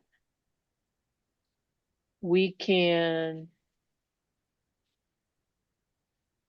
begin with our presentation of intervener witnesses.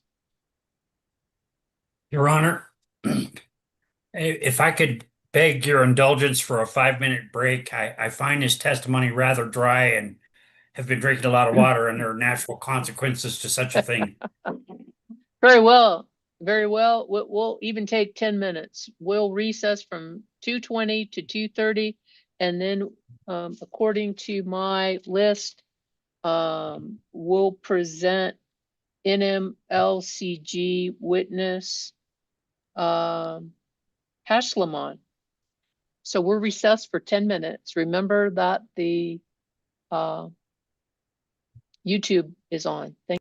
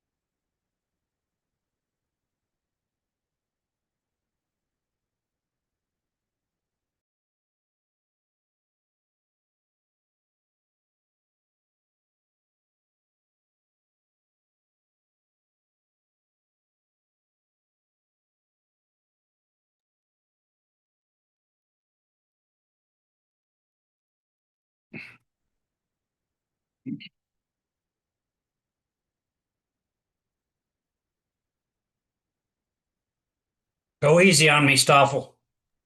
I'm trying. If you prick me, do I not bleed, Mr. Stoffel? You're a machine, though.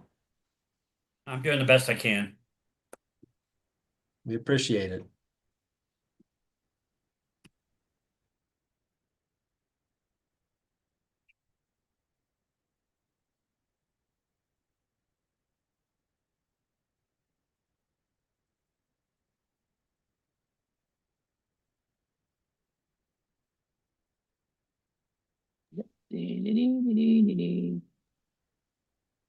I'm ready when you are, Judge. All right, sir. Thank you. We're back from our afternoon recess. And the party that has a witness is the NMLCG, Mr. Stoppel. Thank you. The NMLCG calls Celia Hashlamoon. Okay, I believe. I see she's here. There you are. Good afternoon. Can you hear me okay? I can. Great. Mr. Lee, would you please swear the witness?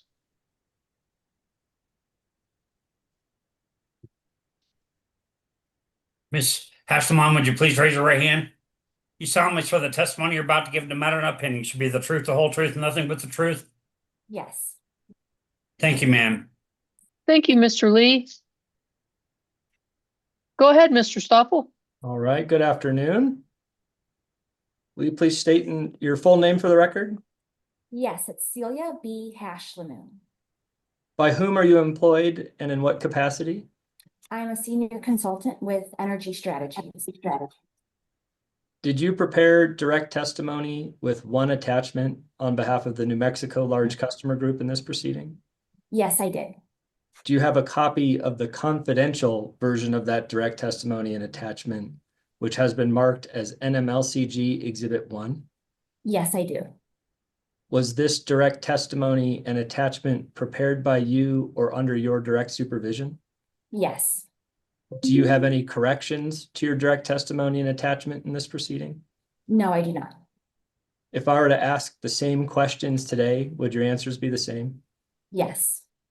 I move to admit NMLCG Exhibit 1. Mr. Stoffel, you've indicated that this is a confidential Correct? It has exhibit. a confidential attachment to it. Okay, so it's direct testimony with a confidential attachment. Yeah, to clarify, the attachment consists of SPS's responses to discovery, which included a confidential document that was included in that attachment. And so we have both a confidential and a public version with that attachment. You have a public and confidential version of the testimony or just the attachment? There is no confidential information in the testimony itself, but because they are consolidated into a single document, we have identified them as separate exhibits, one confidential and one public.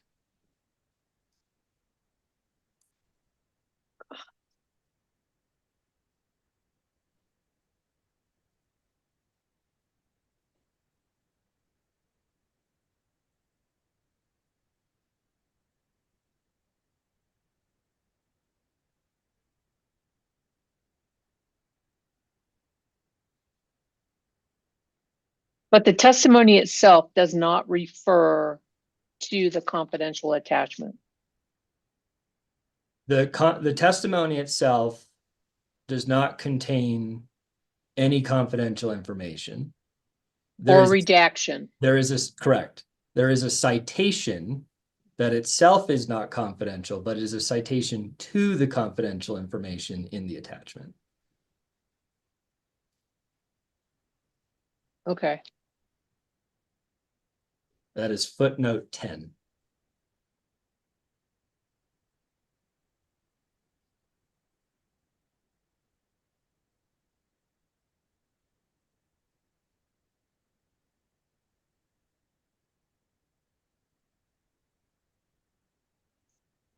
And your exhibit 1 downloaded into the Dropbox does not contain the confidential attachment?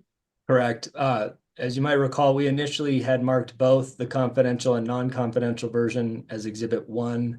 Only the public version was uploaded to Dropbox. Following our discussion the other day, we've subsequently marked the public version as Exhibit 5. That is also available in Dropbox.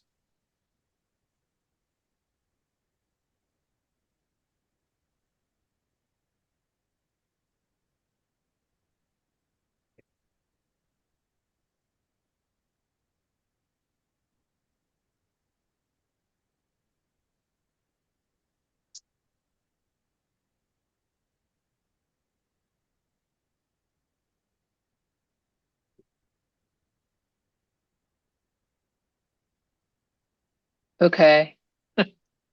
The public version of the testimony is what exhibit? So we're making sure we're talking clearly with each other. Both exhibits from the NMLCG contain the testimony and the attachment. The public version of her testimony and the public attachment with the confidential information removed, we've marked as exhibit NMLCG 5, which I was planning to move to admit after we get through exhibit 1. Okay. So exhibit 1 contains the confidential attachment. Correct. It is not in the Dropbox, and you've emailed it to hearing examiner Schaefer and myself. Correct. Though a version of it without the confidential information. Let's might do one at a show up. time. No, I was just trying to clarify. A version of the public document was previously uploaded to Dropbox, Yes. also as exhibit 1. And then, so that you might see it on NMLCG exhibit 1 in Dropbox, but it is the public version, not the confidential version. The confidential version was emailed to the hearing examiner. Okay. All right. Okay.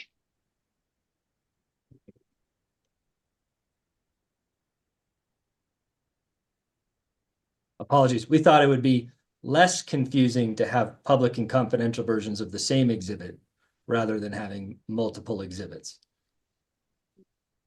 Ms. Hashlamon, are the answers in your testimony true and correct to the best of your knowledge? Yes.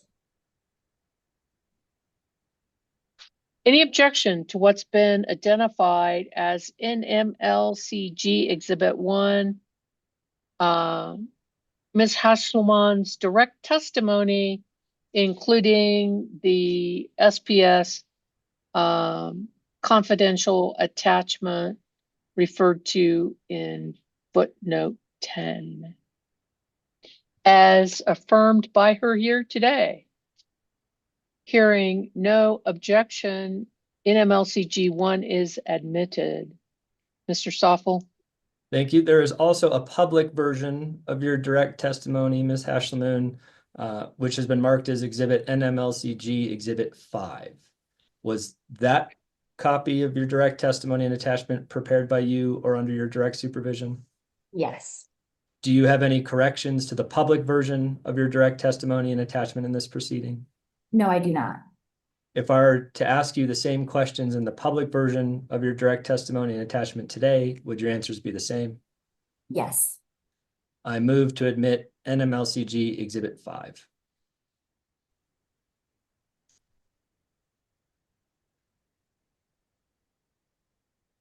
Any objection to what's been identified as NMLC G5, the public version without the confidential attachment of Ms. Hasselman as affirmed by her here today? Hearing no objection, NMLCG 5 is admitted. Mr. Stoffel? Thank you. Did you also prepare rebuttal testimony on behalf of the NMLCG in this proceeding? Yes. Do you have a copy of that rebuttal testimony, which has been marked as NMLCG Exhibit 2? Yes, I do. Was this rebuttal testimony prepared by you or under your direct supervision? Yes. Do you have any corrections to your rebuttal testimony in this proceeding? No. If you were asked the same questions today, would your answers be the same? Yes.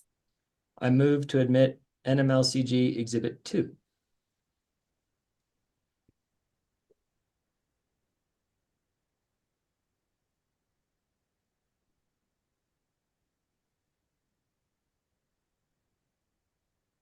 Ms. Hasselman, are your testimony in NMLCG2 true and correct to the best of your knowledge? Yes, they are. Any objection to what's been identified as NMLCG Exhibit 2? Ms. Hasselman's rebuttal testimony as affirmed by her here today. Hearing no objection, NMLCG Exhibit 2 is admitted. Mr. Stoffel? Thank you. Ms. Hashlemoon is available for cross-examination and questions from the hearing examiners. Very well, thank you, sir. It's my understanding, based upon the pre-hearing memos and later information, that SPS has reserved 30 minutes for cross-examination. Yes, thank you, hearing examiner. Hello there, Mr. Jones, welcome. Thank you. Go ahead, sir. All right, thank you. Good afternoon, Ms. Ashlemoon. How are you today? Good. How are you? I'm doing well, thank you. So you are testifying on behalf of the New Mexico Large Customer Group, is that right? That is correct. And can you describe for us, just at a high level, who the NMLCG's customers are? Yeah, they are a group of large customers that are within the SPS service territory. And they do a variety of industrial type work. Okay, and would many of these be large load customers? Yes. And the NMLCG does not dispute SPS's load forecasts in this proceeding, do they? No. And in fact, they support SPS's efforts to add new generation and energy storage. Is that right? Yes. Okay, thank you. I want to talk a little bit about some of the recommendations that you made regarding cost recovery for the self-build projects. Okay. So you recommend that the commission review SPS's recovery by cost category. Is that right? Yes, the cost categories that SPS proposed in its application and supporting testimony. Okay. I want to tease out what that review would look like. Okay. That would happen in the context of a rate-making proceeding. Is that right? When the company is asking for recovery of those specific generating units. So in the rate case where that request was made, correct? Mm-hmm. Okay. And would the review happen on a project-by-project basis? Yes, so it would be similar to how the company presented the costs. So if you look at the Lariat Wind and you have the various categories of cost, when it's asking for recovery of that unit, then it would be reviewed in that manner. Got it. And so the project contingency that was included in the cost estimate, would that be allocated to each cost category on a pro rata basis? Yes, that's what I've recommended, since it was not broken out by category by the company. And so if the actual cost for any one of those categories exceeded the estimated cost by 5%, that would trigger the higher level of review, right? Yes, including that cost contingency. Okay. And if that review is triggered, then SPS would be required to retain an independent third party to review the overrun. Is that correct? Yes, to provide an explanation and supporting if the company is asking for recovery of it, those dollars to support why there was a cost overrun. Okay. And the third party would file its findings and supporting testimony in that rate-making proceeding, correct? That is correct. Okay. Would that review also look at any cost categories that didn't exceed their estimates for that project?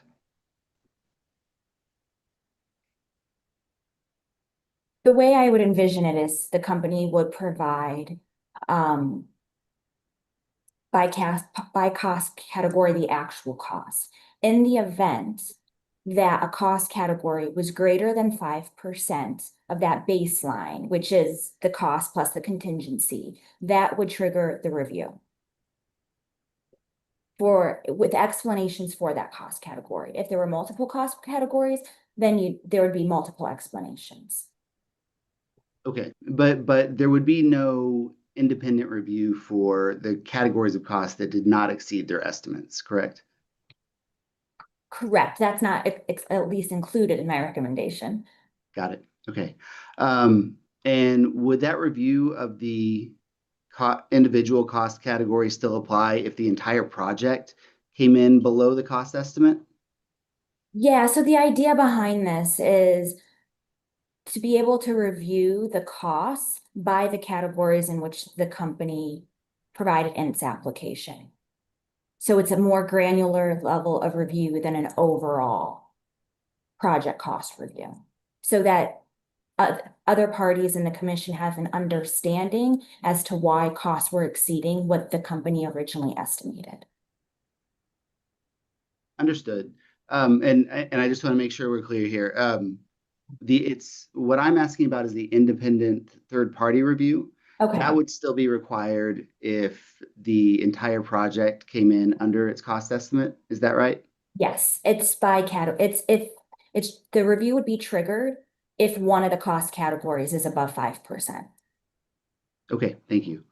So the cost of that independent review, would those be capitalized to the project? They would be paid for by the company. Okay, got it. Are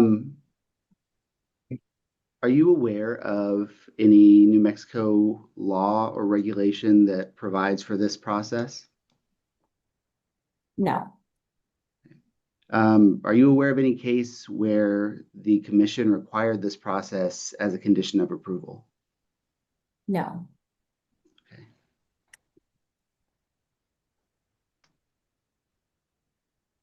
I want to move on to some customer guarantees that you recommended in your testimony. Okay. You recommend certain guarantees for SPS customers regarding federal tax credits and energy production. Is that right? That is correct. Let's start with the recommendations about the investment tax credit and production tax credit. You're recommending that SPS be required to credit ratepayers the full forecasted value of the investment tax credit for Plant X and Sagamore. Is that correct? Correct. Okay. And that recommendation applies regardless of whether SPS qualifies for all of the ITC credits and bonuses, right? The idea is that it's an allocation of risk, right? So the company has proposed that these are what the cost of the plant will be, and they've proposed including these tax credits, that the risk would not fall to the customer if that does not prevail. Okay, and to allocate the risk in that way, SPS would be responsible for providing that value to the customers, regardless of whether it actually receives the credits, correct? That is correct. Okay.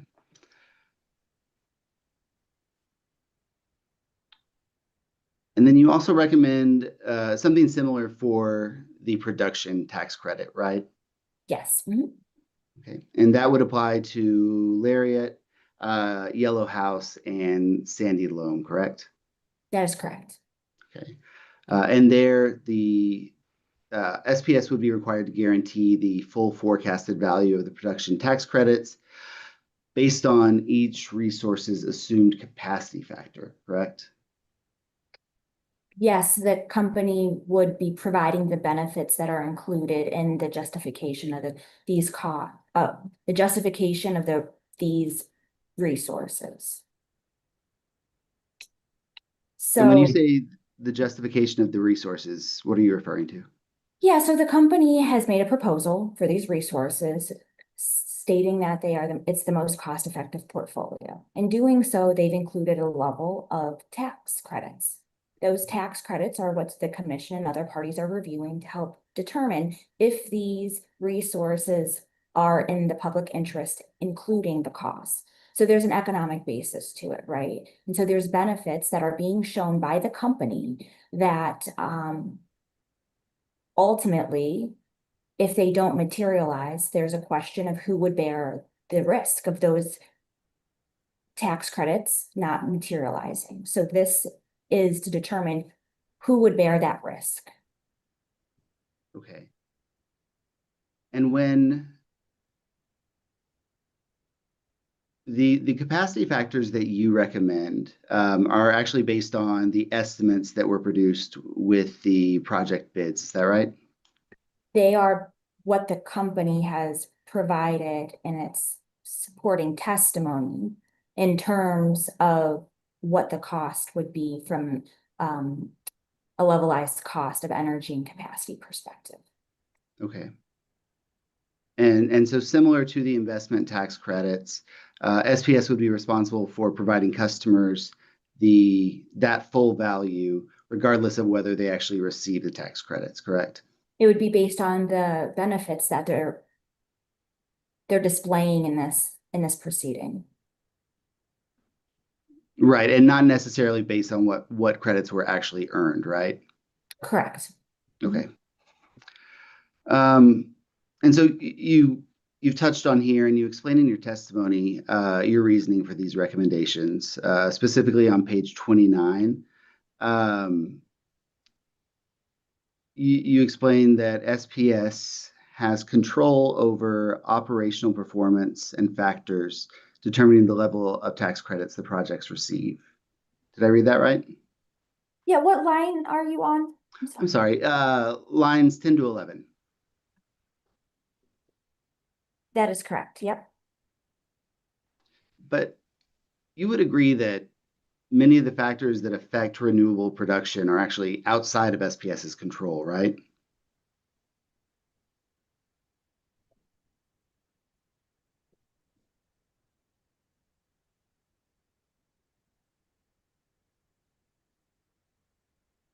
There would be some. Okay, so for example, SPS can't control when the sun shines, right?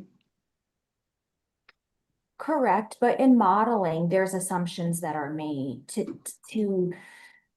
guess the best way I could put this is when you propose something and you are putting it out for review for request for proposal, there should be a level of, I'm not certainty, but a level of confidence in what you are proposing. The company has chosen to display their costs for these units based on including these tax credits at a level based on their modeling. And so the idea is that maybe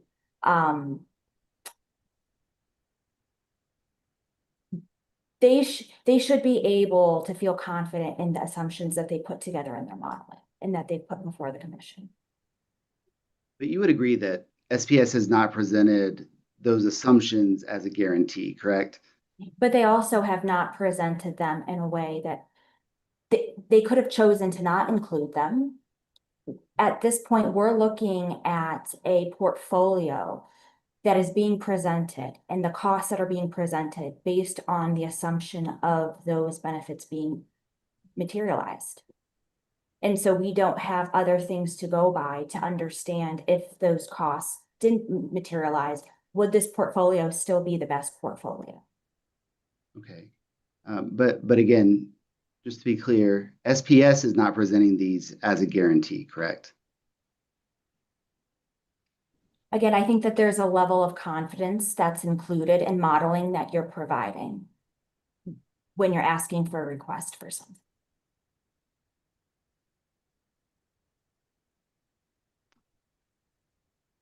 Okay. Sorry, I'm going to try one more time. As far as SPS's presentation of those values of the production tax credits, the investment tax credits, SPS has not presented those, has not offered those as a guarantee in this case, correct? They have not offered them as a guarantee. That is correct. Okay, thank you. But you do note a prior case where SPS did agree to a guarantee similar to what you're proposing here, correct?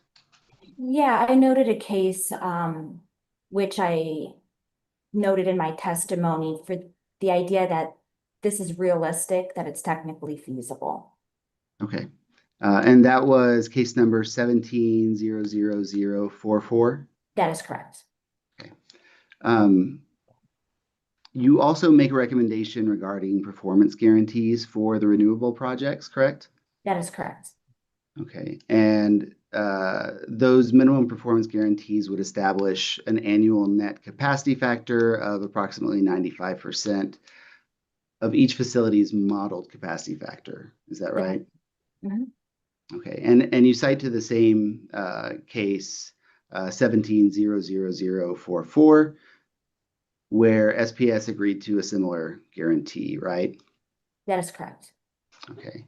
And specifically, you cite to the certification of stipulation that was entered into in that case, correct? Mm-hmm. Have you reviewed that document? I have. Okay.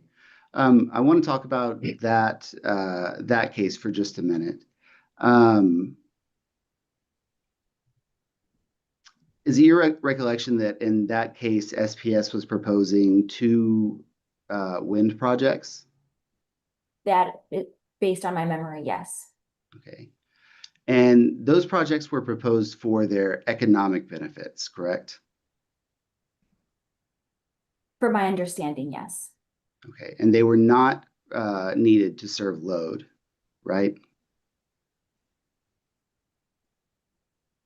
I reviewed the documents. I don't know the full basis of the case, but based on my understanding of what the company has said, yes. Okay. All right. And that's fair enough. It is a very long document. And specifically, the benefit that was offered by those projects were significant fuel savings for SPS customers. Is that right? For my understanding, yes. And so the net capacity factor and production tax credit guarantees were included in the stipulation to ensure that the customers received the economic benefits that drove the need for those projects. Would you agree? I believe that that can be the case, but also that because something is not chosen just for economic need doesn't mean that there would be no economic accountability. Okay. But you would agree it is a different justification for the generation if you need it to serve load, as opposed to if you were proposing it strictly for economic reasons, correct? Sure, but these resources were proposed with the benefit of having tax savings that would help reduce the fixed cost of the units and then also avoided fuel costs. So that is in what the company has presented in terms of the costs that they are putting before the commission. But you would agree that the economic benefit benefits are not the primary justification for these projects, right? That is not the justification. That is correct. Okay. And I think you mentioned this in your testimony, but you are aware that case number 17-00044 was resolved by a negotiated settlement, right? Yes. Are you aware of any CCN proceeding where the commission required these conditions as a condition of approval? I'm not aware. Are you aware of any CCN proceeding where the commission required these conditions for a project that was needed to serve load growth? I'm not aware. Okay, thank you. I will pass the witness.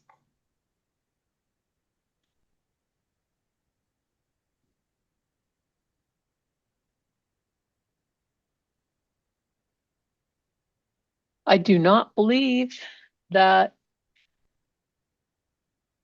any other party has reserved time for cross-examination of Ms. Haslamont.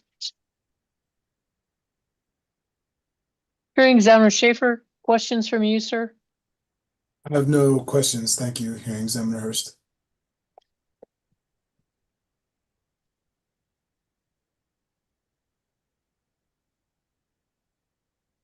I think, Ms. Haslamont, I understand your testimony. I had a couple of questions.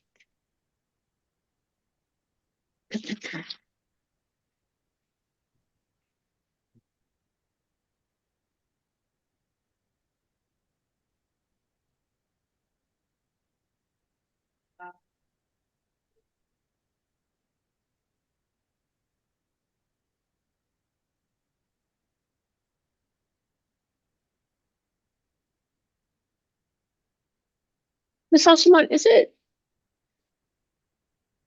would it be fair to characterize the position of your client, at least with regard to the gains and toll projects, as being aligned with the requests of SPS? Yes.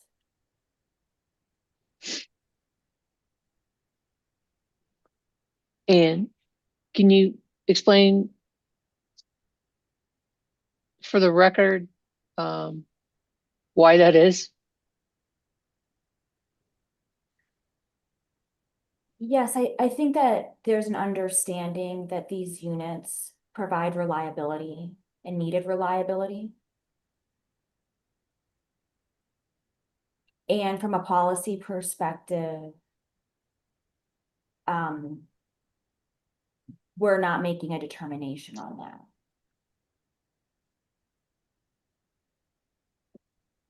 But basically it's in your client's self-interest as a group. I think you described as being a group of large load customers that having the commission approve SPS's requests for gains and toll turbine projects is primarily going to benefit your client, right? Reliability is important, absolutely.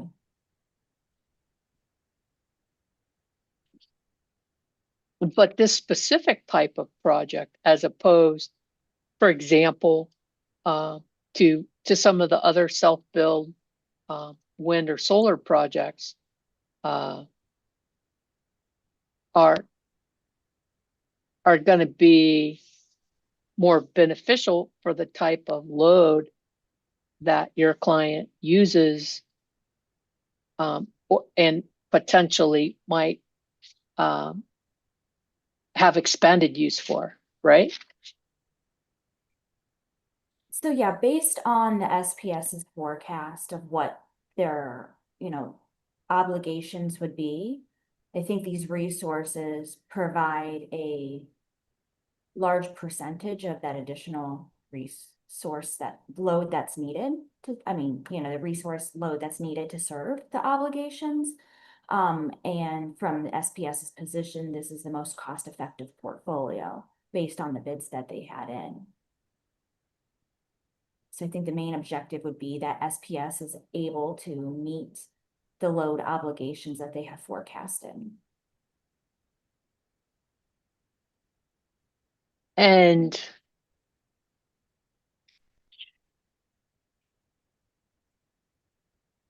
while you might support the particular capacity and generation type requests, you didn't specifically opine, did you, on the legal ramifications of approving a generation resource that might be non-compliant in the future, did you? I did not. I am not in the legal realm in that capacity, so I did not make a comment on that. Can you understand though that the commission in some of the other parties, but primarily the commission might have concerns about approving a generation resource that might be non-compliant with New Mexico law in the future, especially when it wouldn't have even reached half of its useful life. I can understand the issue before the commission on that.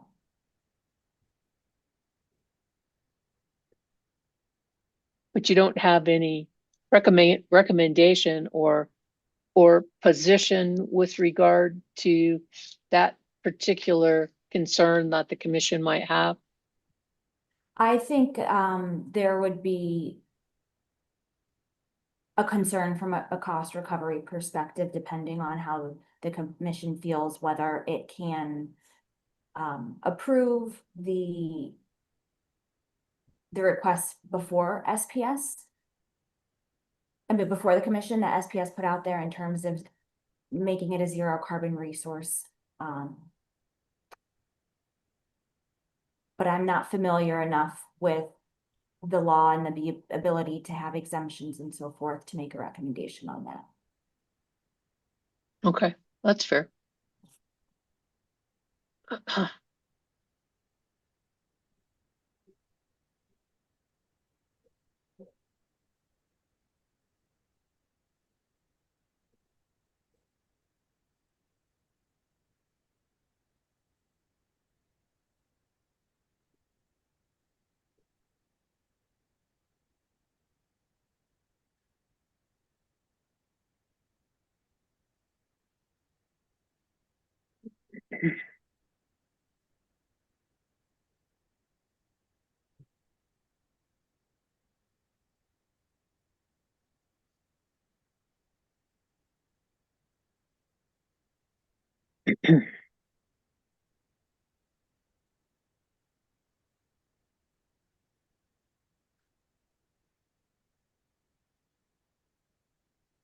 You don't specifically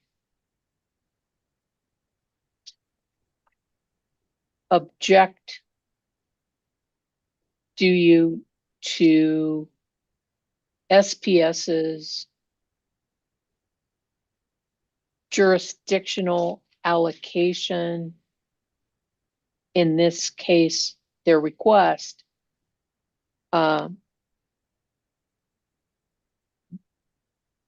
methodology that reserves specifics for a future rate case, do you?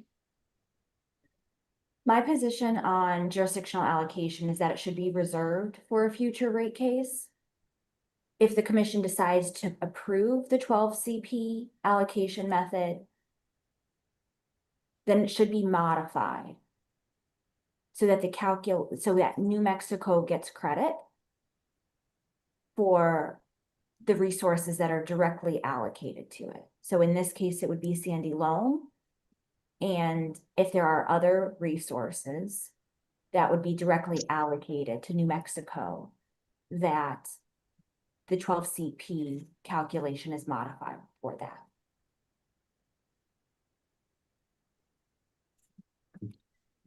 Are you familiar that the 12 CP did you listen to Mr. Cunningham's testimony earlier today? I listened to parts of it, yes.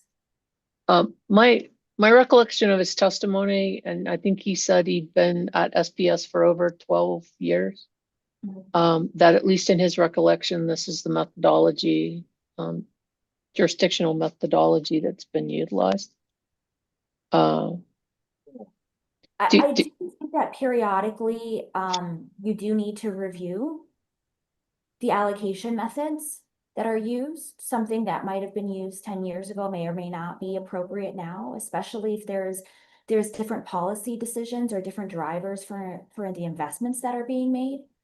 And as we can see here, there are changing, the policy over time is changing and how much RPS there needs to be. And SPS might be making decisions in terms of New Mexico policy as to why they're making the investment decisions they are, such as Sandy Loam. And so therefore, maybe something that the calculation that made sense 10 years ago may or may not make sense now.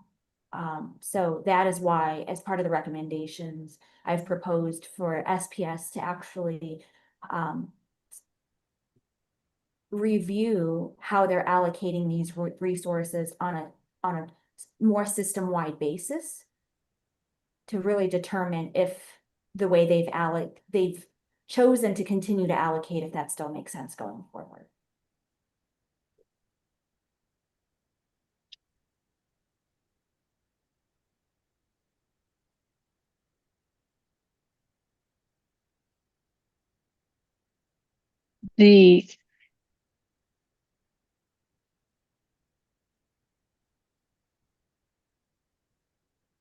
This particular proceeding, other than requesting certain types of methodologies for, like the jurisdictional allocation, or a methodology for the production and investment tax credits, SPS doesn't actually request any specific rate making, and they have also requested the Rule 580 AFUDC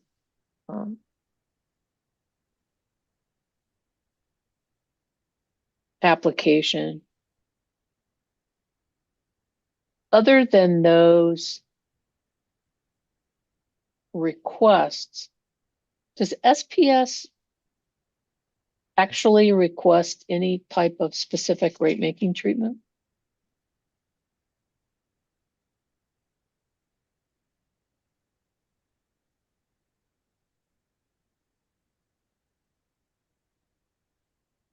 I don't believe so.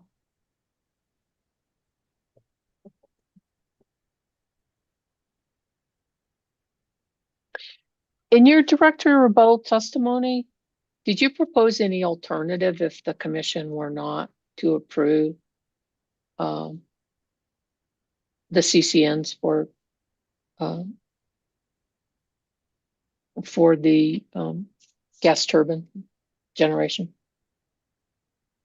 What do you mean in terms of an alternative of other resources? Of how to get your clients' needs met?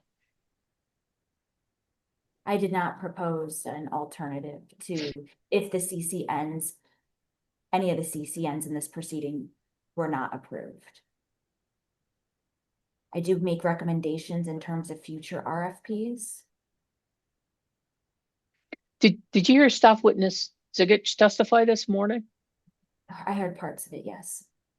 Part of what I took away from Mr. Zigich's testimony is that potentially the planning processes previously utilized, whether it be, I guess, by the company or by the entities that regulate utility regulation and companies, that there needs to be something different that actually, I guess in your spirit of looking at jurisdictional allocations, that perhaps there should be a new look into how resources are planned, chosen, and actually implemented. Did you hear his testimony on that? I did, yes. Are you in agreement, or do you have an opinion on that particular topic?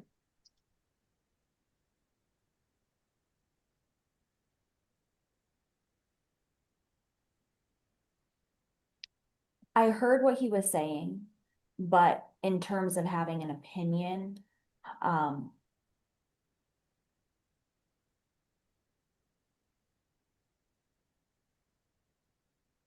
not sure of, the additional resources that are out there as he described. I know he described that, there being a nuclear unit, how that takes 10 years to build. I don't know the cost, the realisticness of some of those abilities to, build those resources. So I think from my position here, SPS had put out an RFP. I've written in my testimony, my concerns with potentially how the RFP was written and presented, and potential refinements for the future. But to have I guess a position on what he had stated earlier, I don't have a viewpoint on that.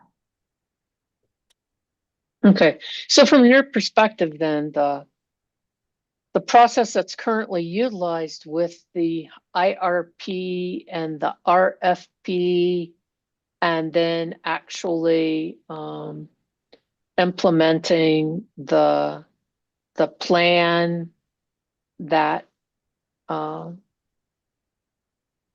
that comes from the IRP, resulting in where we are today with this case, you think it's a appropriate and adequate way to select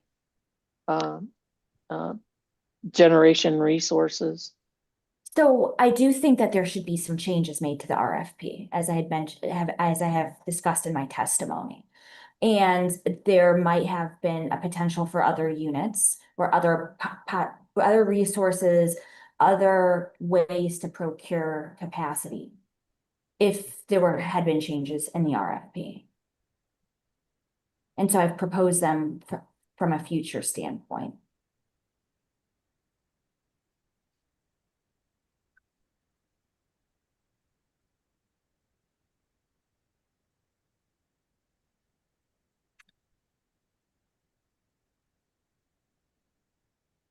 Well, other than your participation in cases like this, do you believe that the IRP and the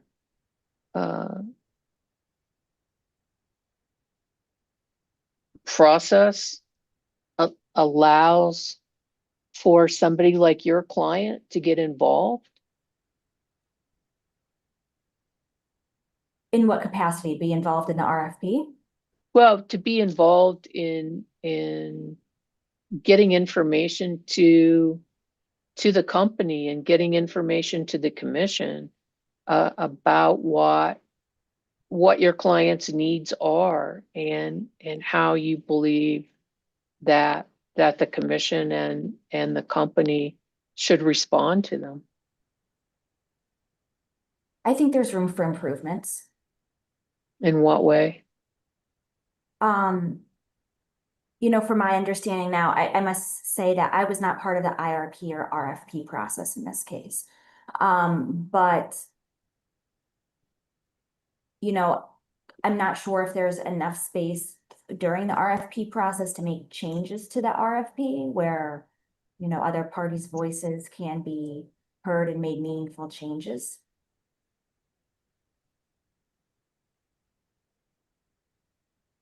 Okay, I mean, I've heard testimony that that with regard to the forecast and the growth expectations. So I've heard testimony about that, and I've heard testimony from the company that, you know, that in that part of the process that they actually utilize documents, certain documents that would be signed, I guess, by your clients, with regard to requests to the company. And then the other way that they hear is that they have these account management personnel and that they stay in contact with presumably the customers, like your clients, to get feedback from them. Are you familiar with that particular process? Not from an SPS perspective, but I've worked for utilities in the past and have understood that there can be some communication between a utility and customers in general, but I'm not familiar with the SPS process. Okay. Very well. Thank you. I appreciate your time.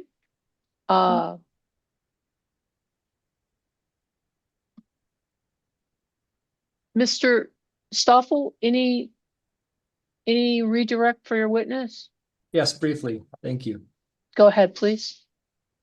Ms. Hashlemoon, the conversation you were just having a little while ago with hearing examiner Hurst regarding jurisdictional allocation, do you recall that?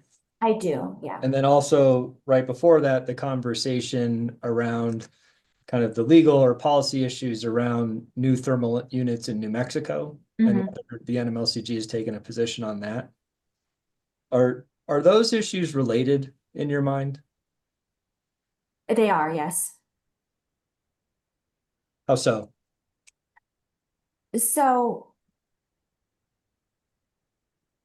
I believe that by deferring the jurisdictional allocation conversation to when the units are being recovered provides an opportunity for the company to be able to look at what policies are in place and how can the resources that SPS has requested in this CCN be allocated to the different jurisdictions based on their respective policies of the various states.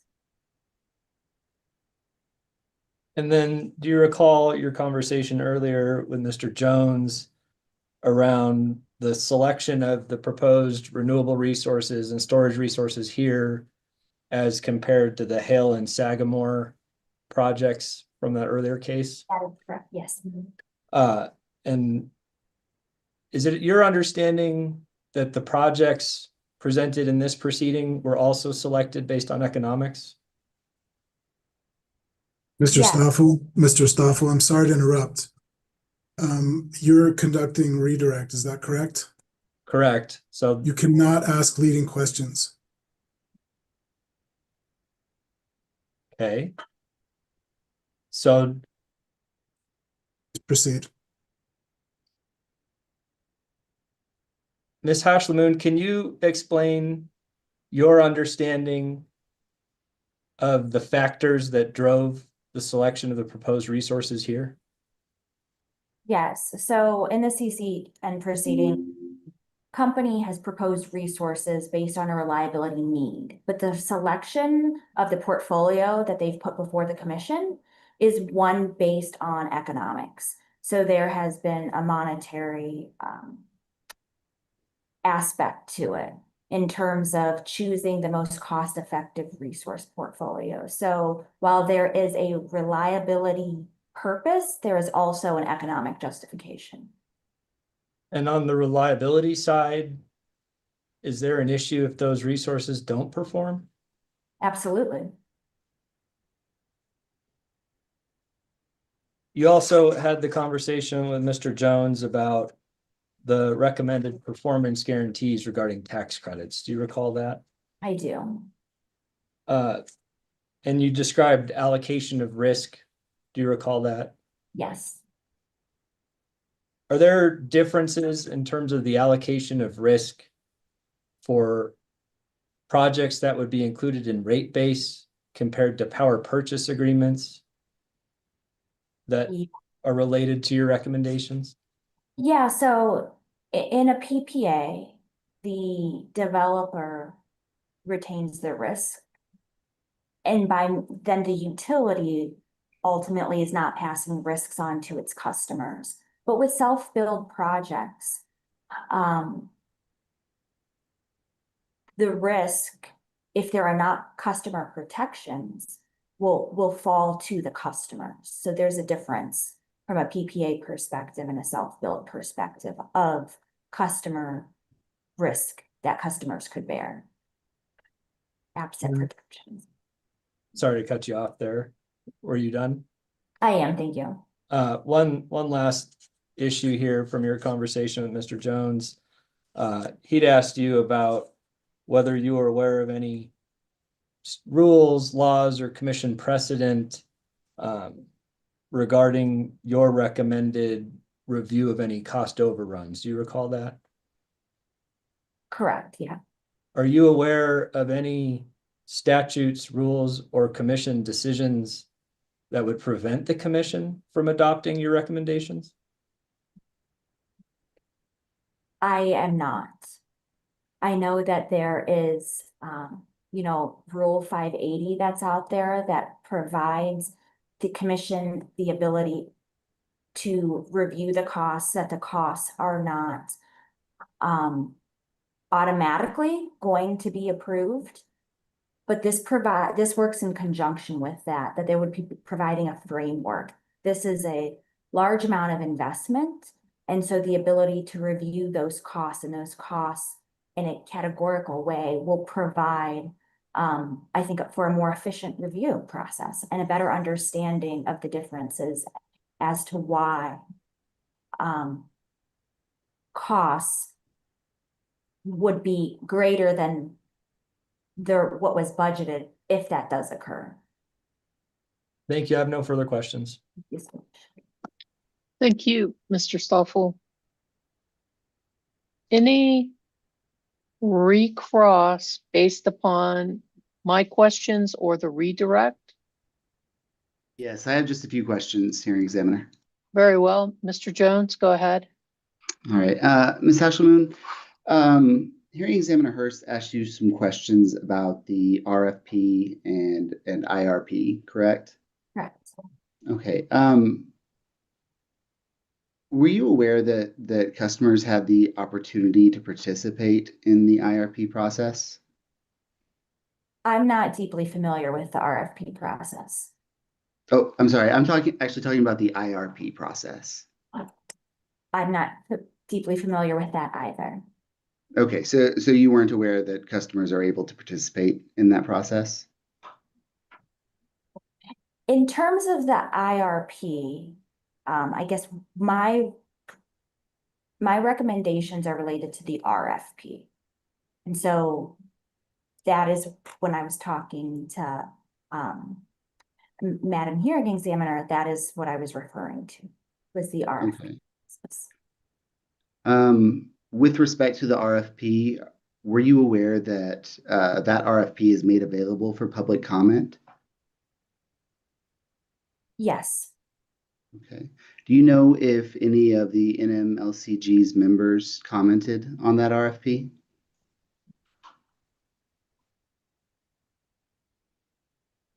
Cannot recall off the top of my head. Okay. Were you also aware that the independent monitor's design report on the RFP is available for public comment?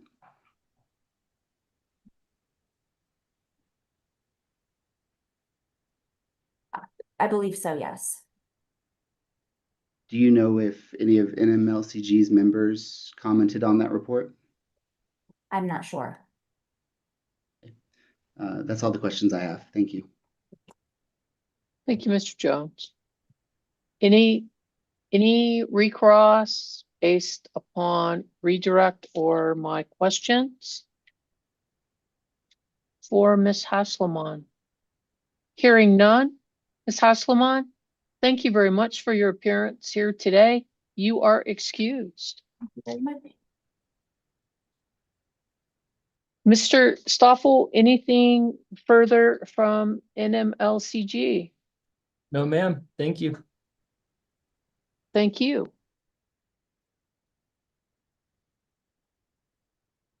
Let's go off the record a second. Mr. Lee, shall we have our break now or one more witness? Now would be great, Judge. All right. Why don't we go back on the record? We'll have our afternoon break. I have that it's 3:33. Let's come back at 3:45 and we'll proceed with our next witness, I believe, which will be OPL's witness, Mr. Lee. Is that right, Mr. McMillan? That's my understanding, Your Honor. Okay, very well. We're recessed until 3:45. Please remember the the YouTube is still on. Thank you.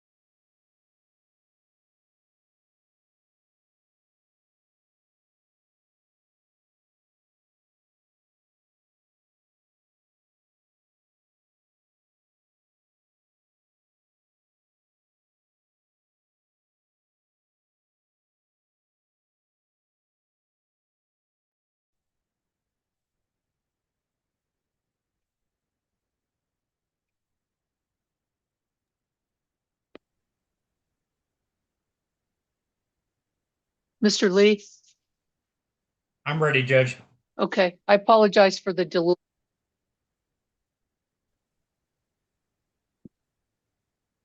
There's something going on with the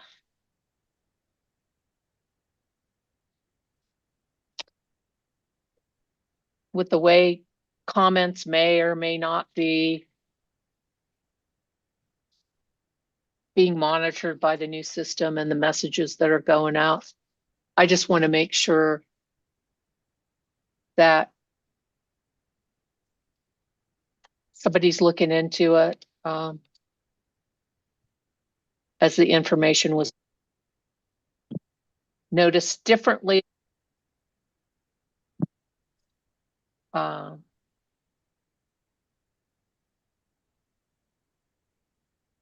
Than what's system that is actually in place now. Okay, very well. We're going to continue with our presentation.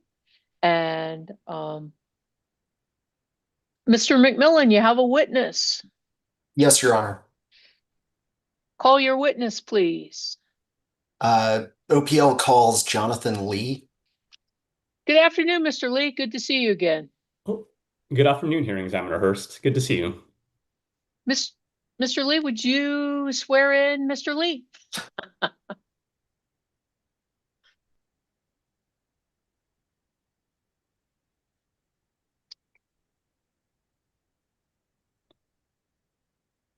Mr. Lee, would you please raise your right hand? Do you solemnly swear the testimony you're about to give in the matter not pending should be the truth, the whole truth, nothing but the truth? I do. Thank you, sir. Go ahead, Mr. McMillan. Good afternoon, Mr. Lee. Could you introduce yourself for the record? Yes, my name is Jonathan Lee. I'm an associate at J. Pollock Incorporated. And did you file testimony in this proceeding? Yes, I did. On whose behalf? I filed testimony on behalf of OPL, Occidental Permian Limited. Mr. Lee, do you have in front of you a copy of what's been marked as OPL Exhibit 1, the direct testimony of Jonathan Lee, and OPL Exhibit 1A, which is the work papers, the native file work papers to your testimony? I do. And so far as you can tell, are the documents that have been marked as OPL Exhibits 1 and 1A true and correct copies of those documents? Yes.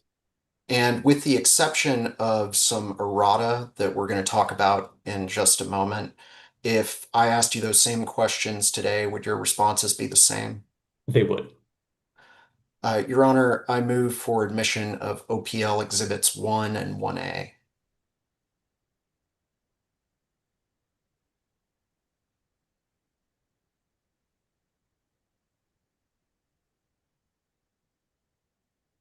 Mr. Lee, you had attachments to your testimony? I did, yes. And did you prepare those, or were those prepared under your direction and control? Yes, they were. Any objection to what has been identified as OPL Exhibit 1? The direct testimony of Mr. Lee as affirmed by him here today. Hearing no objection, OPL Exhibit 1 is admitted. And you also offered OPL Exhibit 1A, Mr. Lee's work papers? That's correct, Your Honor. They're the native files for his exhibits, and they also contain the calculations of the ones where that's relevant. Very well. Any objection to OPL Exhibit 1A, Mr. Lee's work papers as identified by him here today? Hearing no objection, OPL Exhibit 1A is admitted. Mr. McMillan? Yes, ma'am. Mr. Lee, do you also have a copy of OPL Exhibit 3, which is an errata to your direct testimony? I do. 3 or 2? It's 3, Your Honor. 2 we'll get to in a moment. That's the Okay. Excel file I was talking with Mr. Gable about. Okay, so this is OPL 3.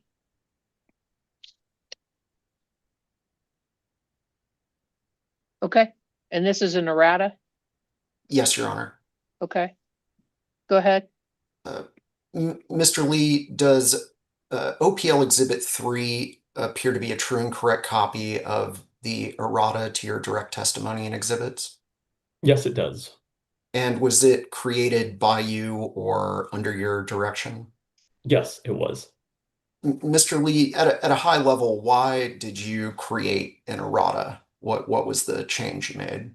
Yes. So after reviewing SPS's rebuttal testimony, I identified a few additional combustion turbine plants that I had not identified in my initial screen of the S&P platform for relevant combustion turbine projects. As a result, I filed errata to include those plants matching my criteria in my updated table. And are the pages that have changes in your errata and your errata exhibits, are those marked as errata? Yes. Your Honor, I offer OPL Exhibit 3.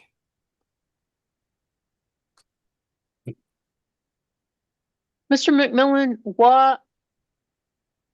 I have a pretty strict definition of what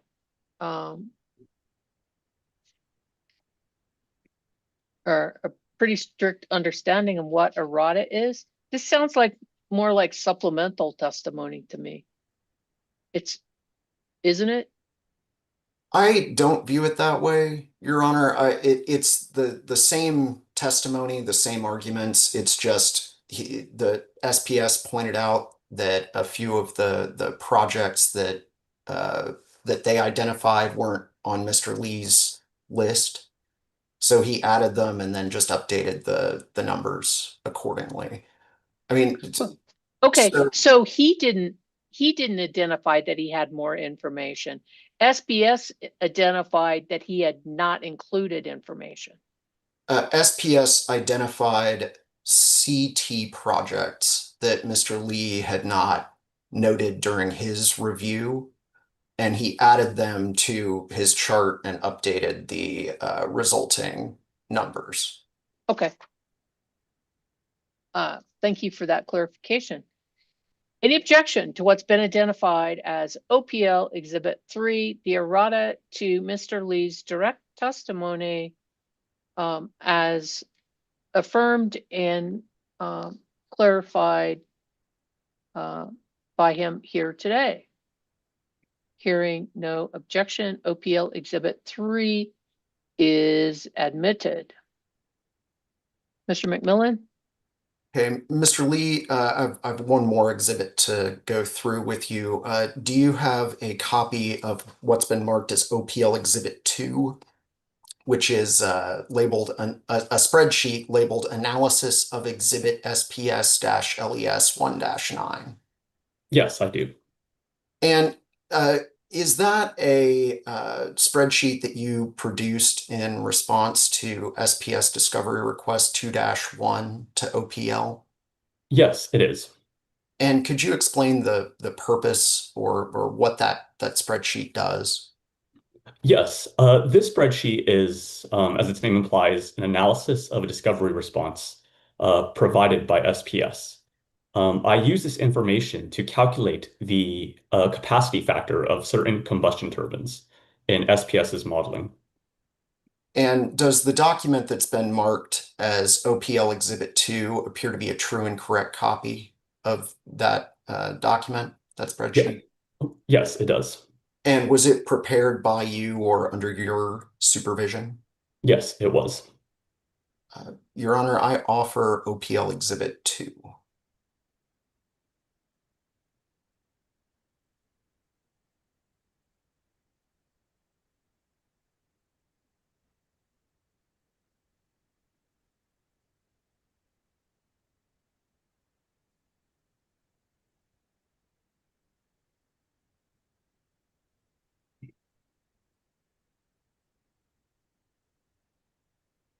So, so Mr. Lee, this is your analysis.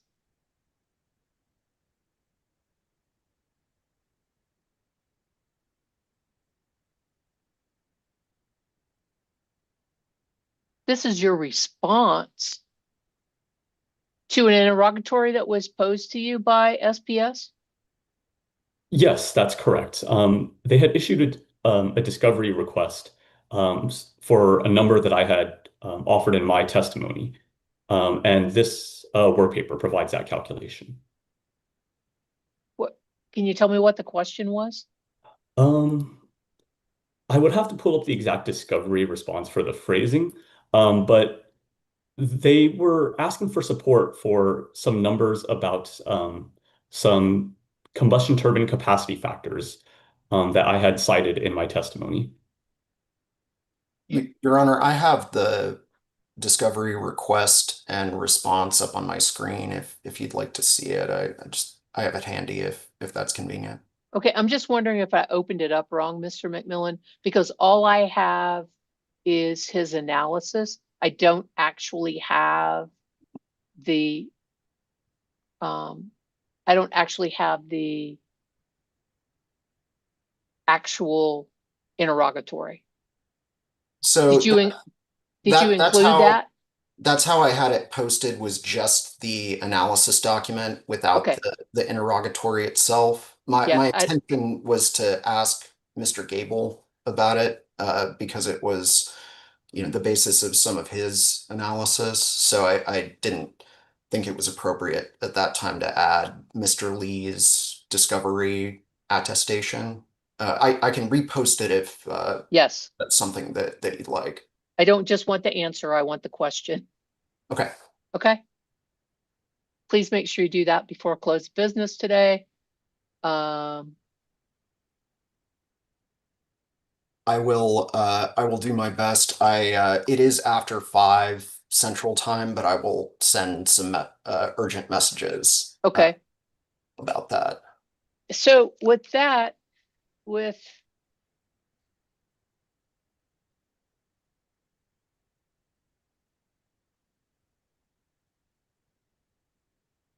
tell me what the question is, Mr. McMillan.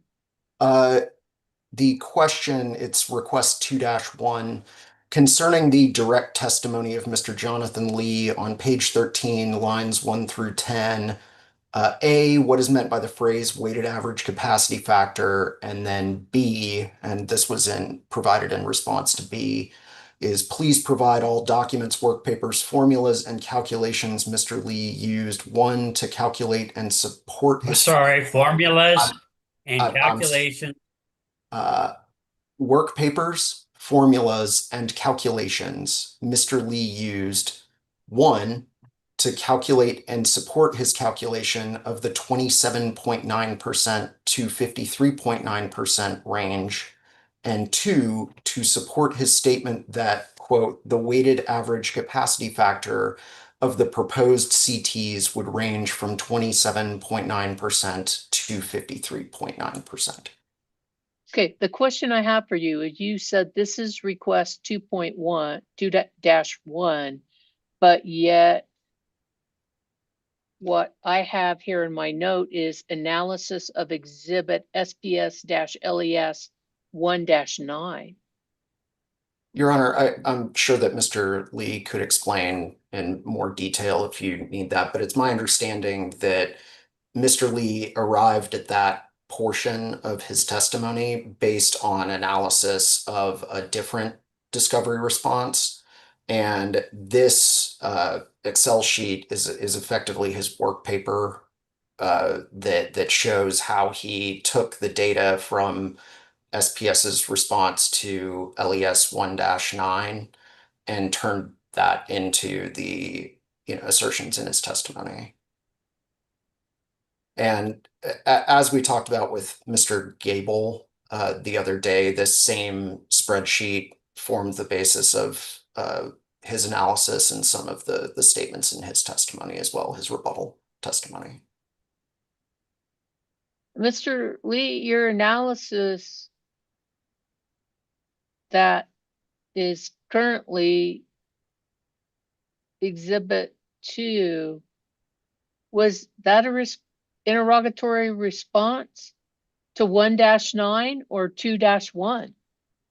I apologize for the confusing nomenclature, but the base document that I based my analysis on was originally provided in response by SPS in response to LAS 19. So I used that model that was provided in that response to prepare these calculations that were just described and are the subject of SPS's response to OPL in its second set, request number 1.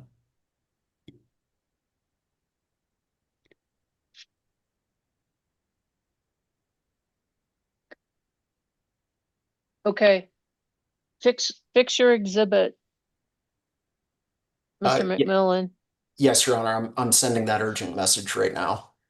Any objection to OPL Exhibit 2, an analysis, Mr. Lee's analysis of Exhibit SPS-LES 1-9 and its resulting connection to request 2-1 as clarified by Mr. Lee to be introduced once the actual interrogatory question is attached to Exhibit 2. Hearing no objection, OPL Exhibit 2 is admitted conditionally Examiner. upon complying. What? Mr. Apologies, Jones? I was muted. Yes, I just want to confirm with Mr. McMillan and Mr. Lee, the work paper that he is producing as, or offering as Exhibit 2 was the same as his response to SPS RFI 2-1. Did I understand that correctly? It was produced in response to SPS RFI 2-1B is Understood. where this spreadsheet comes from. Thank you. Okay. Clarified for you, Mr. Jones? Yes, ma'am. Okay. Any objection? Hearing none. Again, OPL 2, as described, will be conditionally admitted subsequent to it being put in the Dropbox and hearing no objection. Mr. McMillan? With that, Your Honor, I present Mr. Lee for cross-examination. Very well. I believe that the only party to have reserved any cross-examination time for Mr. Lee is SPS. Mr. Jones, I believe you have 30 minutes reserved. Go ahead, sir. Okay, thank you, hearing examiner. Good afternoon, Mr. Lee. Good afternoon, Mr. Jones. It's good to meet you. Good to meet you too. So I'm going to ask you some questions. First, I want to start with just some basics. You're testifying for OPL, correct? That is correct. And OPL is a large retail customer of SPS's. Is that right? That is right. Can you describe OPL's business and operations? Yeah. OPL extracts and refines oil, largely in New Mexico and Texas. Okay, and they operate in southeastern New Mexico, correct? That is correct. And also in West Texas? Yes, that's correct. And OPL has not disputed SPS's load forecast in this proceeding, have they? No. And in fact, your testimony actually acknowledges, quote, urgent need for additional generation, right? Yes. Okay. I want to talk about your testimony regarding the bid process for the 2024 RFP. And more specifically about your comments on the expedited resource adequacy study process. You testified that SPS could have taken advantage of the ARIS process to meet its 2030 capacity need, right? I did. I'm I sorry, noted could have taken advantage, excuse me, could have taken advantage of the ARIS, ARIS ERAS. ARIS process. Go ahead. Okay. Of the ARIS process to meet its 2030 capacity need, correct? Yes, I identified it as just one option that was available for expediting approval of a resource. And you also describe the ARIS process on page 11 of your testimony, right? Sorry, I'm just checking that that we have the right reference. But yes, I do reference it there. Okay. And as you explained there, ARIS allowed projects to bypass the standard DICES interconnection queue, correct?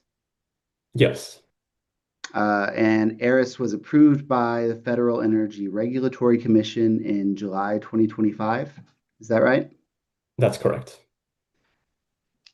And then ARIS projects had to be nominated between September 2nd and October 2nd, 2025, right? That's correct. And you also explained that generation interconnection agreements for ARIS projects are expected beginning on March 20th, 2026, right? That is correct. Okay. Are you aware that the 2024 RFP was issued on July 22nd, 2024? Yes, generally. I forget the exact date, but that time frame sounds correct to my understanding. Okay. And that would have been about 1 year before ARIS was approved by the FERC, right? That is correct. Are you also aware that the deadline for 2024 RFP submissions was January 3rd, 2025? Yes. Okay. And again, that would have been about 6 months, give or take, before ARIS was approved, right? That is correct. So isn't it true that any actionable bids in the 2024 RFP would have had to be submitted at least 6 months before ARIS was approved? That is correct. But the intention there was to point out that had a bid been approved or been developed, it could have been fast-tracked once it was in the pipeline to have reached a commercial operation date before 2030, if that was in fact the constraining factor.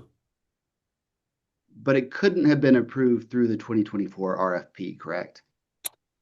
No, And the projects that we're talking about in this case are the 2024 RFP projects, right? that is correct. Okay.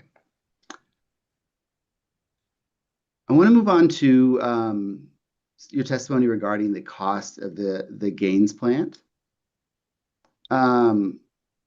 Now, attachment JL5 to your testimony originally included a comparison of 8 different CT projects, correct?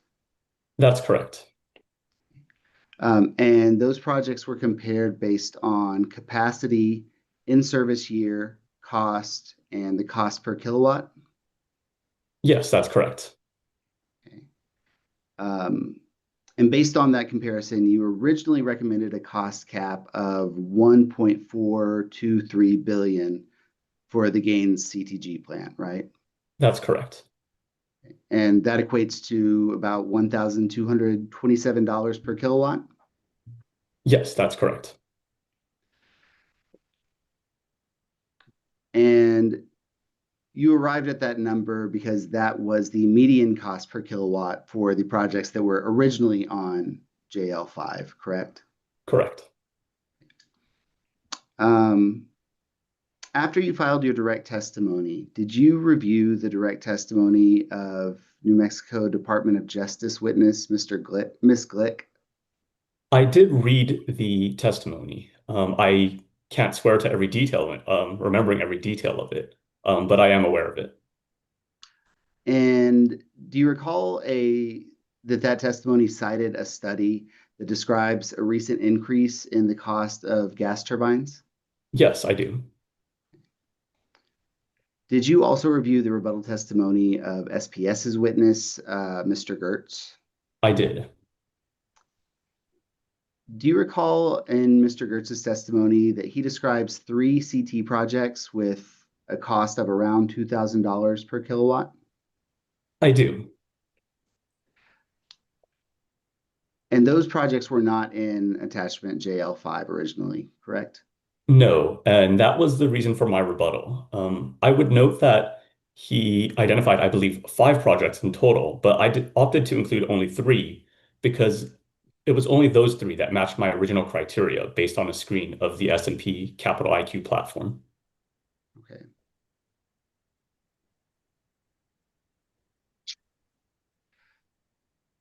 And so once you added those projects to through your errata to attachment JL5, the median cost per kilowatt increased from $1,227 to $1,515, right? That is correct. Okay. Now, in Discovery, SPS requested the work papers that you used to create the original attachment JL5. Do you recall that? I do. And did you reproduce all of the responsive documents? I believe I provided the responsive documents for the original version of the exhibit. Okay, yep. So do you have access to the document that's been marked as SPS Exhibit 38? Not directly. If you can describe that, I can try to track down a copy. So I can describe it, or I'm happy to share my screen if that's helpful. That would be helpful.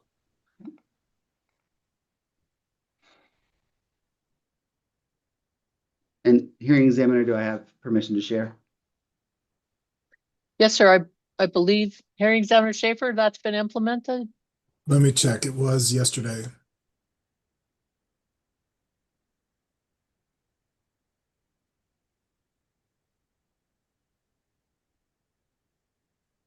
You may proceed, Mr. Jones. Thank you. Thank you.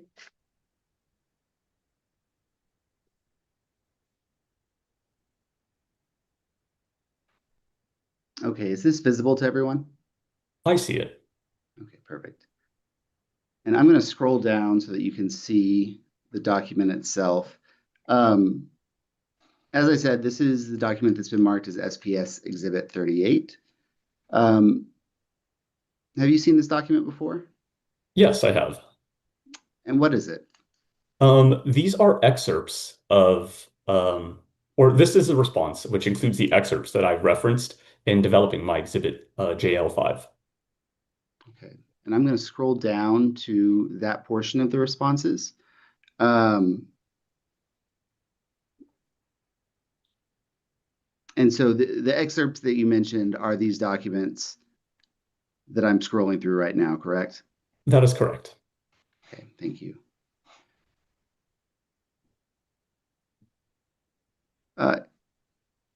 Hearing examiner, I would move for the admission of SPS Exhibit 38 into evidence.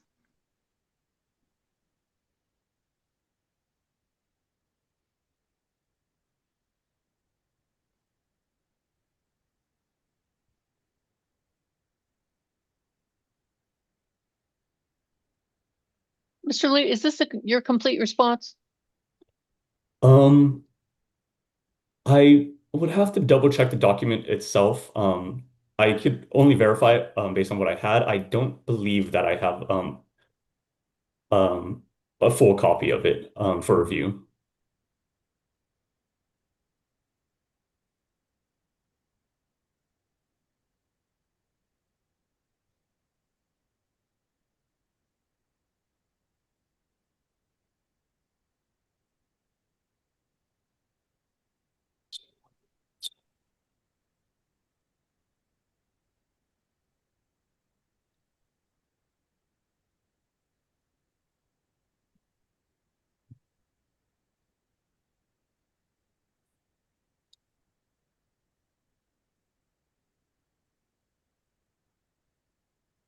So which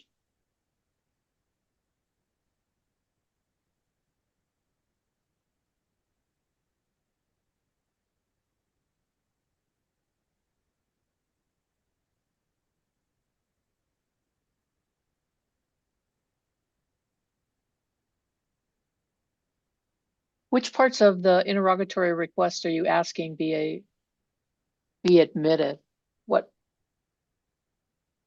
So in hearing SPS examiner, 38?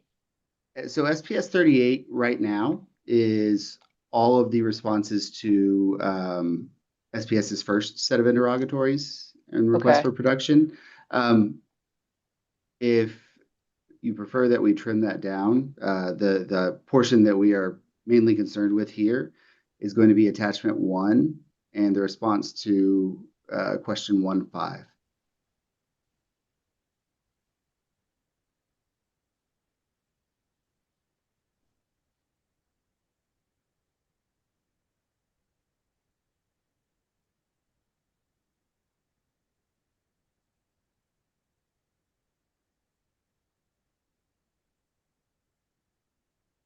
Okay, 1-5 has a response, and Mr. Lee refers to OPL attachment 1.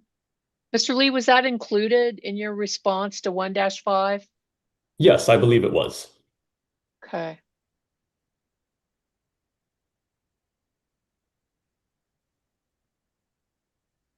Because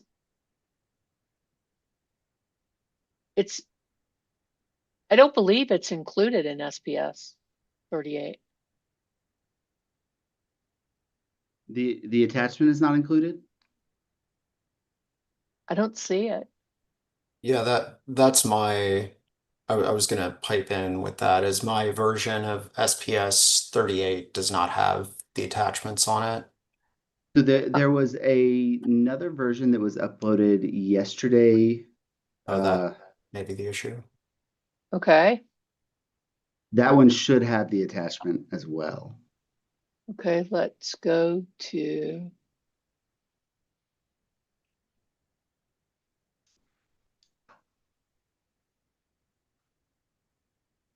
Is that in the yesterday. Dropbox, Mr. Jones? I'm sorry, hearing examiner Schaefer? I said I have that in the Dropbox, the updated Exhibit 38. Thank you. And what time Does it was have that the uploaded? attachment? Yes.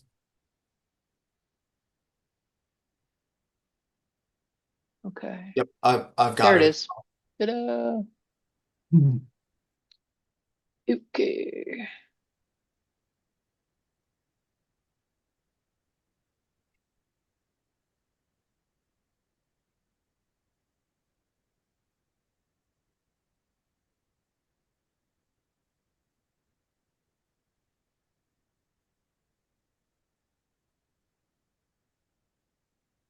$70,000. So, and we approved it 70,000.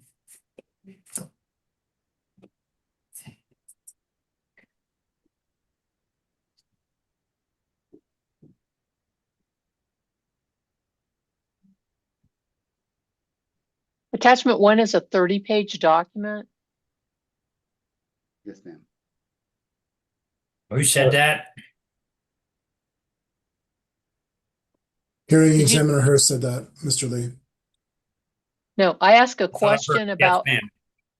whether I'm sorry, the that was attachment me, Jared Jones. attachment 1 is a 30-page document that purports to be an application from a different jurisdiction. Is that right? Yes. So attachment 1 are the work papers that SPS requested from OPL, and it contains excerpts that form the basis of his attachment JL5.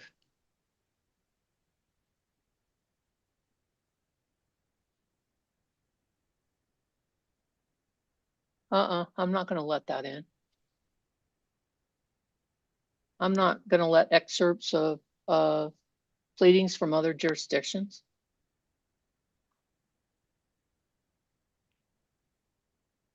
Inadmissible hearsay, Mr. Jones. Denied. Move on. Yes, ma'am.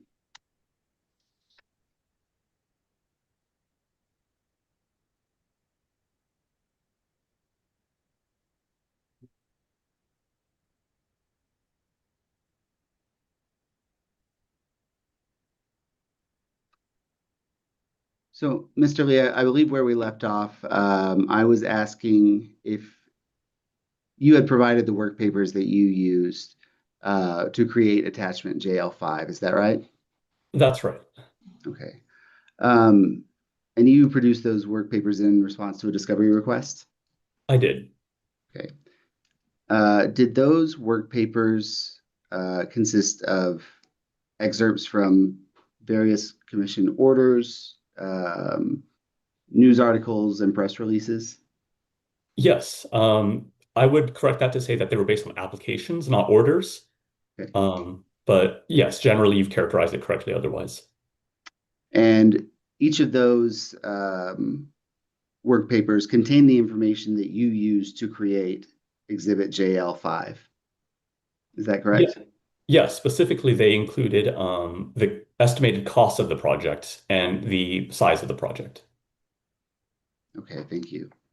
Now, based on my review of those work papers, it appears that all of the projects included in that attachment were either announced, filed, or approved around 2024 or 2025. Is that right?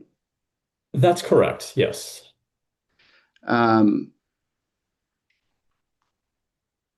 And attachment JL5 shows in-service dates of 2027 or later for all of the projects that are listed, right?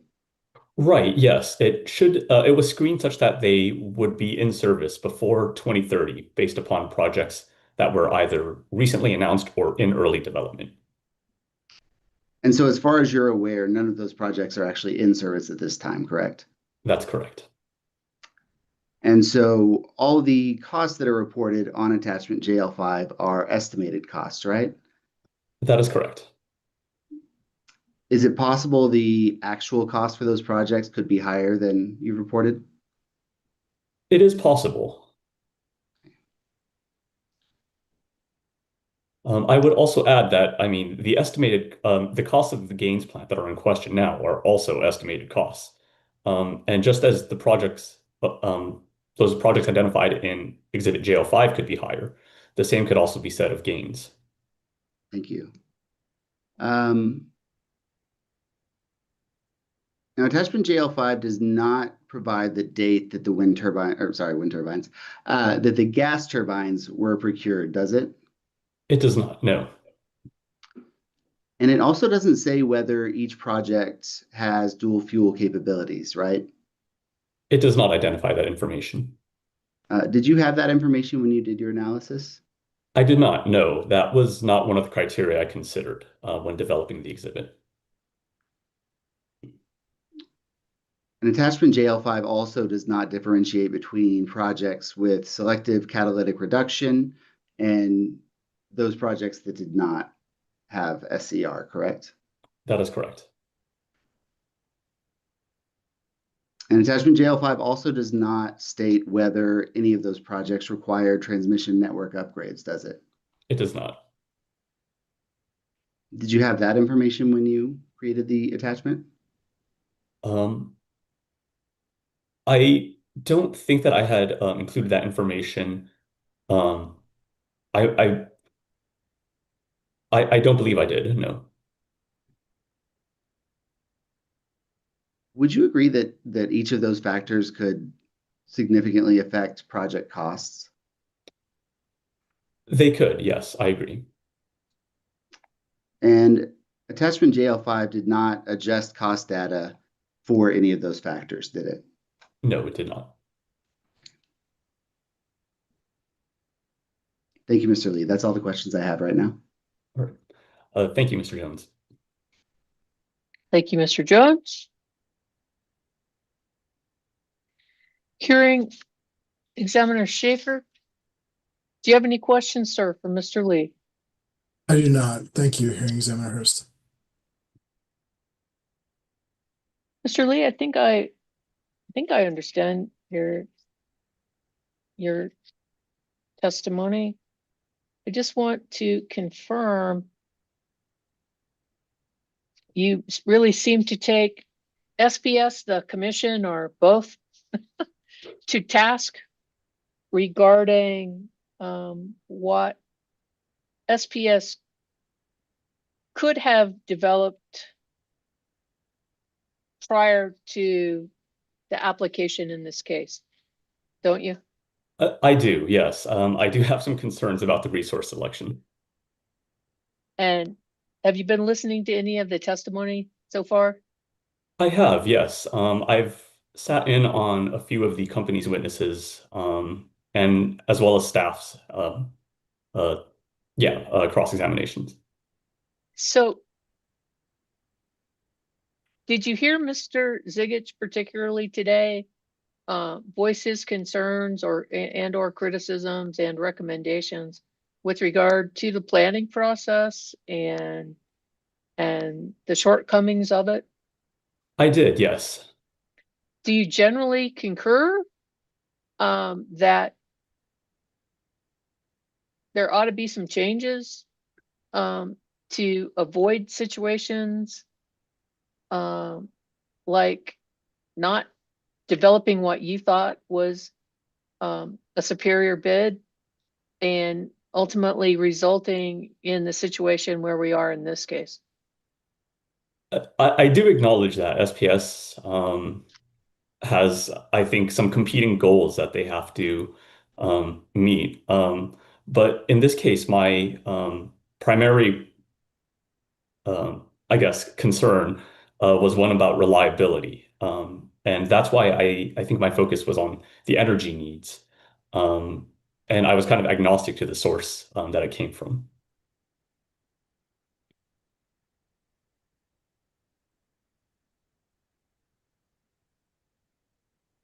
While acknowledging that they could have made potentially a superior resource selection that they didn't do,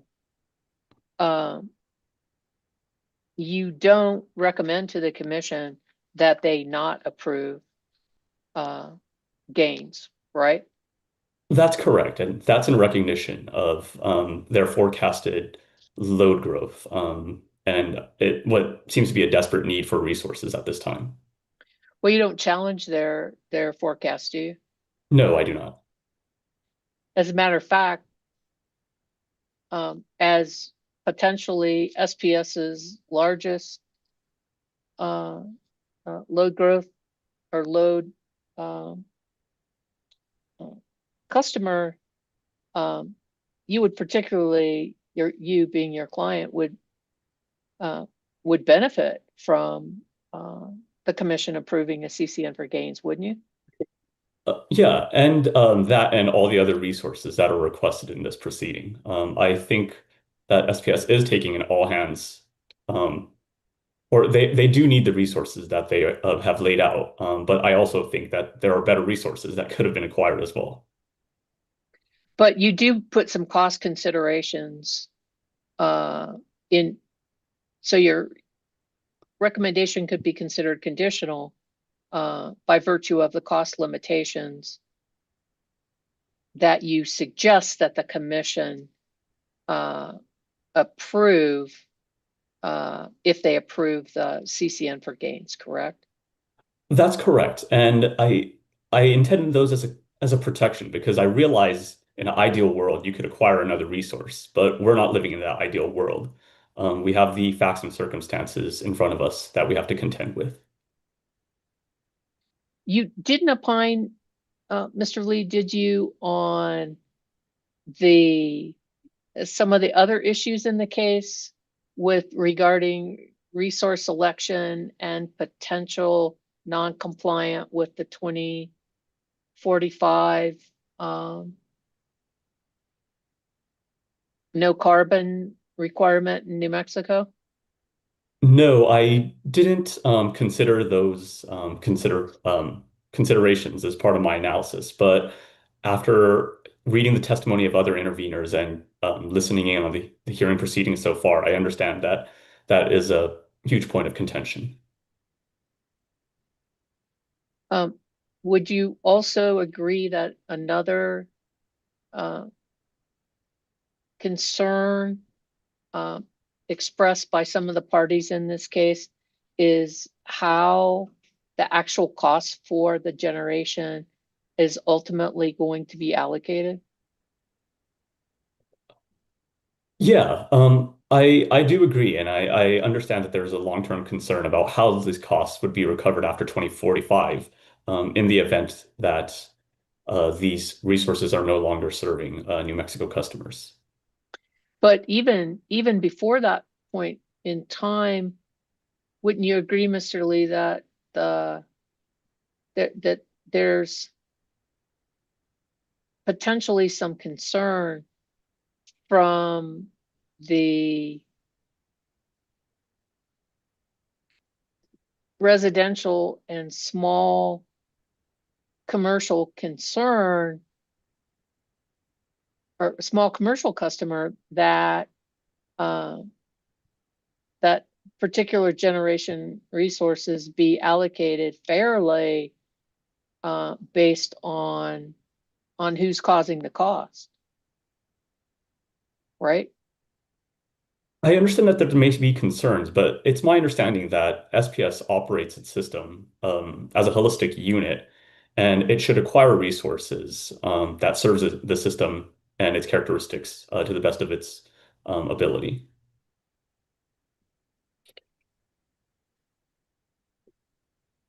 Okay. Very well, sir. I appreciate your time, Mr. Lee. Thank you. All Mr. right. McMillan, any redirect for your witness? Yes, very briefly, Your Honor. Go ahead. First, before I forget, the remainder of Exhibit 2 has been uploaded to the Dropbox. So the way that they submitted it, there is a PDF that is labeled OPL Exhibit Number 2, OPL Response to SPS 2-1. And then I left Okay. the original OPL Exhibit 2, which has the spreadsheet, because it wasn't possible to have both the spreadsheet and the PDF merged together while keeping the native file of the spreadsheet. Does that work for Your Honor? Mr. Lee, is that clear that we're going to take OPL exhibit number 2 PDF that was just uploaded to the Dropbox along with the original OPL exhibit 2? Can I go off the record, Judge? Yes, sir. So I can speak. So what that means is we're going to have 2 OPL Exhibit 2s. Yeah, that's going to be confusing, isn't it? You can have as many as you want, but We don't like one it perhaps though. I would Yeah. suggest 2 and 2A or something. Yeah, I did ask But for 2 and 2A, and apparently it got posted as 2 rather than 2A. Okay, have them redo it as Redo it 2A as 2A, got it. for clarity we're purposes still for off the the record, record. Judge. Okay, yeah, Okay, very well. go ahead. Let's go back on the record, and after discussion and being given direction by our court reporter, the download is going to be numbered 2A. So when that gets done, then we'll have 2 and 2A. Anything further, Mr. McMillan? Yes, Your Honor, briefly, and Okay, go have ahead. I have issued that instruction about reposting 2A. Thank you. Okay. Mr. Lee, Mr. Jones asked you about whether projects that used the SPP eras process could have been approved through the 2024 RFP process. Do you remember him asking you about that? Yes, I do. Are you aware of whether the commission's rules that control IRPs and RFPs allow for utilities like SPS to request variances? Generally, I'm aware. And do you know whether and not asking for a legal opinion, just your understanding based on your experience. Do you know whether SPS could have requested a variance from the RFP process to capitalize on the ERAS process at SPP? Yes, I believe that's possible. In fact, I believe that SPS requested or to file its IRP early in anticipation of increased load growth. So I wanted to move on just briefly. And do you recall hearings examiner Hurst asking you about the benefits that large customers like OPL might see from the installation of this new generation? I did, yes. Now, in your opinion, is it important for the benefits of new generation to be weighed against the cost of that new generation? Yes, yeah. And in your testimony that you filed in this case, what was your recommended approach for aligning the benefits and the costs of the Gaines facility? Sorry, I'm not sure I understand the question. Well, Mr. Lee, in your testimony, you recommend certain, changes to cost recovery for Gaines, be it in fuel or in a cost cap. Uh, were those recommendations your way of trying to even out the costs and benefits of the Gaines facility for customers? Yes, essentially my recommendations were to hold customers harmless and to put them in a position where they would be paying for the cost of a combined cycle, which would have been a more appropriate resource for serving a high load factor system like SPS's. That's all I had on redirect for Mr. Lee, Your Honor. Very well. Thank you, Mr. McMillan. Any recross based upon the redirect or my questions to Mr. Lee? Mr. Harris? Good afternoon, Mr. Lee. My name is Brian Harris. I'm with the New Mexico Department of Justice. And my client in this case is the ratepayer interest and the small business user. A few minutes ago, you testified that your understanding of the SPS grid was that it was holistic. Do you remember that? I do, yes. Could you expand on that? Excuse me. Could you expand on that notion a little bit more, please? Yeah, I just was that statement was just to I guess just to lay out that SPS, like all utilities, plans its system as one whole, and it may have a diverse customer base. And as a result, the resources that it acquires serves all of its customers. Okay, and given the fact that they serve all their customers, how would you apply the cost causation principle, i.e., the parties that cause the cost should pay for it? How would you apply that in this situation? Yeah, in this situation, I would. Objection, Your Honor, relevant. The scope of this CCN proceeding doesn't include rate making. That's a topic for a later proceeding. Mr. Harris? Madam Hearing Examiner, I believed you brought up the issue when you asked about causing the cost. I did generally ask him about whether or not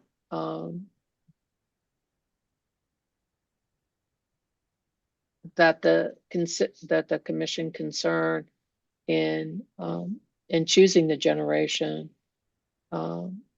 related or whether or not there was a concern about the cost causer. So to that extent, Mr. Harris, I will overrule the objection and allow the witness to answer the first part of your question.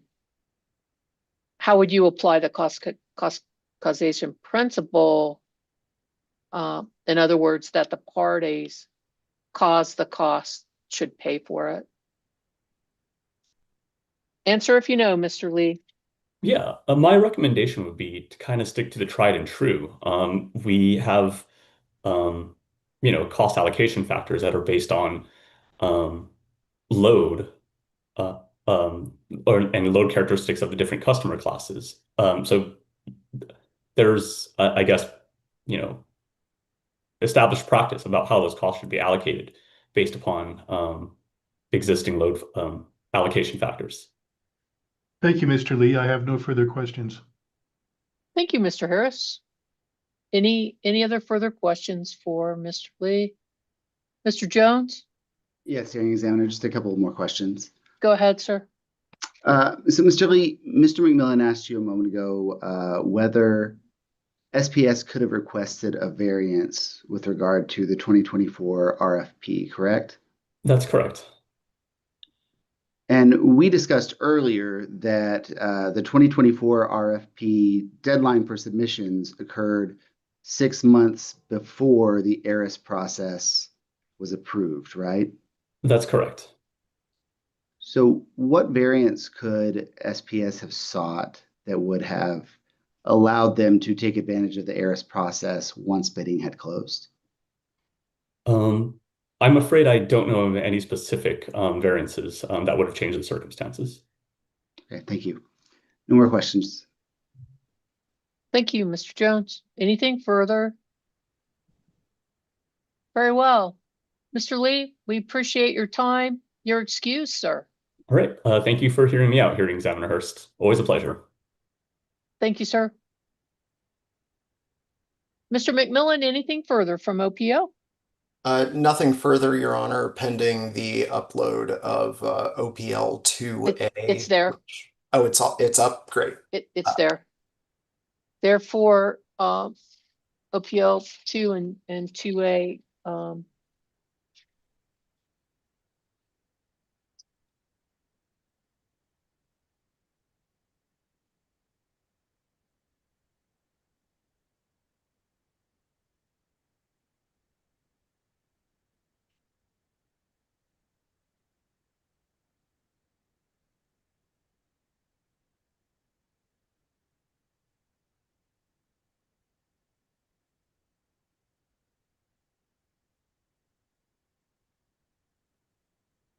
are admitted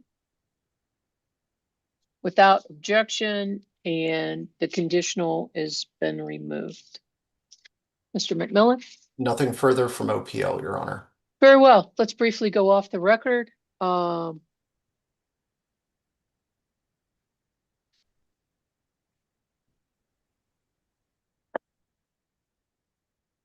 Seems like now might be the appropriate time to hear from the WRA witness.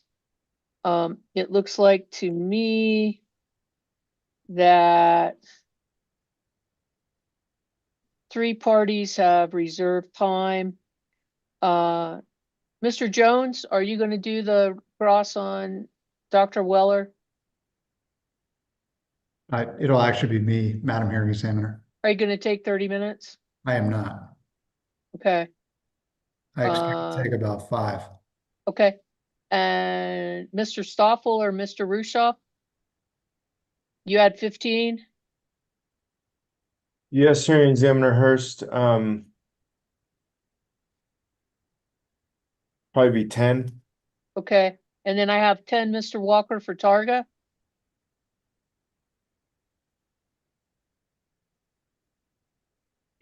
Yes, Your Honor, that's right. Okay. All right. Unless there's any objection, I think we should go ahead and hear from this witness, and she has previous, or not previous, but since she's going to be unavailable in the morning. And we have 1, 2.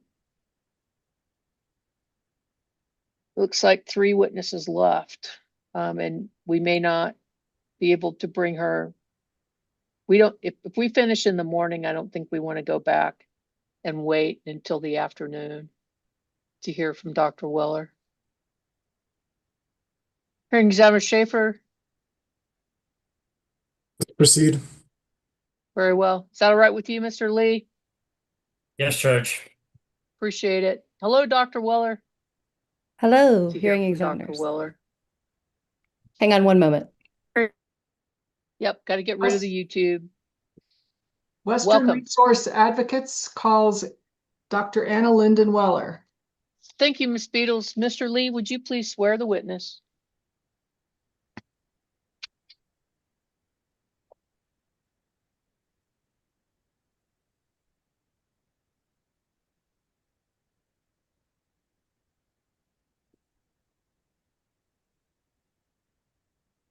Dr. Weller, would you please raise your right hand? You solemnly swear the testimony you're about to give in the matter now, pending shall be the truth, the whole truth, nothing but the truth. I do. Thank you. Thank you, Mr. Lee. Go ahead, Ms. Beatles.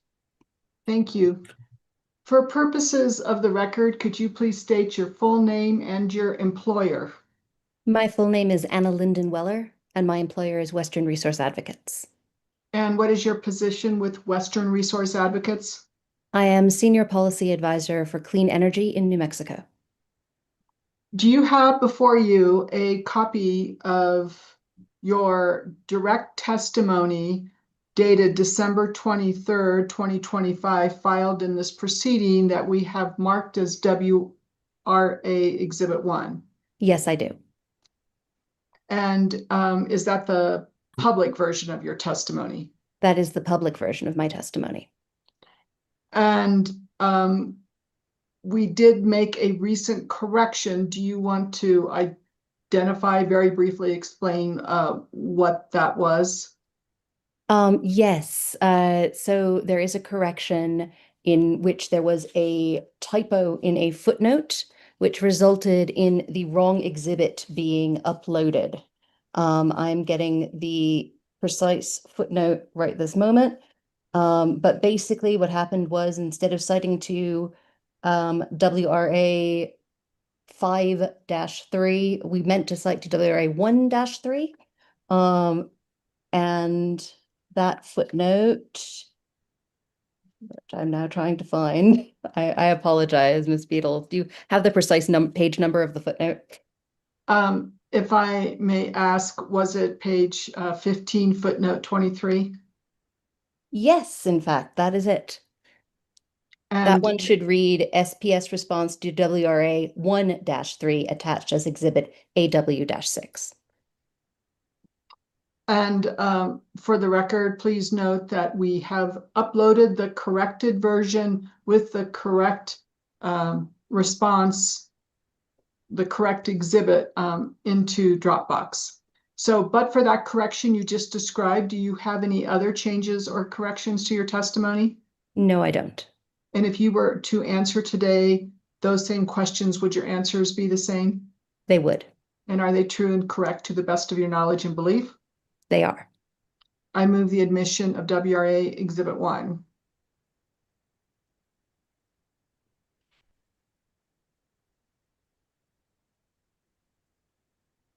Dr. Weller, did you have attachments? Yes, I did.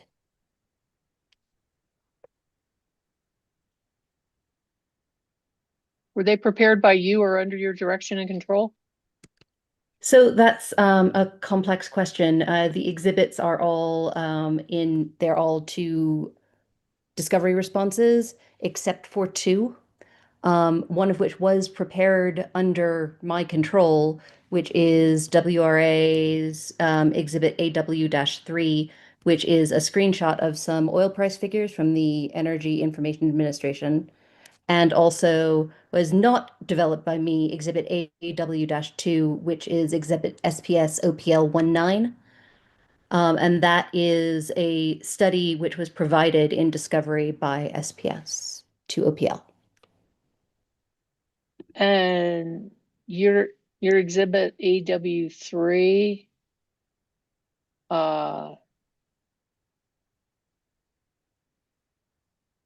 for what purpose did you take a Essentially- screenshot of some pictures off the internet? Well, they're not just pictures off the internet, Madam Hearing Examiner. They are from the Energy Information Administration, and they're provided for ease of reference. Essentially, they were the spot prices for oil at the Brent oil price hub on the day in December that I was preparing my testimony. And I wanted those who read my testimony to be able to see what I was working from. And for the record, clarify what the EIA is. The U.S. Energy Information Administration, which is a arm of the U.S. government that provides statistics about energy for all forms of energy nationwide. And with regard to your exhibits AW-2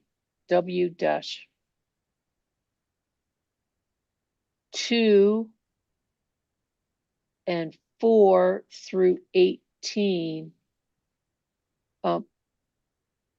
do those responses include the complete response to the identified interrogatory response? I believe they do, yes. And it looks like that your exhibit AW9 is marked as confidential. Yes, that is a confidential exhibit. And it is not attached, then, is it? Not to the public version of my testimony, no.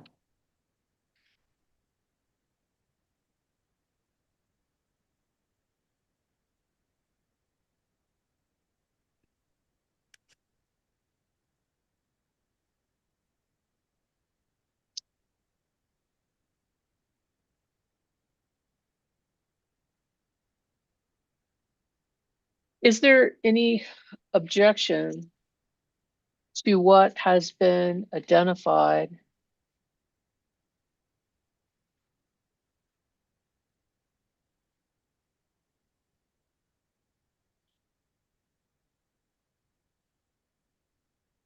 as WRA Exhibit 1, the corrected direct testimony of Dr. Weller as corrected and affirmed by her here today? Hearing no objection, WRA Exhibit 1 is admitted. Ms. Beatles? Thank you. I also move the admission of WRA Exhibit 2, which is the confidential version that was separately emailed to you and served on the parties. It contains an unredacted page 15 and it contains AW-9, and I move the admission of that WRA Exhibit 2.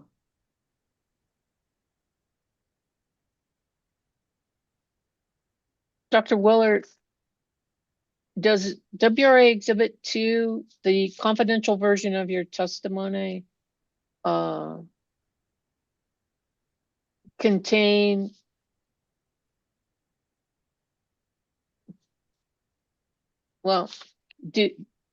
is it the same testimony that you just affirmed and corrected in WRA Exhibit 1? Yes, it is, Madam Hearing Examiner. Okay. Except it has some confidential numbers in it and a confidential attachment. Is that correct? That is correct. Okay. Any objection to what's been identified as WRA Exhibit 2, the confidential version of Dr. Weller's testimony? Hearing no objection, WRA Exhibit 2 is admitted. Ms. Beatles? I now pass the witness for cross-examination and questions from the bench. Thank you. Thank you. I believe that the first party to request time for cross-examination of Dr. Weller is SPS. And I forgot who popped up on that. It was Mr. me. Larson, there you are. Yes, ma'am. Go ahead, sir. Thank you. Good afternoon, Dr. Weller.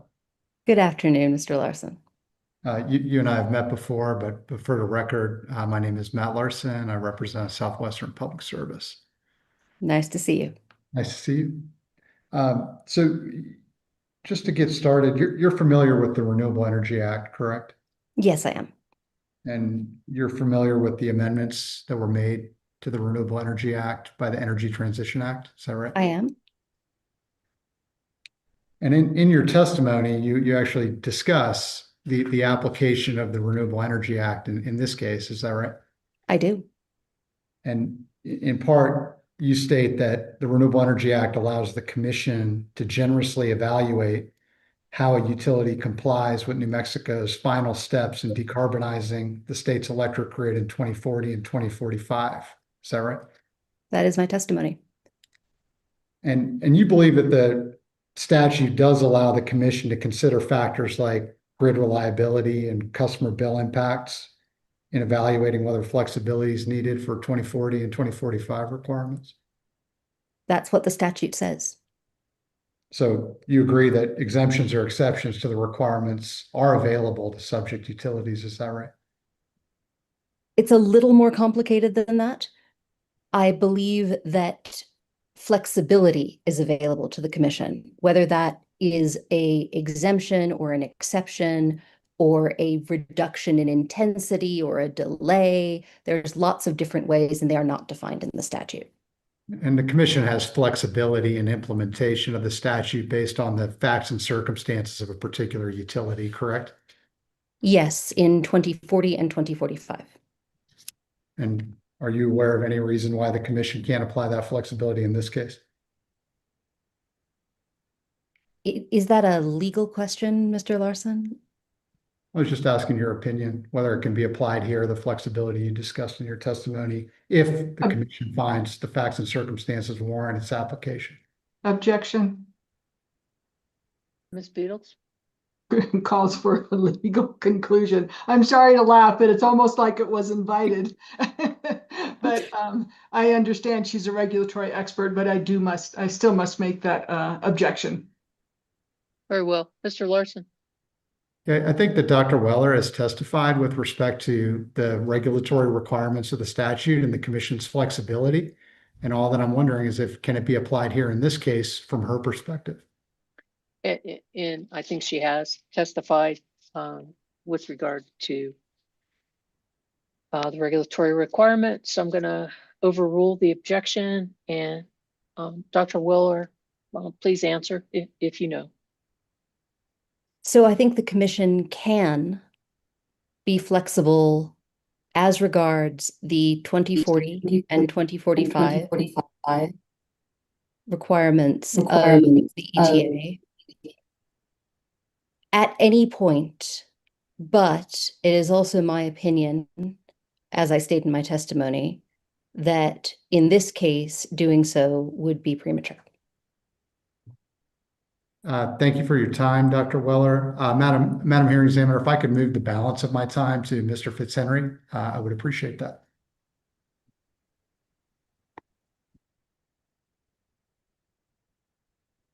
Okay, you used all of 3 minutes.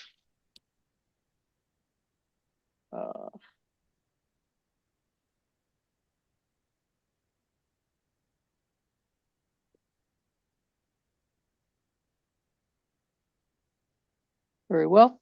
I believe the next questioner to reserve time was NMLCG. Yes, thank you. Mr. Rushoff. Go ahead, sir.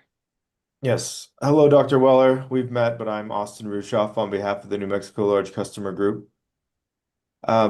Just a few minutes of questions for you today. So to start, your title is WRA's Senior Policy Advisor for Clean Energy in New Mexico. Is that correct? That is. Okay. And in your role with WRA, do you have the opportunity to work in proceedings or activities with other New Mexico agencies other than the Public Regulation Commission?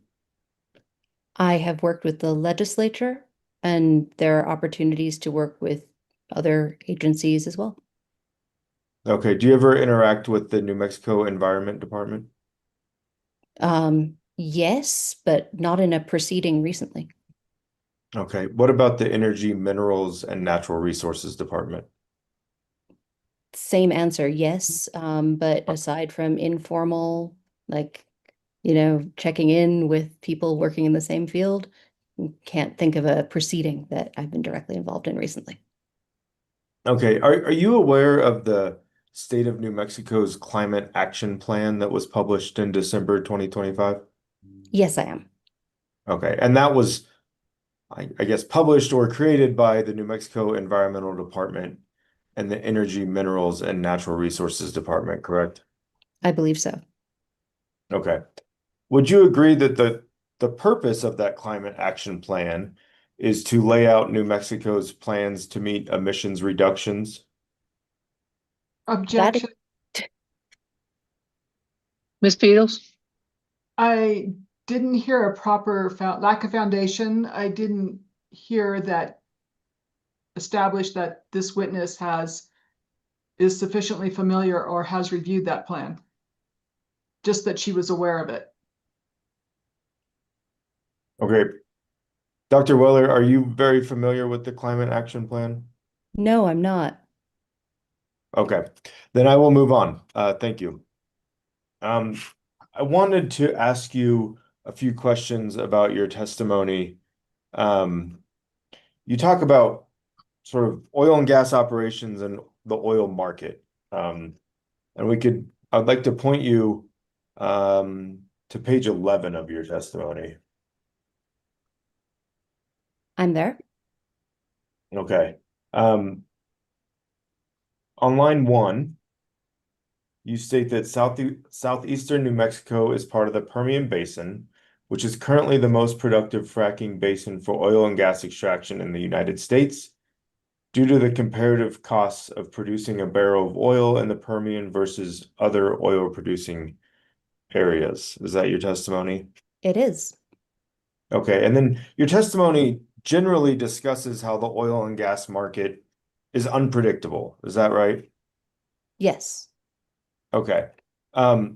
Following your testimony there that we just repeated about the Permian Basin, the next paragraph there on line 8, you state that, however, the Permian is not immune to the overall global slowdown in oil demand. It is subject to price pressures and economic constraints. Is that right? That's my testimony. Okay.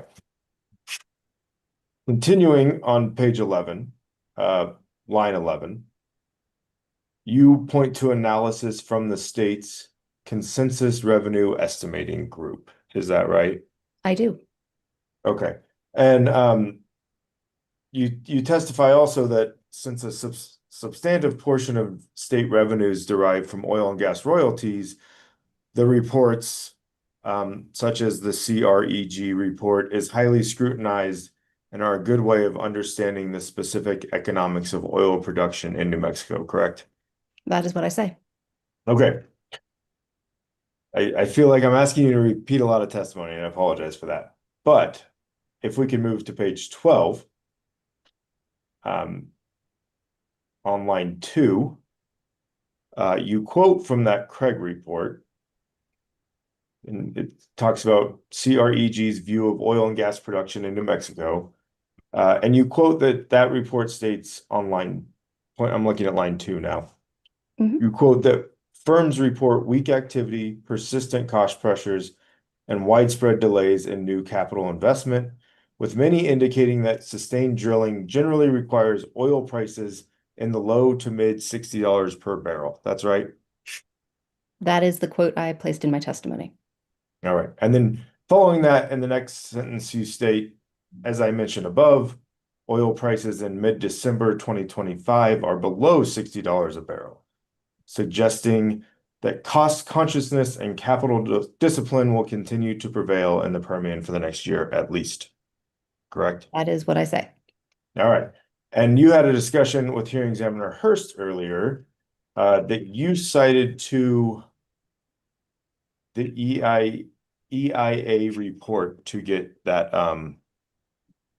that price of oil figure. Is that right? It's not a report. I cited to the published oil price figures on the EIA website, which is my usual way to discover what oil price averages are for a given month in the past. Okay. And you stated when you did that in December that it was below $60 a barrel, correct? Yes, Do you regularly check the EIA prices of oil?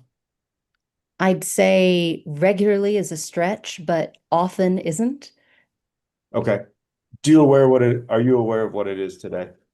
I am unfortunately not today. Okay. Well, I would represent to you that it's $62.04 today, according to the source that you cited. Would you agree with me that according to that Craig report that you cited to earlier, at a price of $62 a barrel, that would support sustained drilling in the Permian? Is that right? According to that report, that would seem to make sense. Okay. Regardless of sort of day-to-day or month-to-month fluctuation in oil prices, your testimony is that oil and gas companies are subject to cost pressures, correct? Yes. Yes, and electricity prices are one of those cost pressures. Is that right? Yes, amongst others. Okay. Did you do any analysis about the costs to oil and gas producers to electrify their operations with grid power versus running on-site generation?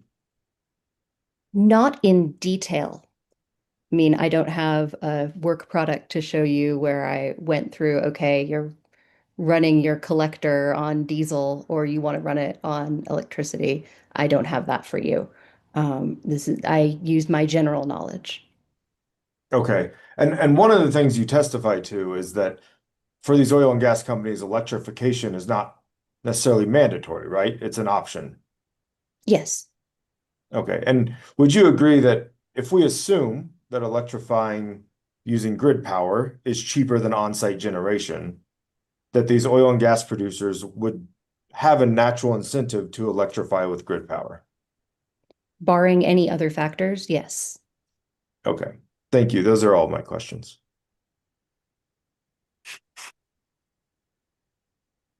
Thank you, Mr. Rushoff.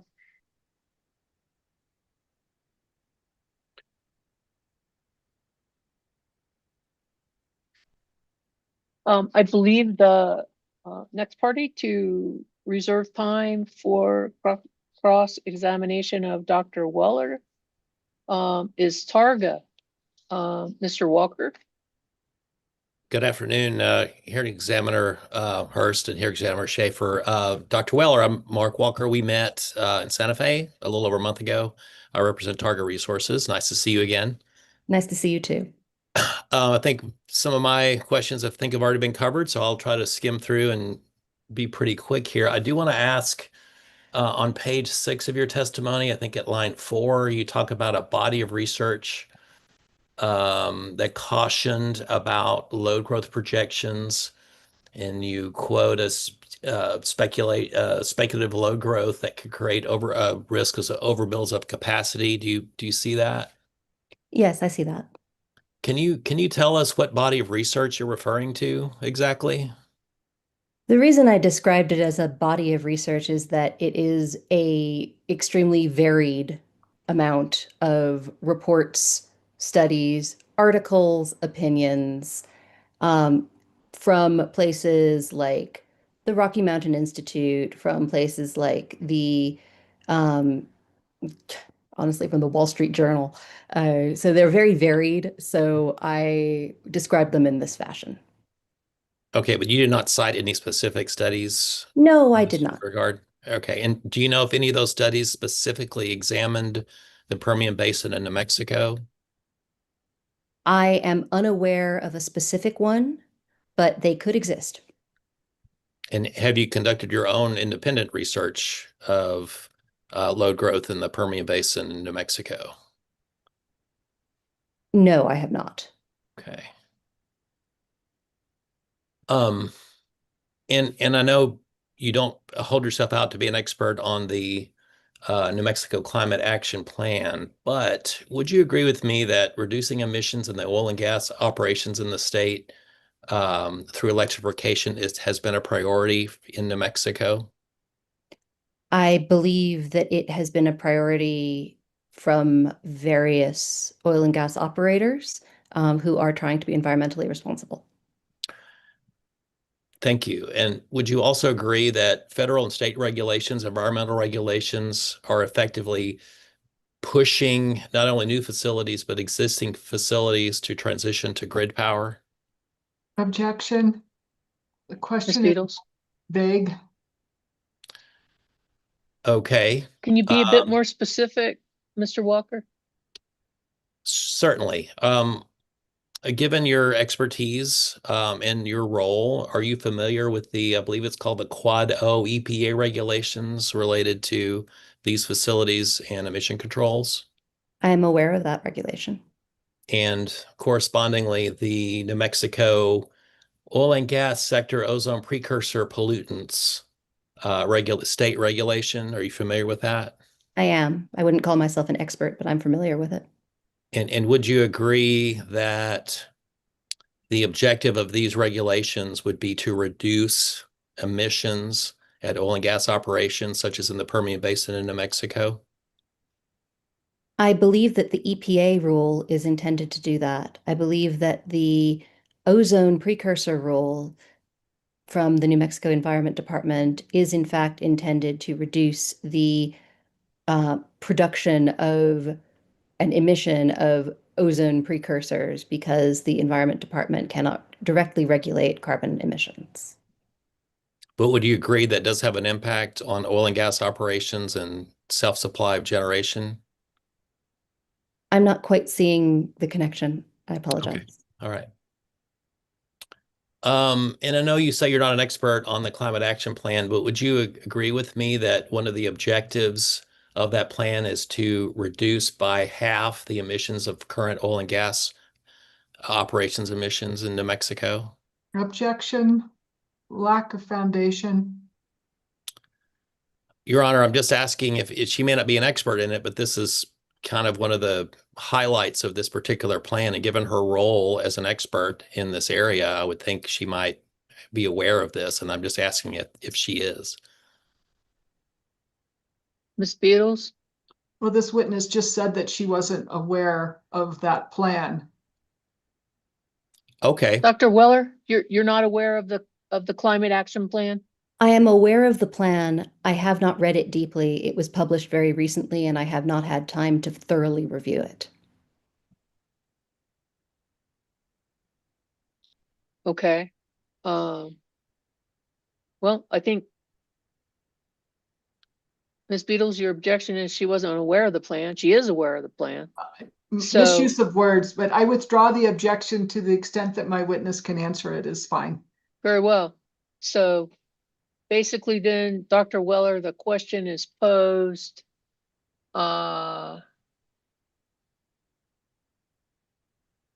With regard to the climate action plan, would you agree with me that one of the objectives of the plan is to reduce by half the emissions of the current oil and gas operations emissions in New Mexico?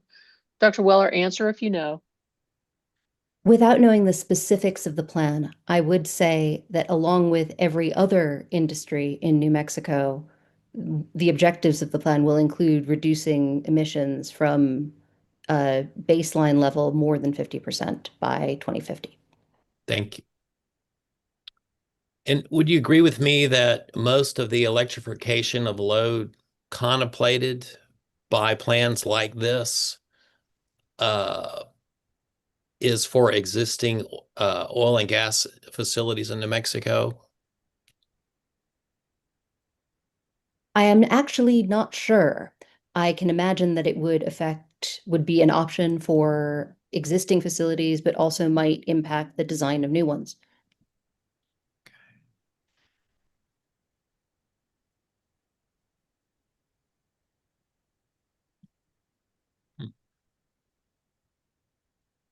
give me a moment.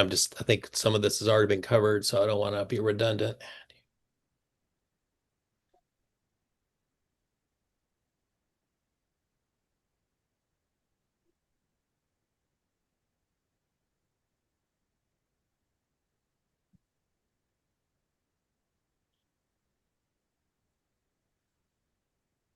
I think that's all my questions, Your Honor. That's thank you. Thank you, Mr. Walker. Hearing Examiner Schaefer, I have no questions. Thank you. thank you. I think I understand your testimony, Dr. Weller, but I just have a couple of questions for you. Ultimately, you recommend that the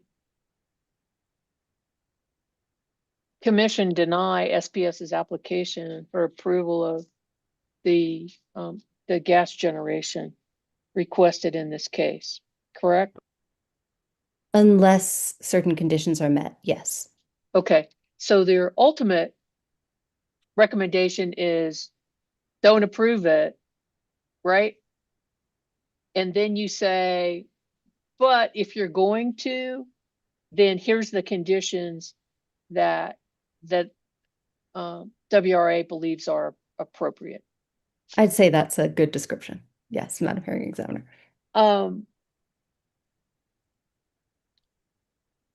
And the very first condition that you discuss, and I find it interesting, your language, because you say you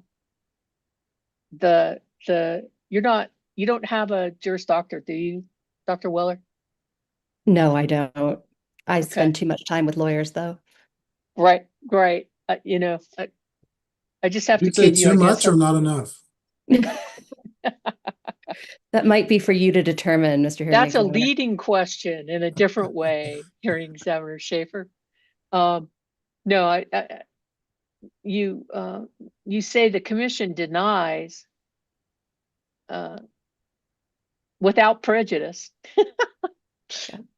SPS's request to treat a portion of gains as a zero carbon resource, correct? Yes. And I find that interesting because reading your testimony, it seems to me that that your recommendation without prejudice means they could come back at a later date and try to prove up that it really was a zero carbon resource, correct? That is my understanding of what without prejudice means, yeah. Okay, so why, if you don't think they can comply now, why do you want to give them another chance later? Well, I think that, as I state in my testimony, that the attempt at proving that a portion of gains is zero carbon is unsuccessful, and that the methodology behind it and the methods of proving whether or not it would work are insufficient. So I really don't think it would be appropriate for the commission to allow this designation based on what has been presented. But as I discussed earlier, I think with Mr. Larson, I do think that the Energy Transition Act and in general, New Mexico utility regulation and statute imply that it is possible for a gas plant or something designed originally as a gas plant to actually be operated as a zero carbon emitting resource. I think Mr. Zigich earlier today discussed some of the ways that might be possible. And I, as someone who works in climate and energy policy, I spend a lot of time trying to figure out ways in which difficult futures can be made real. And that means not closing off options, but it also means being rigorous about what we say is a real solution. And you answered my next question. I wondered if you heard any of witness Sigich's testimony earlier today, and you've indicated that you did. Do you have an opinion with regard to some of the potential solutions that he enumerated in his testimony? I think some of them are technically possible. I'm interested by his discussion of hydrogen, though I think that the hydrogen in question would have to be green, quote unquote, hydrogen, rather than hydrogen made from steam reformation. But that's possible to do. I also think, and I discussed this briefly in my testimony, that in a situation where New Mexico had an economy-wide sort of cap and invest carbon emissions trading program across sectors that was measurable and verifiable, that an argument like the one that SPS is attempting to make here might be more viable in that situation.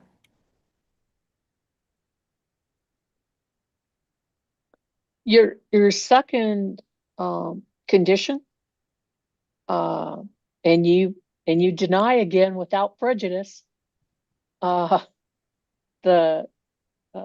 gas resource CCNs, that the commission not accept the request that they be made exempt from 2045 zero carbon provision. Correct? Yes. Did you consider any potential alternative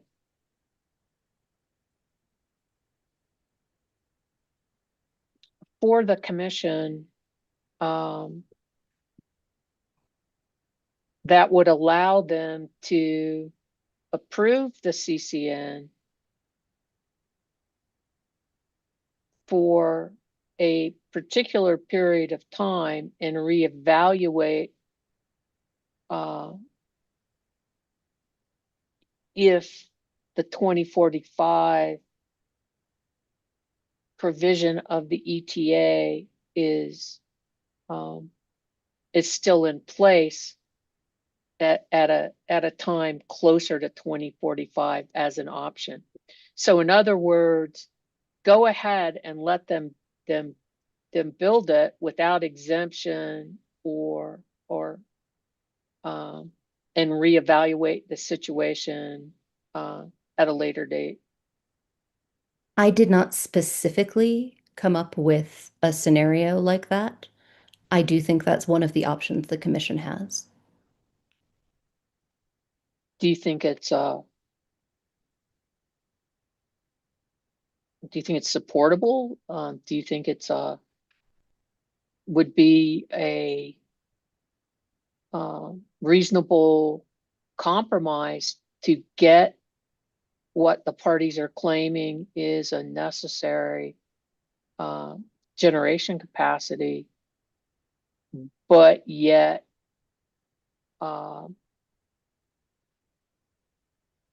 not approve a generation asset that could potentially be at odds with the ETA requirement in the future? So, yes, I think it's supportable. I would want to see in a commission order that made that choice some specific evaluation points, specific criteria that had to be met, a kind of time frame. I also think that if I've listened to a lot of this hearing, and there's been discussion about whether the modeling was correct and whether the resource selection was correct. And I don't have a professional opinion on that. I wasn't a participant in the IRP.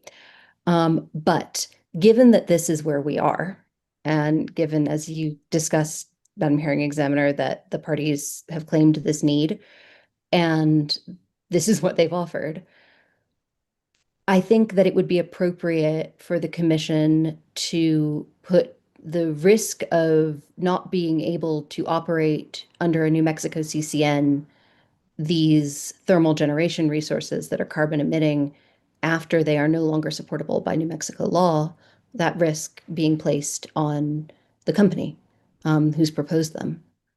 I think it's possible that a solution to decarbonize, to reduce the usage of, to trade emissions impacts with all sorts of things could happen in the next 19 years that SPS would have to figure that out. One of the reasons that I so strongly think that it's not appropriate now for the commission to grant an exemption or an exception is that it basically says that, well, SPS doesn't have to work on that for the next 19 years. And that's my sticking point. I mean, do you think with the processes that are in place, do you think that's pretty much what's happened with, you know, with the provision, not just with SPS necessarily, but that that the utilities are granted the generation, and then later on, they come in a rate case, and then they get the commission decides what they can collect and how they can collect it, and then pretty much other than some routine filings, things are forgotten. I mean, I've only been working strictly regulatory for a couple of years, but that's kind of been my understanding is that there's only a couple of points for the commission to intervene and say, well, this is how we're imagining the grid should look. This is how this utility should be in relationship with its customers and with its resource planning. We have an IRP rule that is not adjudicated, which means that we're doing this now in a CCN case. I think that's something the commission should seriously look at changing. Judge, I also I'm having an issue with my computer. All right, sir. Uh, can we take a short break? Yes. Let's certainly. Let's take a as long as you need, Mr. I just have a couple more questions. So I see us. If I can't figure it out, we'll do it the old-fashioned way, but I'd like to get it going. Okay. Like I said, Give me- I see give me- about 15 minutes more, and you let me know. Okay, we're in I will. recess, and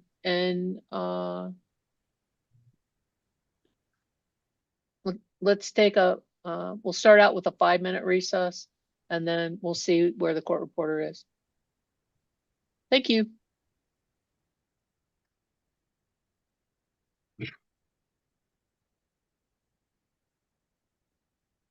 Okay, she said.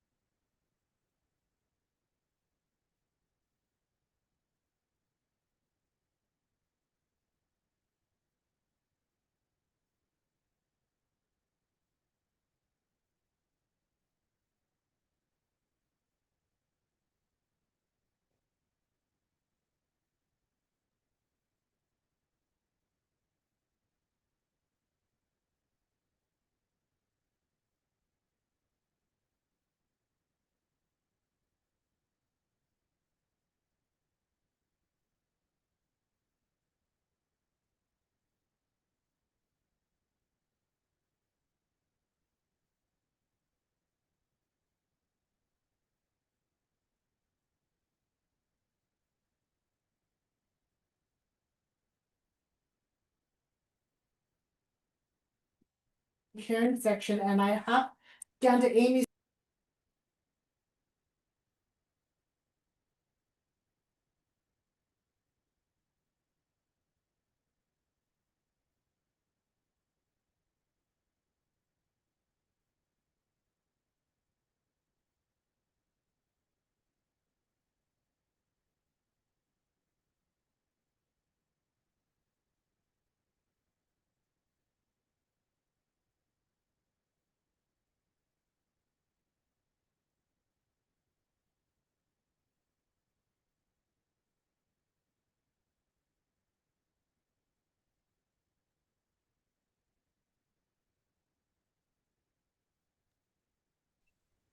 I'm back, Judge.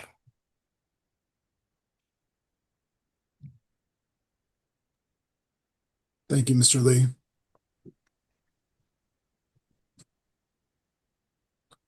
How we It's doing, not Mr. optimal. Lee? It's not optimal, but let's get it done, please.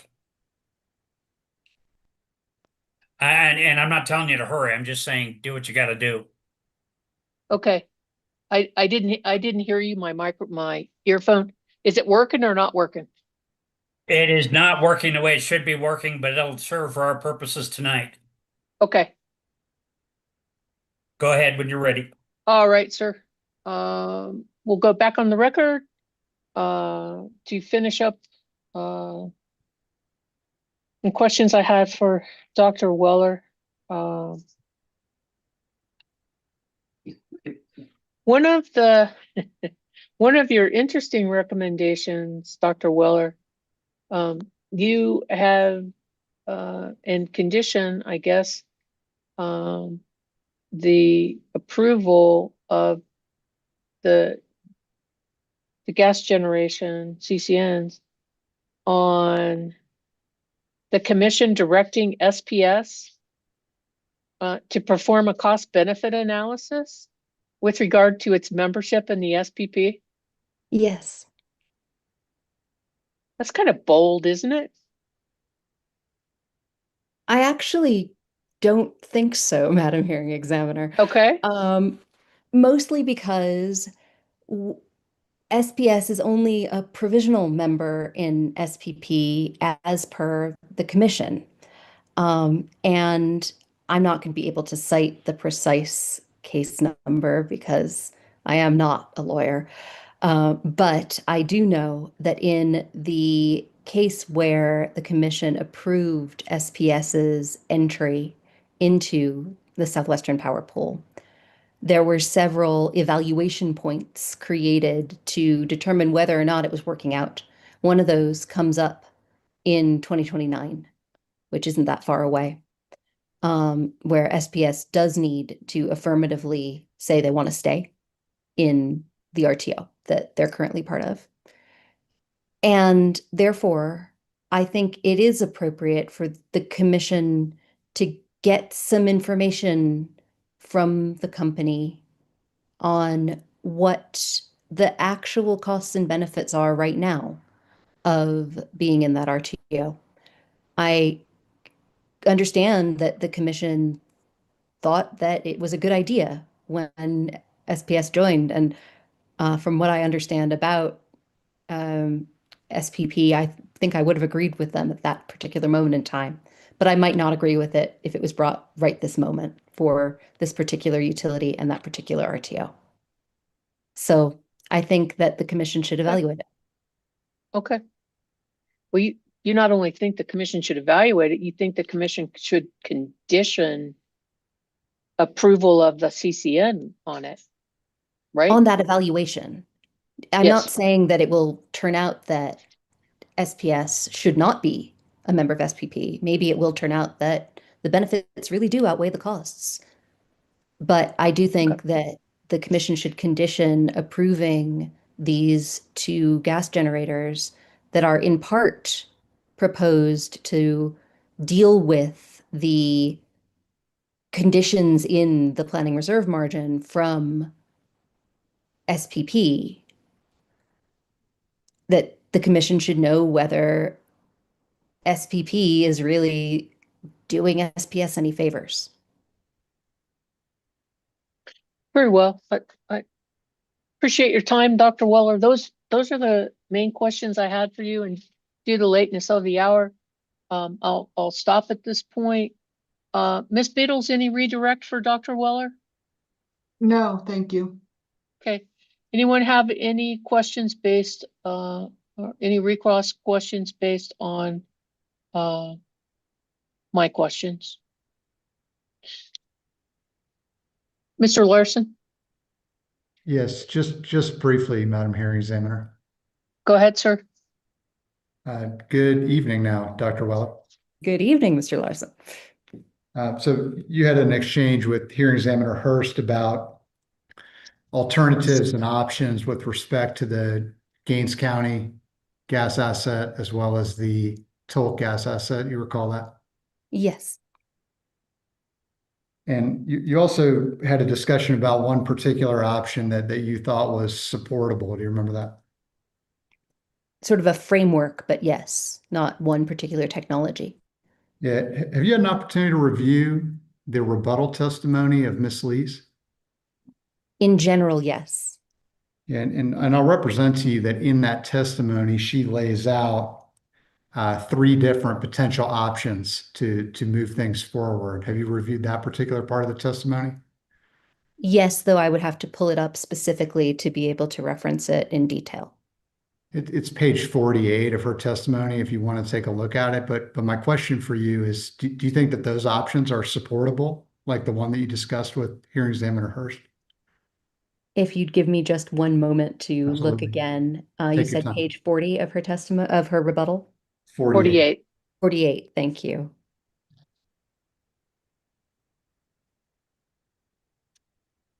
And I may need to lodge an objection if that's a standing question, for being vague. He's not referring to a particular option, just whether, I'm not sure whether he's referring to all options or one particular option. I think he was just trying to be quick. I think Yes. the ask her if any were supportable. That's correct. Looking at these 3, in my opinion, the first option that begins on line 5 of page 48 of Miss Lee's rebuttal is, in fact, the option that I was discussing with Hearing Examiner Hurst, though our discussion included having some specific sort of checkpoints or decision points within the framework of that option. The other 2 options, the ones that begin on line 8 and line 10, I would not find supportable in the form presented here without further consideration. But at least with respect to the first option, you do find that supportable? With in the sense that it would in the sense that it would match the discussion I had with Hearing Examiner Hurst, in that it would not be the discussion of whether the Gaines and Tulk plans could come into compliance would have some specific, like, what does that mean, points where the commission could evaluate that. Just a blanket, at some point in the future, we're going to decide that's a little not so great for me. Understood. Thank you for your time. I don't have anything further, Madam Hearing Examiner. Thank you, Dr. Weller. Thank you, Mr. Larson.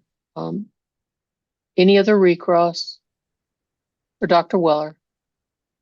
Hearing none. Dr. Weller, thank you very much. We appreciate your time and you are excused. Thank you, Madam Hearing Examiner, Mr. Hearing Examiner. And I want to thank you for the accommodation, Hearing Examiners Hurst and Schaefer and parties. Ms. Biddles, anything further from WRA? Nothing further. Very well. We are going to recess until 9 tomorrow. So let's go off the record. Mr. Lee, thank everyone, Mr. Lee and council, for working a little late tonight so that we could accommodate all of our witnesses. So now we're off the record. it looks like to me that we've got 4 witnesses left. So just to ready. talk. Yep, I'm sorry, Judge. I'll log it or close my mic. okay. Thank you, Mr. Lee. Appreciate you. So yeah, so we have did I add an extra witness? No, we've got 4 witnesses tomorrow. Looks like we start off with LES witness. Then we go to CCAE witness, Prosperity Works witness, and then NMDOJ's witness. Based on the amount of cross-examination, unless there's any surprises, I fully expect us to finish tomorrow, potentially even earlier tomorrow. And I believe we've already set the briefing dates. So parties should be prepared to show up with any procedural questions before we begin at 9. Otherwise, thank you all very much. And we are recessed until 9 o'clock tomorrow morning. Thank you.